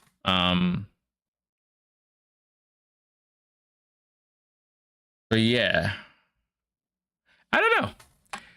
Overall, pretty decent patch notes. I can't complain. There's nothing here that I see and I'm thinking and it's flagging any sort of panic for any of my builds, if I'm being honest. So we'll have to see if they actually did come out without nerfs, because remember, they can, now this is not likely, but something that can happen is they can potentially nerf reg defilers on a mob type level. So like they could tune the numbers on reg defilers and that won't show up on patch notes, and we won't have any idea until like day one, or as an example, when the data mines hit. But I don't expect that to happen, and they didn't say anything about anything of the sort, so I highly doubt anything like that will happen. But it's just, if they make any changes to specific minions in that regard, we'll have no idea. But then on the plus side, I think I showed this earlier, but I mean, there are now new monster types we might be able to specter, and now that we have a bit more support to CDR, maybe stuff like it that, I mean, probably not. I don't think there's enough CDR that we have seen, at least, that would make cooldown minions worth it. Oh wait, there is there is one very big buff to minions. I kind of forgot that. The hugest buff that I could have imagined. I'm still stunned they made the buff. This guy. So yeah, we no longer need accuracy on minions. So this doesn't affect Regifilers because they were always spell based. Don't really care about this. However, leveling is going to feel very different on minion builds, because now stuff like SRS don't have to worry about missing, you know. Zombies, very much the same. You don't have to care that you don't have to worry about them missing. So very big change. I didn't expect to come to PoE1, but I 100% love it. I think it's a very good change. I am very curious as to see what kind of builds will be enabled by the Keepers of the Flame expansion, because like, already seeing the Great Avalanche, my brain goes, oh, how can I build around this? How can I make a build out of this? And I can see certain ways But since these things don't scale off of your build, off of your, what do you call it, your modifiers, because quote unquote they aren't you, so they're not scaling off of your tree and stuff like that. Yeah, I kind of 100% see how we scale with this. It just won't be as comfy as, say, a regular necro build, saying as they're not your no, they are your minions though, so I feel like leech should still work on them. But like, it is going to be so wonky figuring out what works and doesn't work on these things, because like the Great Avalanche, they said it's not, they don't scale off of your tree, so I imagine that means they aren't you. You know, your increased minion damage should not affect them in any way, shape, or form. So I also would imagine that that means leech, minion leech would not work with them, because, but it might. It just might. I don't know. No way to tell for things like that, but I hope there are going to be some really cool ones that enable or really boosts minion builds. I hope. If there are, huge. If there aren't, it is what it is.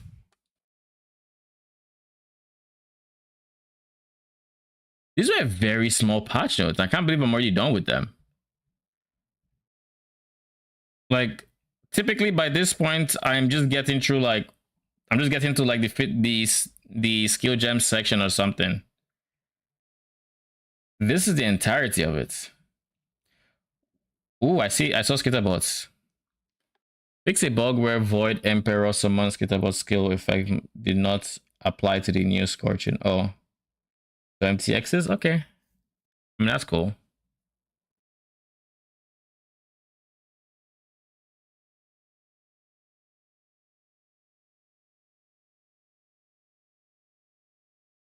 Fix a bug with someone Reaper of Revenants causing all existing Reapers to temporarily idle when you spawn a new one. Lightning Res sent implicit could still roll on weapons. Simplex amulets with similar implicits could be magic rare with modifiers.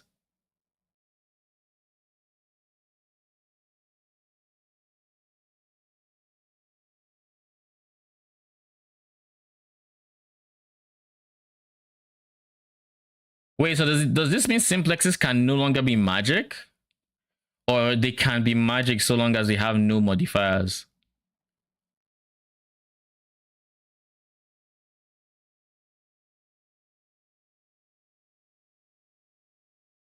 This will probably shake up the current meta or the current crafting system or landscape. This will probably shake up a lot, because previously, I think the simplex landscape would involve you using you get one magic base, you beast in Nekora it, and then you check until you get the third modifier you care about, and then you click it and Bob's your uncle. Right? This is with Awakening Orb, of course. Now, if they can no longer be magic, you just have to YOLO send it and pray you don't break it, I guess. And you also cannot imprint it, so gone are the days of imprinting, is what this means.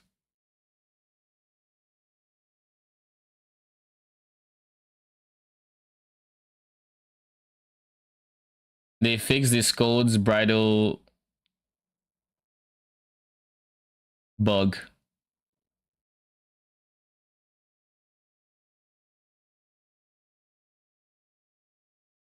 It's such a weird bug. Could hit them a second time before returning and then just ignore the return. Then they just wouldn't hit them on the return.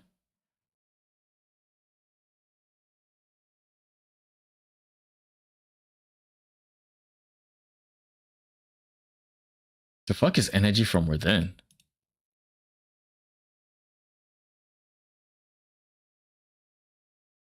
The fuck is this?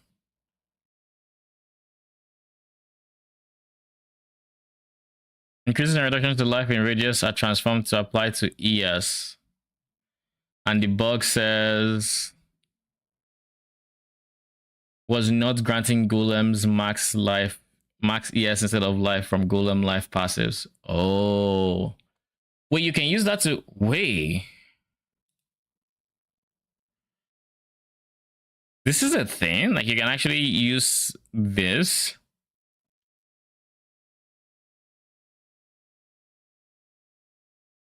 I didn't know this. I didn't know this would affect like a golem life to ES. Ah, I wonder if there's any way to take advantage of this information. Potentially, I guess.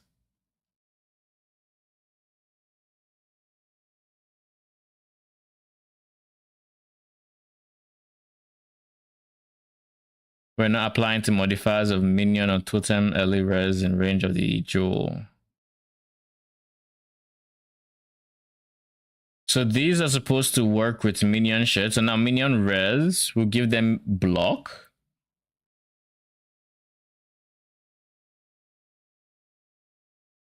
Wait, so does that mean minion fire res in range of the let's say red nightmare will give attack block to the minions? Yeah, I didn't know this was supposed to be a thing, but I'm honestly liking these changes, these bug fixes. If you even call them that.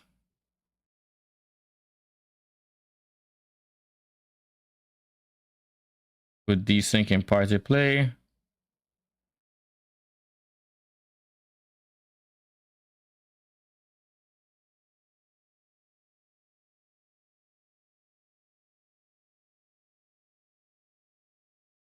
Never seen this bug. Gold cost for refunding ascendancy passes was not visible. I don't know what this now says.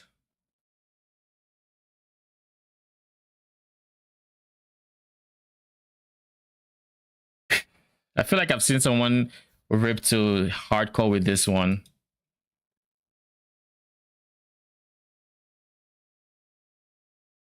Doesn't this would apply to bestiary, right? Yeah, bestiary interfaces literally says that on crafting bench. Passive skill tree as well.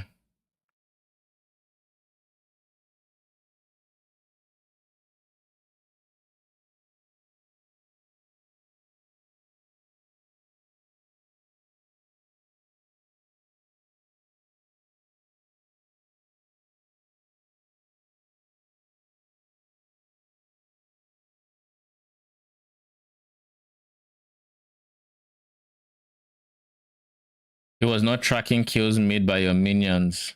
This is, I think this one is from PoE2's Abyssal League, right? I assume so. Which is a good one because like I probably wouldn't have noticed, if I'm being honest. I would not have noticed a single thing. Then this is the Skitterbots microtransaction we saw.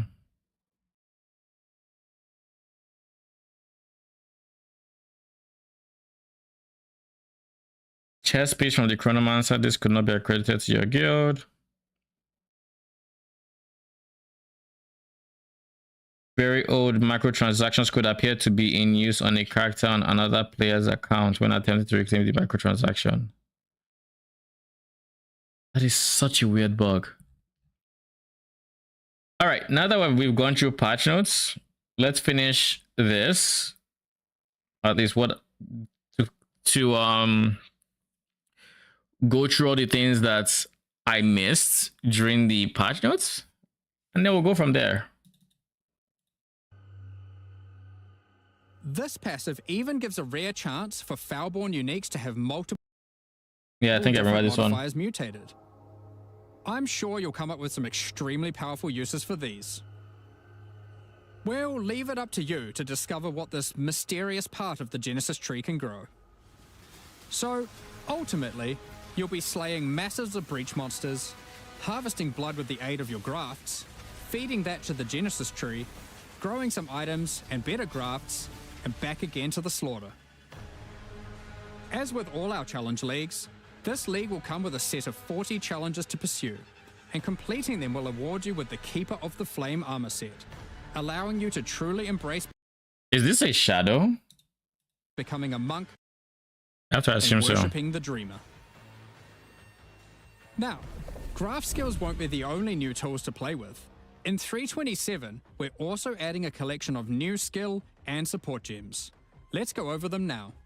I think this is where they show the force of wind. Kinetic Rain is a new wand attack, which covers the ground in unstable kinetic energy. These hazards collapse at the slightest touch, releasing their energies into any unfortunate soul who happens to be standing on them. With enough projectiles and area of effect, an enterprising exile could carpet the world in dangerous kinetic form. This is going to be probably one of the more popular builds this league. Wall of Force creates a barrier of kinetic power. Oh, that is quite a wide wall. Wall of Force creates Like, watch for the a colored. barrier of kinetic This is quite wide. Rescue fighters would actually love this. power, causing allied projectiles to ricochet towards targets automatically. Drop one behind a boss and redirect the bolts of your armies. I'm sure you'll find ways to break this one. Though it doesn't look like it lasts Your armies. long because like it summons I'm sure and it's already gone. So it's very. Let me see if there's any. Let me see if they talk about it here. Allies and enemies can pass through. Allied projectiles which can chain will collide with this wall, chaining off of it to nearby targets. And then when it collides with a wall, it can collide with further walls. I have to assume though.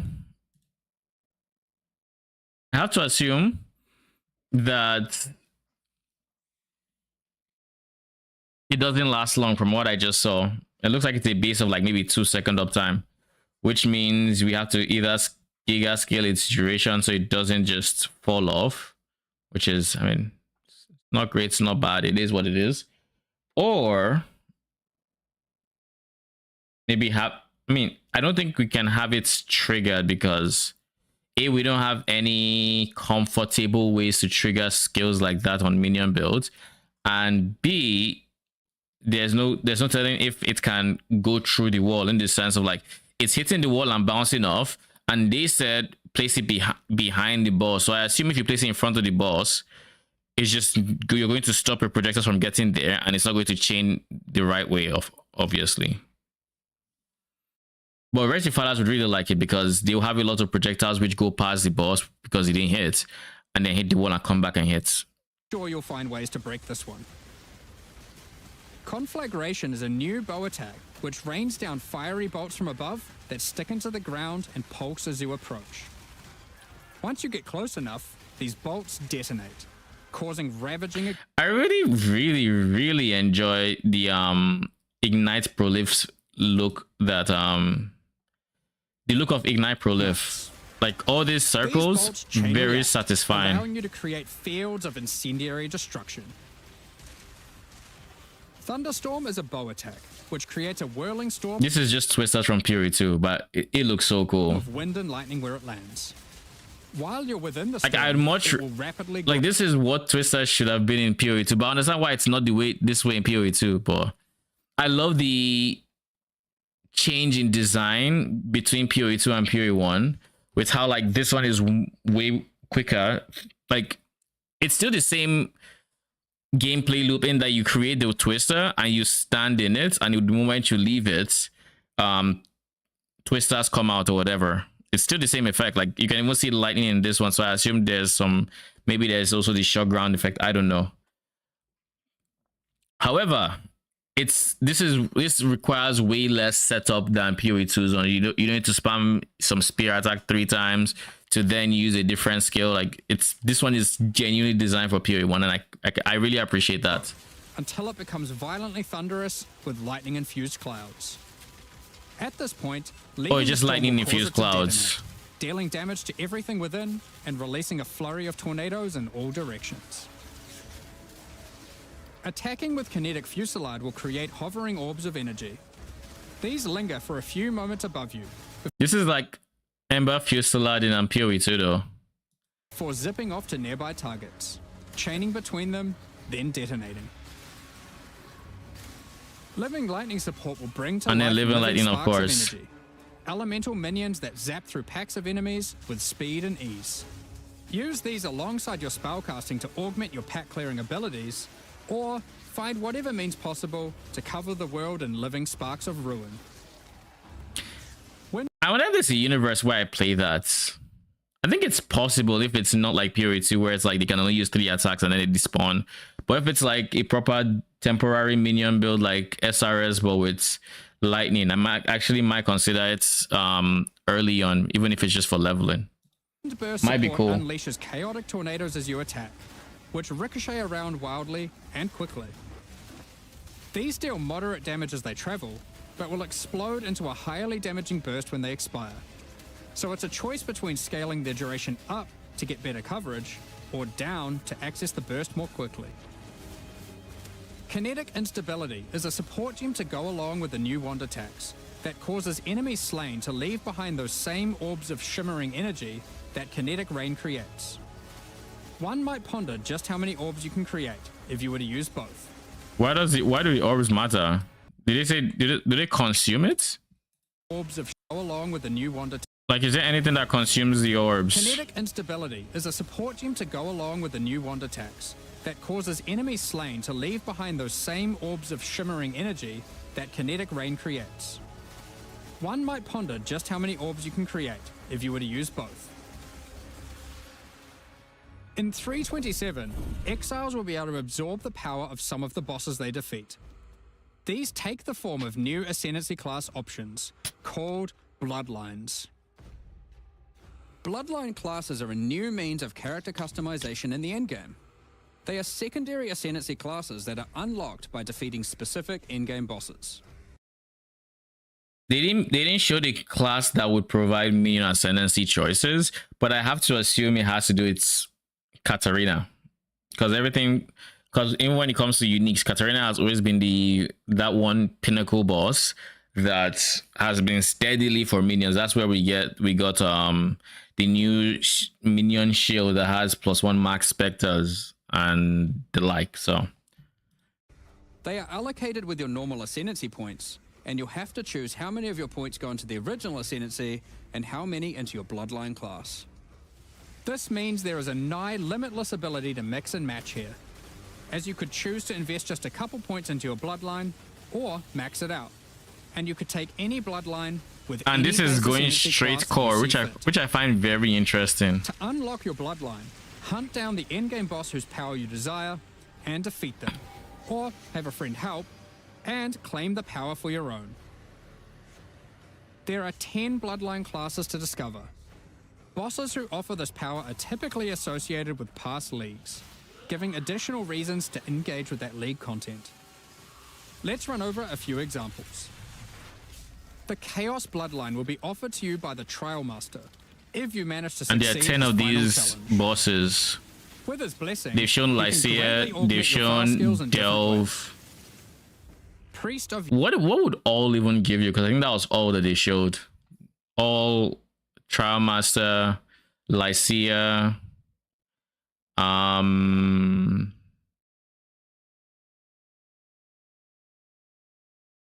who was the other person besides Expedition guy? So 4. you can greatly augment your vow skills So they much showed more 4. often, while Priest of Kopek makes it harder to build up vow skills, but makes them far more powerful. Or take Corruption's Embrace, which grants more vow keystone powers the more corrupted items you have equipped. The Ashabi bloodline can be gained by, you guessed it, defeating Ashabi. And they're not shabby. So Her that, abilities they are drawn basically from the teased 3 types 5. of life force that manifest within as Marian spirits. The Wild Bear rewards you with adrenaline for generating rage. The Vivid Cat gives your elusive buffs a chance to refresh, as well as making you more stealthy while elusive. The Primal Owl allows your unleashed spells to reoccur many additional times, and get stronger for each time they reoccur. I think this is the helmet I want to The see. Nameless bloodline comes from the King in the Mists. Be forewarned, his menacing power comes at a great cost. Look at those With moves. the Unseen Hand, you can equip a 3rd ring. Nobody's going to touch But this you'll have to Ascendancy. decide if that comes at the expense of having no amulet, no belt, or no flasks. Nobody's going to touch any of these as NS because, like, what do you mean no belt and no flask? Like, hello, the fuck? So you're telling me in a bid to have a third ring, which I don't know why you would want a third ring that bad, but like in a bid to get that, you'd be dropping amulet, which is a very, very contested spot for plus levels or uniques, belt, which is literally the mage blood spots, or flask, which is what you give your mage blood. Like there's two of these options that are just anti mage blood, and then the third one is like, why would you swap your amulet for a ring? I guess if you're really just wanting to, like, I don't know, maybe I can't think of a single use case why you would want it. Unlight Silhouette adds a heft. What does the +1 give? It's just +1, literally. Unlight Silhouette adds a hefty life cost. This I can see you using though. This people might deal use additional chaos damage based on the amount of life spent. Of course, there is more to come. What powers might you glean from delving deep underneath Wraeclast to fight all the Crystal King? What secrets can you learn from Lycia, Herald of the Scourge, waiting at the end of the Forbidden Sanctum? As you can imagine, there are countless possible combinations with the system. You could be a Slayer that embraces corruption and vile power, or perhaps you'll play an occultist that doubles down on their dark power by integrating the Nameless bloodline. 5 We're life excited to flasks. see what crazy and interesting builds players come up with. In the most recent Path of Exile 2 expansion, the Third Edict, we introduced a much anticipated feature, fully asynchronous trade. It was a fantastic success, so now we're excited to announce that we'll also be adding this feature into Path of Exile 1. When you reach Act 6, you'll be able to find Faustus in Lion Eye's Watch. Previously, he just operated the currency exchange. Now, he will also act as a steward for your merchants tabs. These are where you can place items for sale, for direct and instant purchase by other players even when you're not online. To list an Can't item, come soon simply enough. place it in the tab and select a currency and an amount.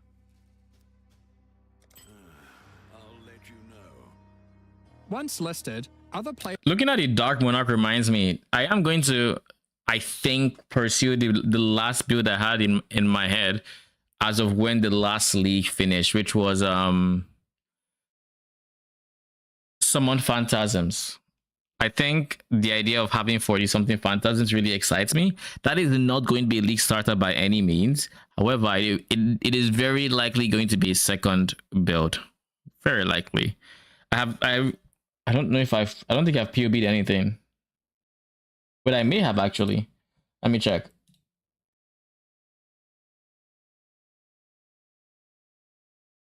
3.26.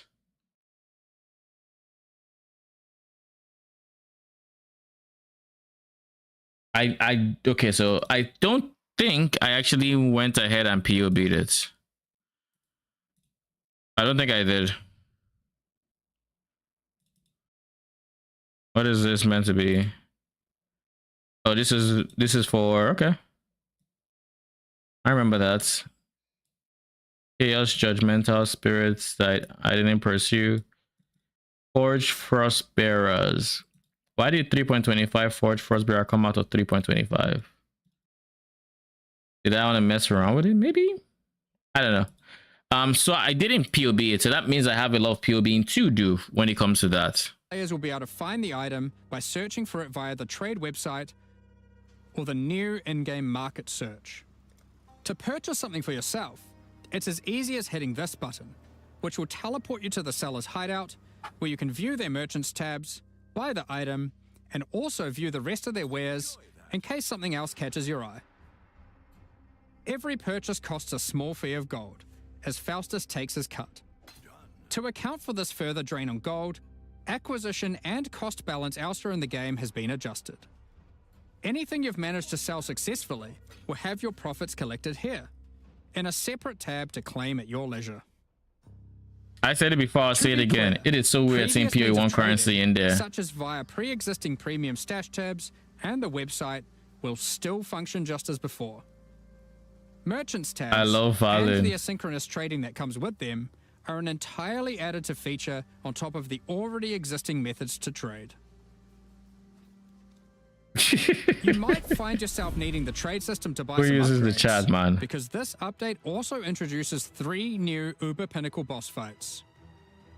These encounters are manifested from the memories of Zana, and in her long torment, they have festered into something truly deadly.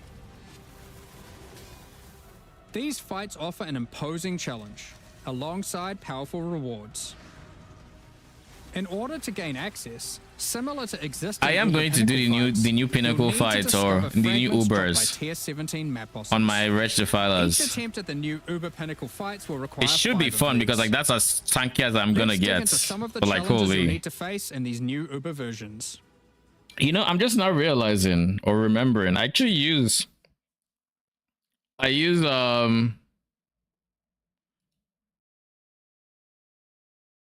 spell suppress on my Wretch Defiler build on the high budgets. So there is a slight nerf there, but I think 40% damage reduction for spells is still well worth going for. I think 100% is still well worth going for. But now that there's Chaos Res in this vicinity, yeah, there's a very healthy chance that I go for this wheel now, even on Dredge Defilers. I don't know what I would drop for it, but also this POB I think this is for the Merc. We're going to have to go Doriani. We're going to have to do Doriani on ourselves again, which means we're going to resurrect. Where is that build guide? This one, I believe. Yeah, this guy. With it might be Raid Lord, it might be the other one, I forget the name. Raid Lord or Dark Monarch. Raid Lord, I'm leaning towards. We'll see. Since we need Wall of Force, I'm leaning towards Dark Monarch, but getting an extra level on all minion skills is still pretty decent, if I'm being honest. We'll see. Either way, even if we don't go for Dark Monarch, we go for Raid Lord, we're going to be going for we're going to be using the shield, +1 Spectre shield, which would put us at 9 minions all the same. So we just miss out on the one from the chess piece, which is fine. It's fine. Which means we can get 7 Defilers and 2 supports. Or if we decide to go Dark Monarch, then we're getting 10 minions. We're getting 10 minions instead of 9. So we can go for 1 extra support. But for the price of 1 minion, is it worth dropping that extra level? On this version, they get to level 33, which I think is more than enough for minion, for like Spectres. I don't think you really need more than this.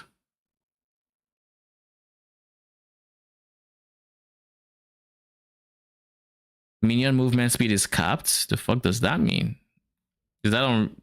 Wait, is that on current race Spectre gems? Does it actually say that? Since when did they add that? I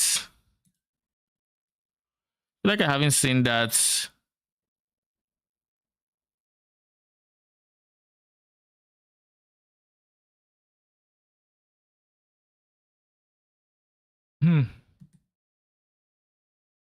Okay. I feel like I'm just now seeing this line and I've never seen it before. I can't say when they added it, but I feel like I've never seen that line before. I don't know if I've shown this in any past videos and if this was genuinely there. In the original incarnation of Neglect fight, the statues can be used to block the laser beams to hide behind, giving you an opportunity to avoid being shocked, frozen, or killed. When you run near these statues, they activate and allow you to reposition them. While activated, they will not stop the lasers, meaning you want to position them well then avoid them. However, in the Uber version of this fight, instead of being a safe haven, the statues will refract the laser beams, causing a ruckus of energy to cover the arena. This fight is Activating going them to be will prevent something. the refraction. So unlike the base fight, where you want to position them well and then avoid them, you'll be wanting to constantly keep these statues active. But then you have to deal with their assaultive attacks. While fighting the incarnation of fear, these fiery orbs will slowly clutter up the arena, locking off portions of it until you bait the boss into detonating them himself with his thrown spear. When Uberified, these orbs are attached by a flaming leash to the boss, rotating around him constantly. More and more will spawn as the fight goes on, making it even more imperative that you clean them up by cleverly using the boss's abilities against him. Normally in the That shit is going to kill me so many times, I already know. Phase, you have to acquire a red rose, run it to the boss, then collect a blue rose, doing the same, causing it to get heavy stunned and interrupting its mechanic. In the Uber version, you have to do the same, but in order to get the blue rose, you have to defeat the incarnation of neglect, and to get the red rose, you have to defeat the incarnation of fear. Good luck. Given the difficulty 07. of these bosses, their rewards should be worth your while. Let's take a look at some. All right, the helmet is coming up, I think. From the Uber incarnation of neglect fight, we have Bitter Instinct, a spiky shield that turns retaliatory strikes into preemptive I wonder if this can be affected with CDR. ones, making it I just a assume matter of not. time before the long arm of justice crushes your foes. Alternatively, you might find Festering Resentment, a poisoned blade with an unending supply of toxins built into the hilt. These toxins are put to good use, causing every spell you trigger to be capable of poisoning with all damage it deals, enabling a You can trigger spells on block with 0.25 seconds, and then all damage can poison. So you can automatically trigger you can go a squire build for a 6 link, use this, and then just cap your block at 75 and hope that's enough. You probably just wouldn't you wouldn't care about this line unless you're going Svalin though. I don't think you would care about this line without Svalin. a truly crazy trigger-centric poison ruckus. And from the Uber incarnation of Dread, the Hallowed Monarch, a counterpart to the There we go. Give me a second.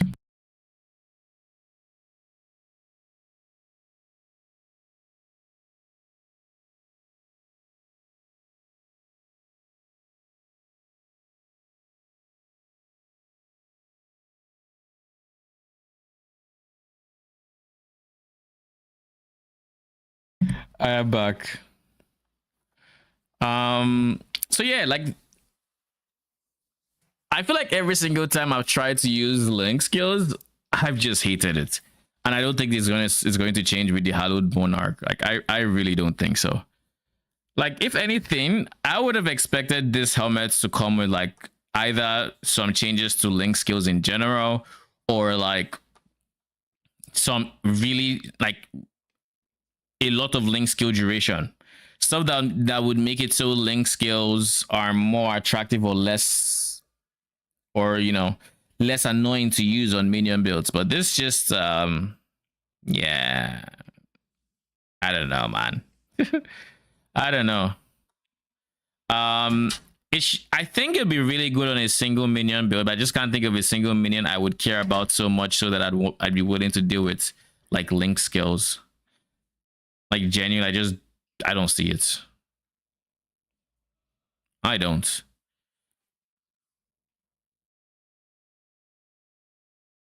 Link skills targeting damageable minions. I think that is also a minion defense mastery thing. Where is it here? Yeah, so we no longer need to get that, which is decent, I guess. Okay. It's okay. And honestly, I see it being a way to use certain minions that were always too squishy for you to realistically use through tough content. As an example, low health specters like what's his face, Perfect Hydra. The biggest gimp with them has always been that they were too squishy for you to actually take into juice content because they will always die. So there is a universe where you just take the L and you use Hallowed Monarch for stuff like that, simply because this is a lot of less damage for them to be taken. So despite being a squishy minion, they are not going to die with this guy if you just take this and scale their res. You know, they're not dying.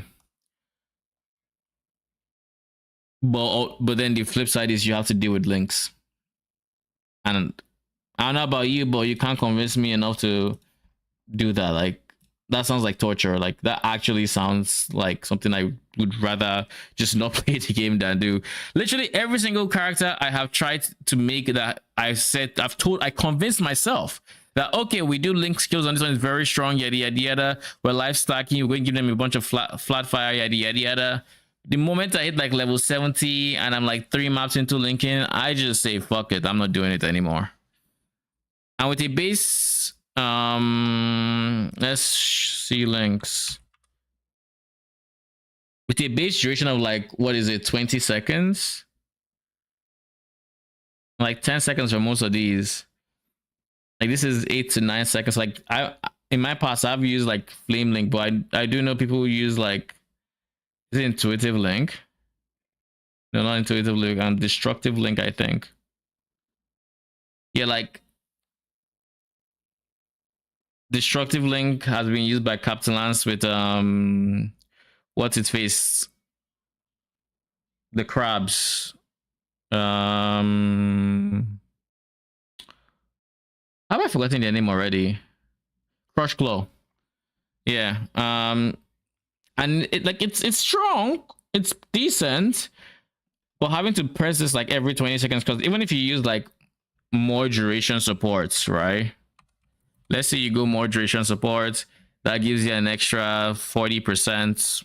Cool, nice. Nice. So 10 seconds is 14 seconds.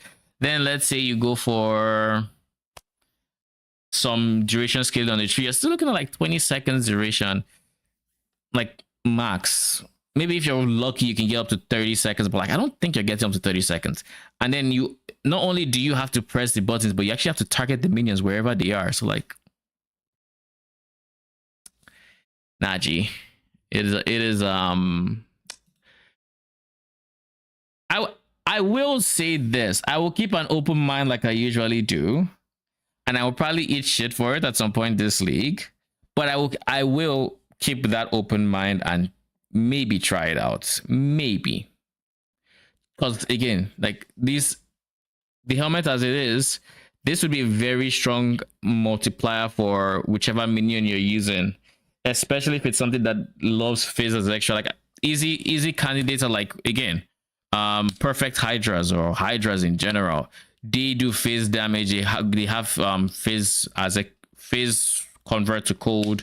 I think it's like 60% or something. I don't fully remember the numbers off the top of my head, but they are big enjoyers of phase as extra. However, I don't think this would quite work on Spectre builds as much. I guess it would, because if you're using this, you're not using Dark Monarch, and because you're not using Dark Monarch, you're not playing with more than like 4 to 5 specters. So it's a lot more controlled, the specters you do have with the modifiers.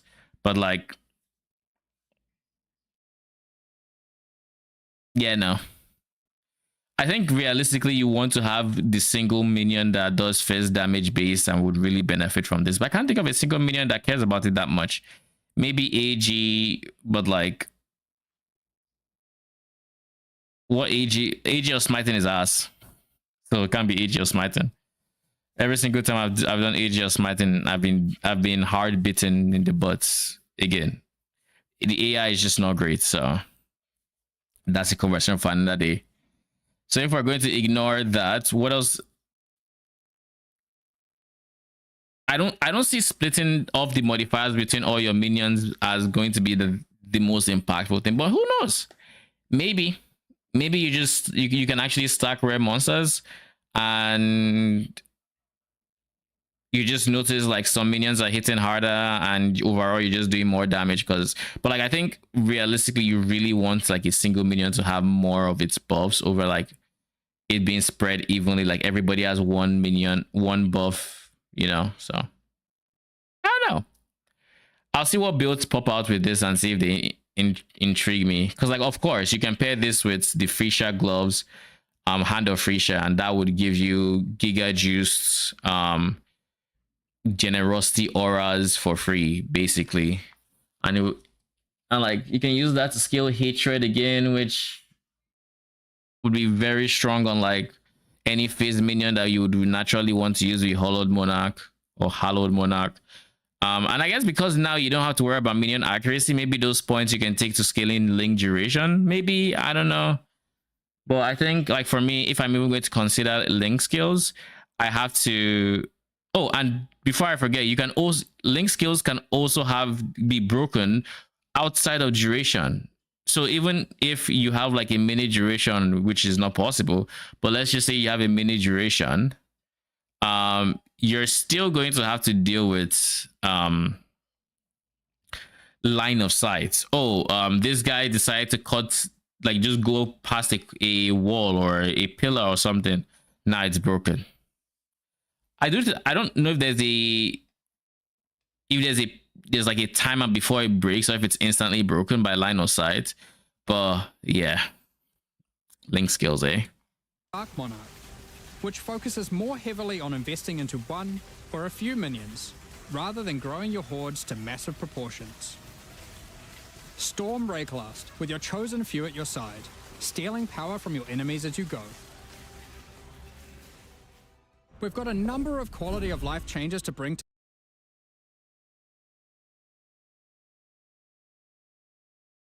what minions can you use with it?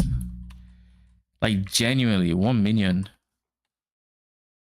What is the closest to a big minion we have? It has to be like just showcase a Reaper. But like Reaper just doesn't care about many of the rare monster modifiers. Like just straight up. Like it does if you're going hit based.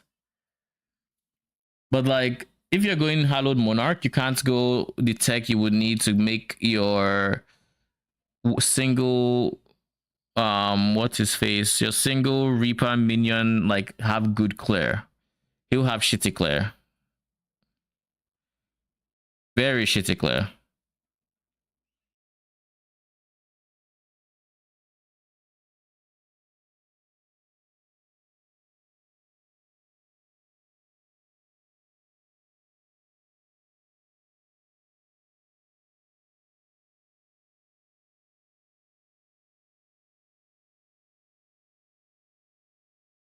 You know the funny thing? I actually just thought about somebody that would love to have it, but like that just seems like even worse of a pain. Like if you go this minion, you just clearly don't care about leveling. And that is the big guy from Guardian, this one. Sentinel of Radiance, this one. He would love it. I think you can get extra life as a rare monster modifier, increasing his RF aura. There's probably a lot of like different modifiers he could use a lot, like haste and the like.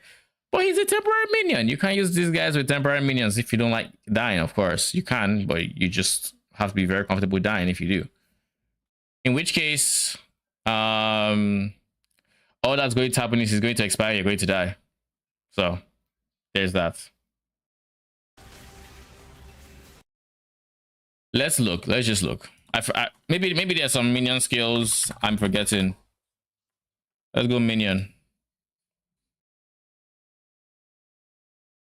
Nope. Nope. Nope. Nope. Nope. Nope. Nope. Nope. Nope. Nope.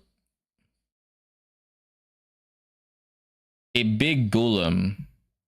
Is there any golem that can clear? Is there any golem I think that can clear? That has really good clear, by itself?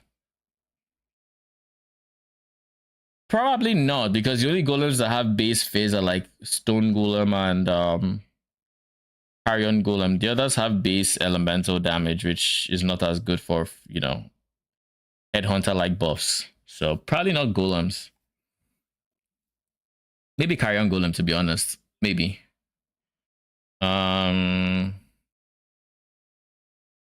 Again, we can do Spectres because there's only going to be 4 of them, maybe. But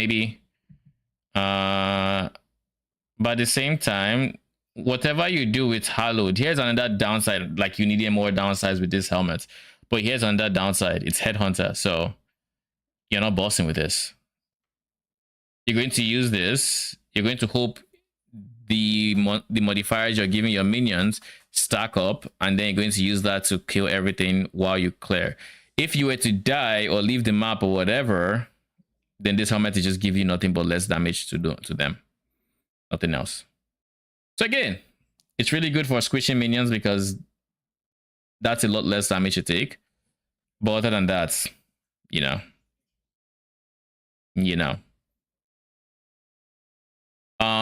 Zombies. It could be decent for zombies, but you need to do the single Trathos zombies gem where you have the single zombie, which of course doesn't actually exist. And regular raised zombies, no, we're not doing that.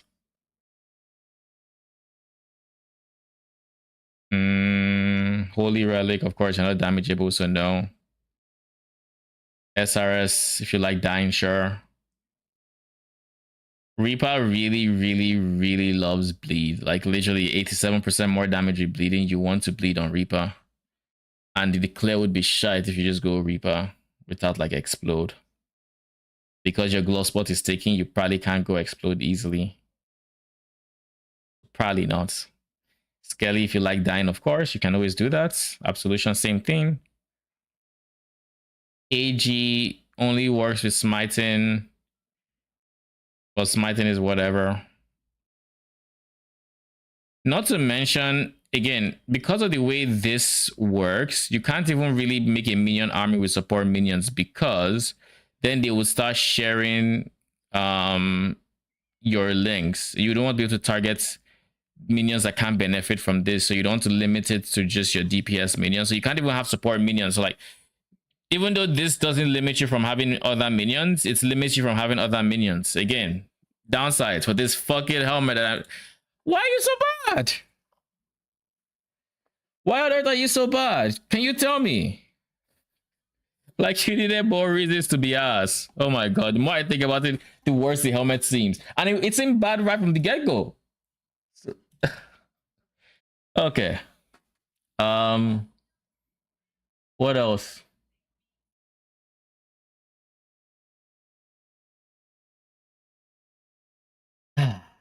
Yeah, that's about it.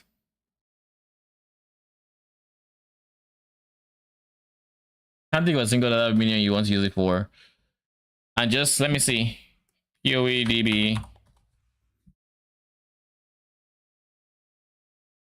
Perfect. Hydra.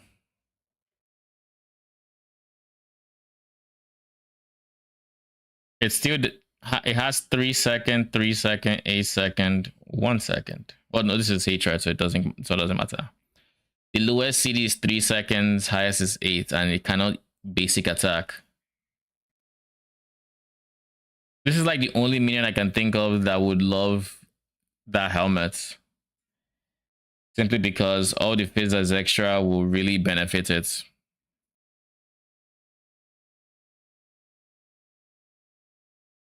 And I guess because we have a bit more CDR scaling, could help.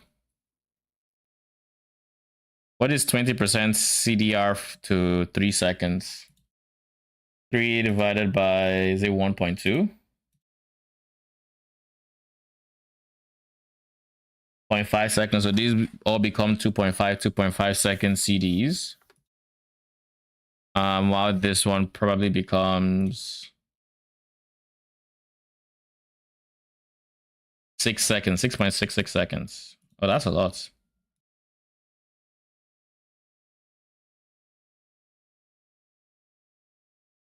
Also, the first 20% is actually quite impactful. For a 10-second CD, it removes almost 2 seconds, like 1.6 seconds. So I did the math wrong the first time. My mental math was quite off with like 0.6 seconds, which is pretty substantial, honestly. Anyways, so this would be 2.5, 2.5. And then they would, the 4 of them would be getting rare monster modifiers. Can I see these modifiers?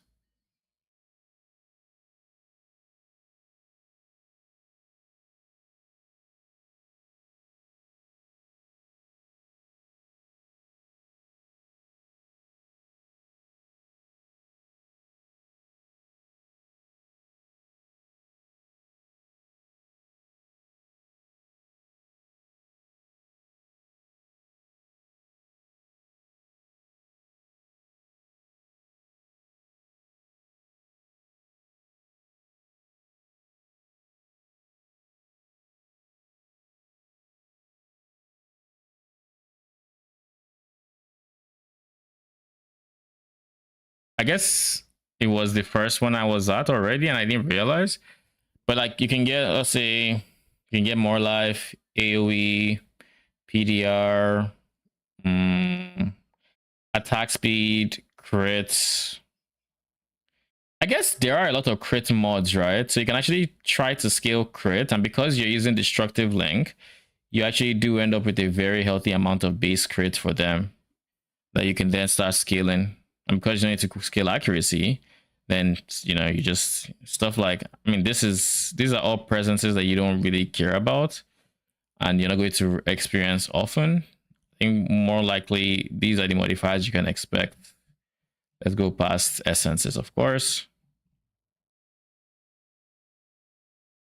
But like I think maybe these ones. Phases extra, lightning, phases extra, not Delhi. Maybe not Arch Nemesis unique.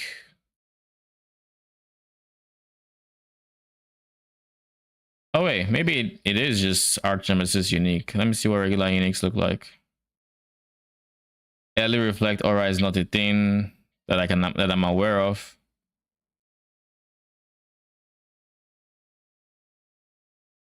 Maybe these regular uniques are the ones. So like increase global fizz, crits, auras, because there are some auras in here.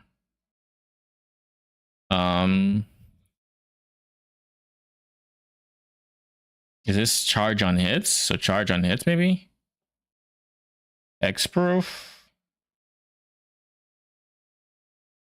Always crits. Are these actually modifiers that rares can roll? Flash random mark. I feel like this is not entirely true, but maybe, I don't know. Blocks attacks, increase AoE, Brian King touched. Yes, like this is a modifier, I think. Not, it doesn't roll often. I think you actually have to. No. I think they can just spawn with it. Inflicts corrupted blood. Adaptive resistances.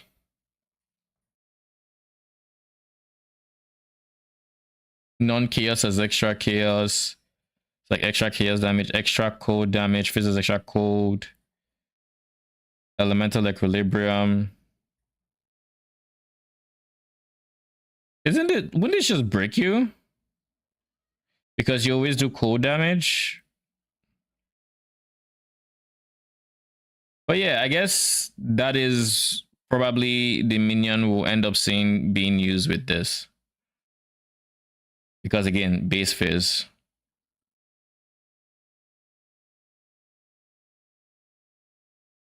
I guess there are also some others I can think of other than what's his face? Hydra. But you have to have base fizz. Can I think of one? Voodoo doll, haste aura, temporal, reduce action speed. Soul eater. Lightning storm, powerful minions. Shaper touched. Also, is it all the modifiers? Yeah, all its modifiers. Oh shit, it's actually all its modifiers.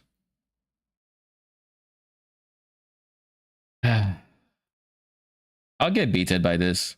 I know. It's fine.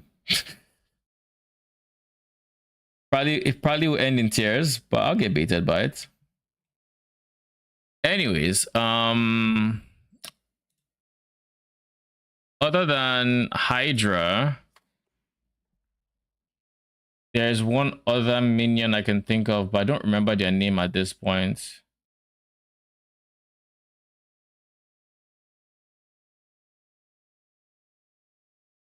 They throw fire mortars. Let's see, rolling magma. Monster.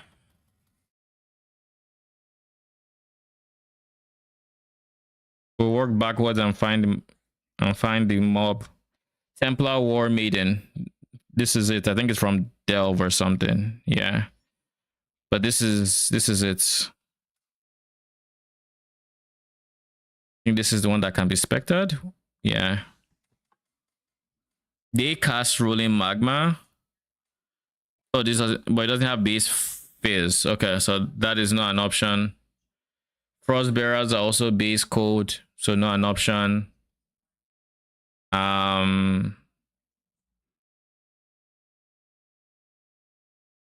This is a kind of like an option potentially.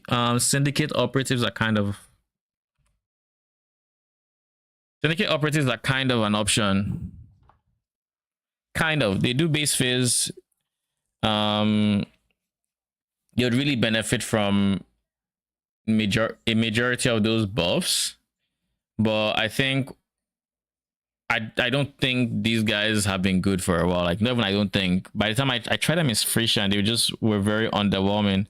Like, I tried them with a 12 link, and the damage was just very, very, very disappointing for a 12 link. So I wouldn't recommend these guys for anything. I'd rather go Hydra than test these guys out. Anyways, who else is there that does base fizz? Crush Claws, of course. Crush Claws can also benefit from like increased AoE and stuff like that. So I can see Crush Claws. I can also see what's the name of this minion that blinks? They are from Verisium Forged Vendigos.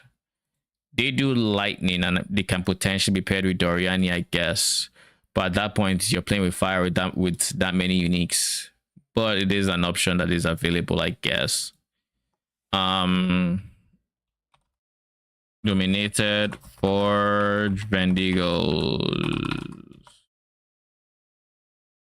They do lightning base. These guys would also benefit. I think it's phase base convert to lightning.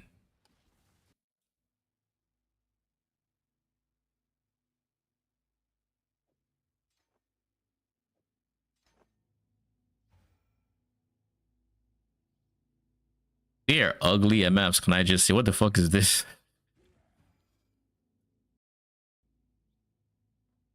But yeah, they might also be some nice benefactors. But honestly, oh wait. I think I'm going very far with all of these recommendations. What about Simple Load Hyries Watch? Their base fizz, they have convert to cold. The base phase, they have convert to cold, and they have really good clear. They have good base stats. They don't benefit from anything like AoE. Like, you won't have that, but like extra proj, they also won't benefit from that, to be honest. Phase extra will be big on them though. Hasted, haste. It would be like being an aura bot for a bull character. That's how it would feel. Having Hyries watch, like 4 of them.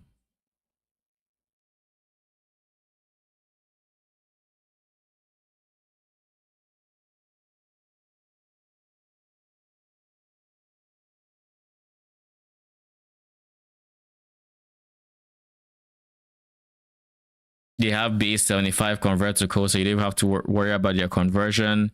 65% more AD. So but this is on their snipe. This is on their basic attacks. This one just has this base damage with 150% more damage, which is their effective damage. What do they call it? Effectiveness of added damage is what is this 250%? So they do really well with base base damage. I think they would be really nice with they would be very nice with rare monster buffs. And of course crit, because crit is a big part of why you'd go any headhunter like effects. We've got a number of quality of life changes to bring to 327 as well. Many of which you may have seen already in some of our pre-livestream teasers, but for those who haven't, Heist is a mechanic which has long frustrated some players who may otherwise have been interested in the rewards it has to offer, but have no desire to grind through the early. We already know the quality of life changes, so we're going to skip this section. I think that about covers that's the video basically. Next up, we're going to be talking about our new League supporter packs. Today, we're launching 2 new series of supporter packs, the Champion of Theopolis and the Verdant Magus packs. Each tier contains the pack's full face value in points, alongside several exclusive microtransactions. I really like that this Faustus MTX. As always, I really do. The microtransactions in these packs are purely cosmetic and do not affect your character's power or progression in any way. The Champion of Theopolis series of supporter packs contains 6 exclusive microtransactions. Manifest a Champion's Ferocity, as the Lion's Might unique finisher effect rips your enemies to shreds. Open I think the that's too Champion much of clutter. Theopolis portal to end your crusade through maps in the style expected of a true victor of the arena. Defeat your enemies like a true gladiator, wearing the Grand Champion of Theopolis armor set. The armor awarded only to the most elite warriors of the Grand The Arena. fuck is that left arm?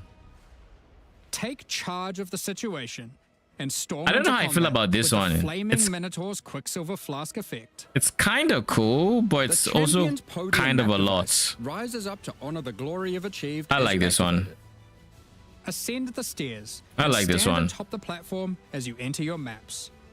Each What is flame this surrounding skin? The platform represents What is this the remaining cosmetic? use on your portal. It looks like Uriel's force string. The burden-back belly goat carries all the supplies necessary for a campsite as he travels behind you in battle. When placed in a hideout, I also like instead this of roaming pets. around like your other pets, their supplies are deployed, creating a small camp where you can access your stash and providing a place to take a load off while you rest next to the campfire. The Verdant Magus series contains 6 exclusive microtransactions. Having Faustus sell your items on your behalf is great and all, but sometimes you just want to feel a little bit more shady about your dealings. The back alley I still love trader this hideout one. decoration is more secretive with your trades, creating distance between you and your customers. Note that until 327 is released, this back alley trader will only serve as your currency exchange. Once it's out, it will be updated to have the new managed shop option to also facilitate your trades. The Verdant Wayfinder pet is a loyal companion to any Master Magus. As you approach waypoints, it envelops them with its vines, guiding you throughout Rayclast. Control Earth That only and matters nature in itself, in as the campaign, great though. Verdant Magus armor set envelops you I in the guess your ancient hideouts. power now lost to time. There's also a matching back attachment included. Remnants of the forest ripple out from within you with the Verdant Magus level up effect equipped, restoring life to the corrupted land. Call on an ancient golem to use their power to create a safe passage for you to retreat through with the Arcane Golem portal. As a Supreme Verdant Magus, you can travel to your Arcane Isle hideout. A cluster of islands held together by ancient magic passed down between elite mages. Stand atop your tower and relish the great heights you've reached above those who have not harnessed the arcane.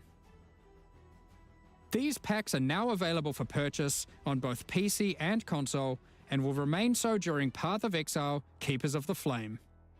Additionally, any microtransactions from these supporter packs will be made available for use in Path of Exile 2.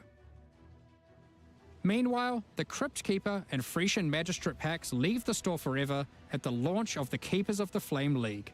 So now's your last chance to purchase I don't them. think I know these supporter packs, I'm being honest. Thank you so much for your ongoing support.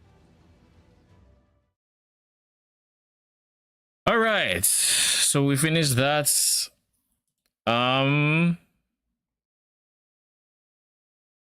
Yeah, I think overall it's a pretty good patch. I'm looking forward to it a lot, especially these new grafts. I'm looking forward to them, and then B, other than the grafts, I'm also looking forward to messing around with the tree. I'm sure there's gonna be some really fun crafting metas going with the tree. Like, honestly, I'm hoping the high end for rare items there are quite insane, but realistically it is going to be, I feel like it's going to be used more so for unique items than anything else, because there'll be some really strong foulborn unique items that you might want to get, even if it's mostly going to be to sell. There'll be some very high priced ones that you just run be fishing for, most likely. However, I'm looking forward to other things as well. Yeah, the new breach, I think my most favorite part about the new breach system is just the fact that now all your breach encounters are not going to be, the same. You're actually going to have like defend the point, kill as many mobs as possible. It's kind of like what do you say, ultimatum, like, in the sense of you now have like 4 different trials like ultimatum, except this is breach. I think there's the one where you're supposed to go into a stronghold that would be kind of like PoE2 Jest arena type deal. You go in there, you kill as many enemies, then you summon whatever her name is to cleanse them up, and then you're meant to escape the zone before it ends, it closes, or she explodes it, or whatever. So these are very cool concepts in terms of the general gameplay loop. What am I going to be league starting? I'm very likely going to be league starting Wretch Defilers, very likely, and I will be POBing that tomorrow, and I might also do some light POBing, or even just some more in-depth POBing on my second build, which will likely be, what's your name again? Summon Phantasms. And if anything, I might also try to figure out the league start variant for them. Probably wouldn't go that for league start, but just because that's a much riskier league start than tried and true Reg Defilers. So now with Defilers, of course, there are no changes to like stuff like Doriani, which we expected. We didn't expect any nerfs there or anything like that. So we are 100% still going to be using Doriani. Obviously, there's no mercenary for you to throw it on, so we'll be running it ourselves. So let's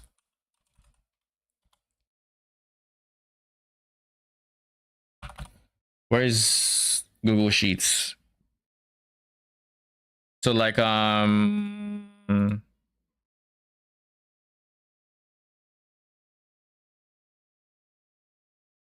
wait a second. Yeah, that's the wrong one. There. So like, why is this flashbanging me, by the way? I think I turned off the attachment. Anyways, so likely we're going to be going back to these 2 versions of Raid Lords.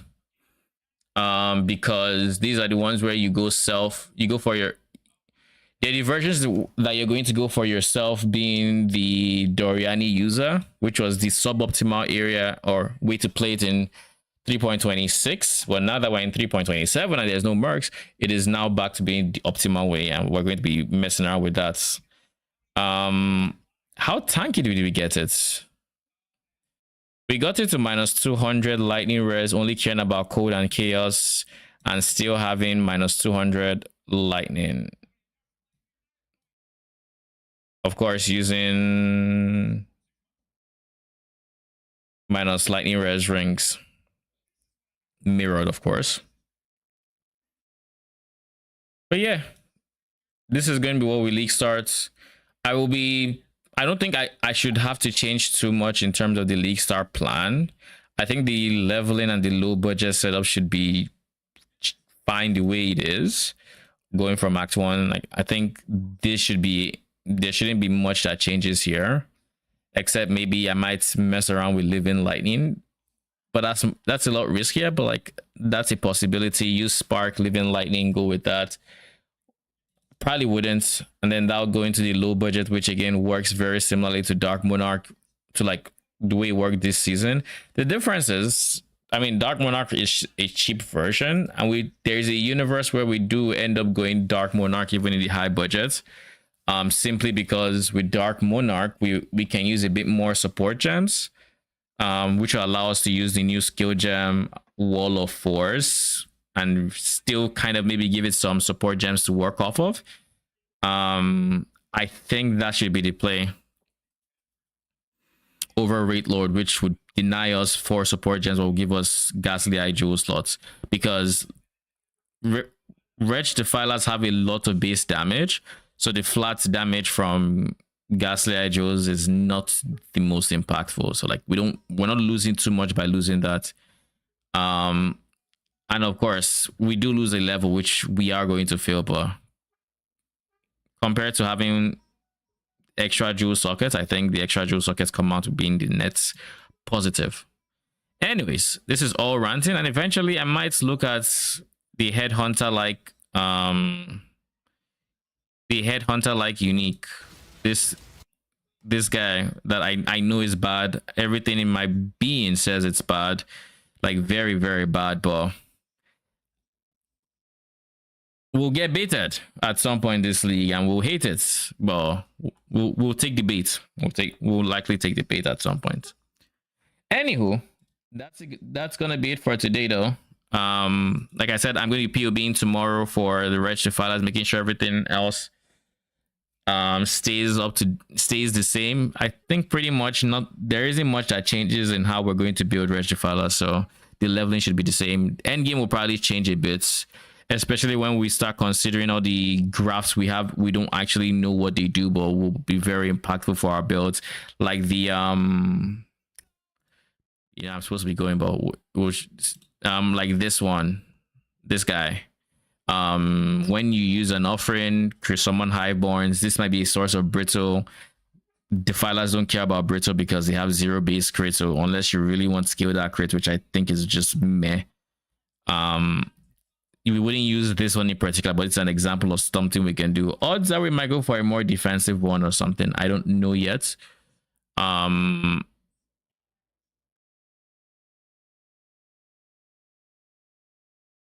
This could be decent. I think this is a guard skill, so it might be a case of this might end up being an ideal guard skill other than your regular guard skill. Maybe it also has an independent cooldown. I don't know. Nicholas, thank you for the follow. Appreciate you. We'll probably end up just using a very generic buffing set of graphs, because you can have 2 of them. We don't know enough about this to really theory craft there. But what we do know is I will make those POBs, or I will POB independent of what these do. And if there is a build defining one we end up seeing like past launch, then huge. But if there isn't, then we'll go with something that just makes us tankier or makes our minions do more damage. Debuffs the enemies, buffs ourselves, whatever. And there is also a universe where we make a build around a 2 graph skill like the Great Avalanche, because it can summon 30 minions, which is a lot of minions, but I think you need very specific buffs that I wouldn't hold my breath on being able to get to the max. I guess if you have 2 avalanches and one of them has like CDR, or they both have CDR, maybe there's something you can do to get to like the whole 30, and we don't know what the damage looks like. So again, it just might end up being a case of it's not.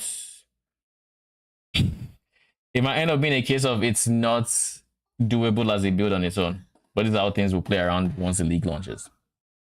Anyways, I will be back tomorrow with POB. Thank you for stopping by. Appreciate you guys. Till then, have a good night.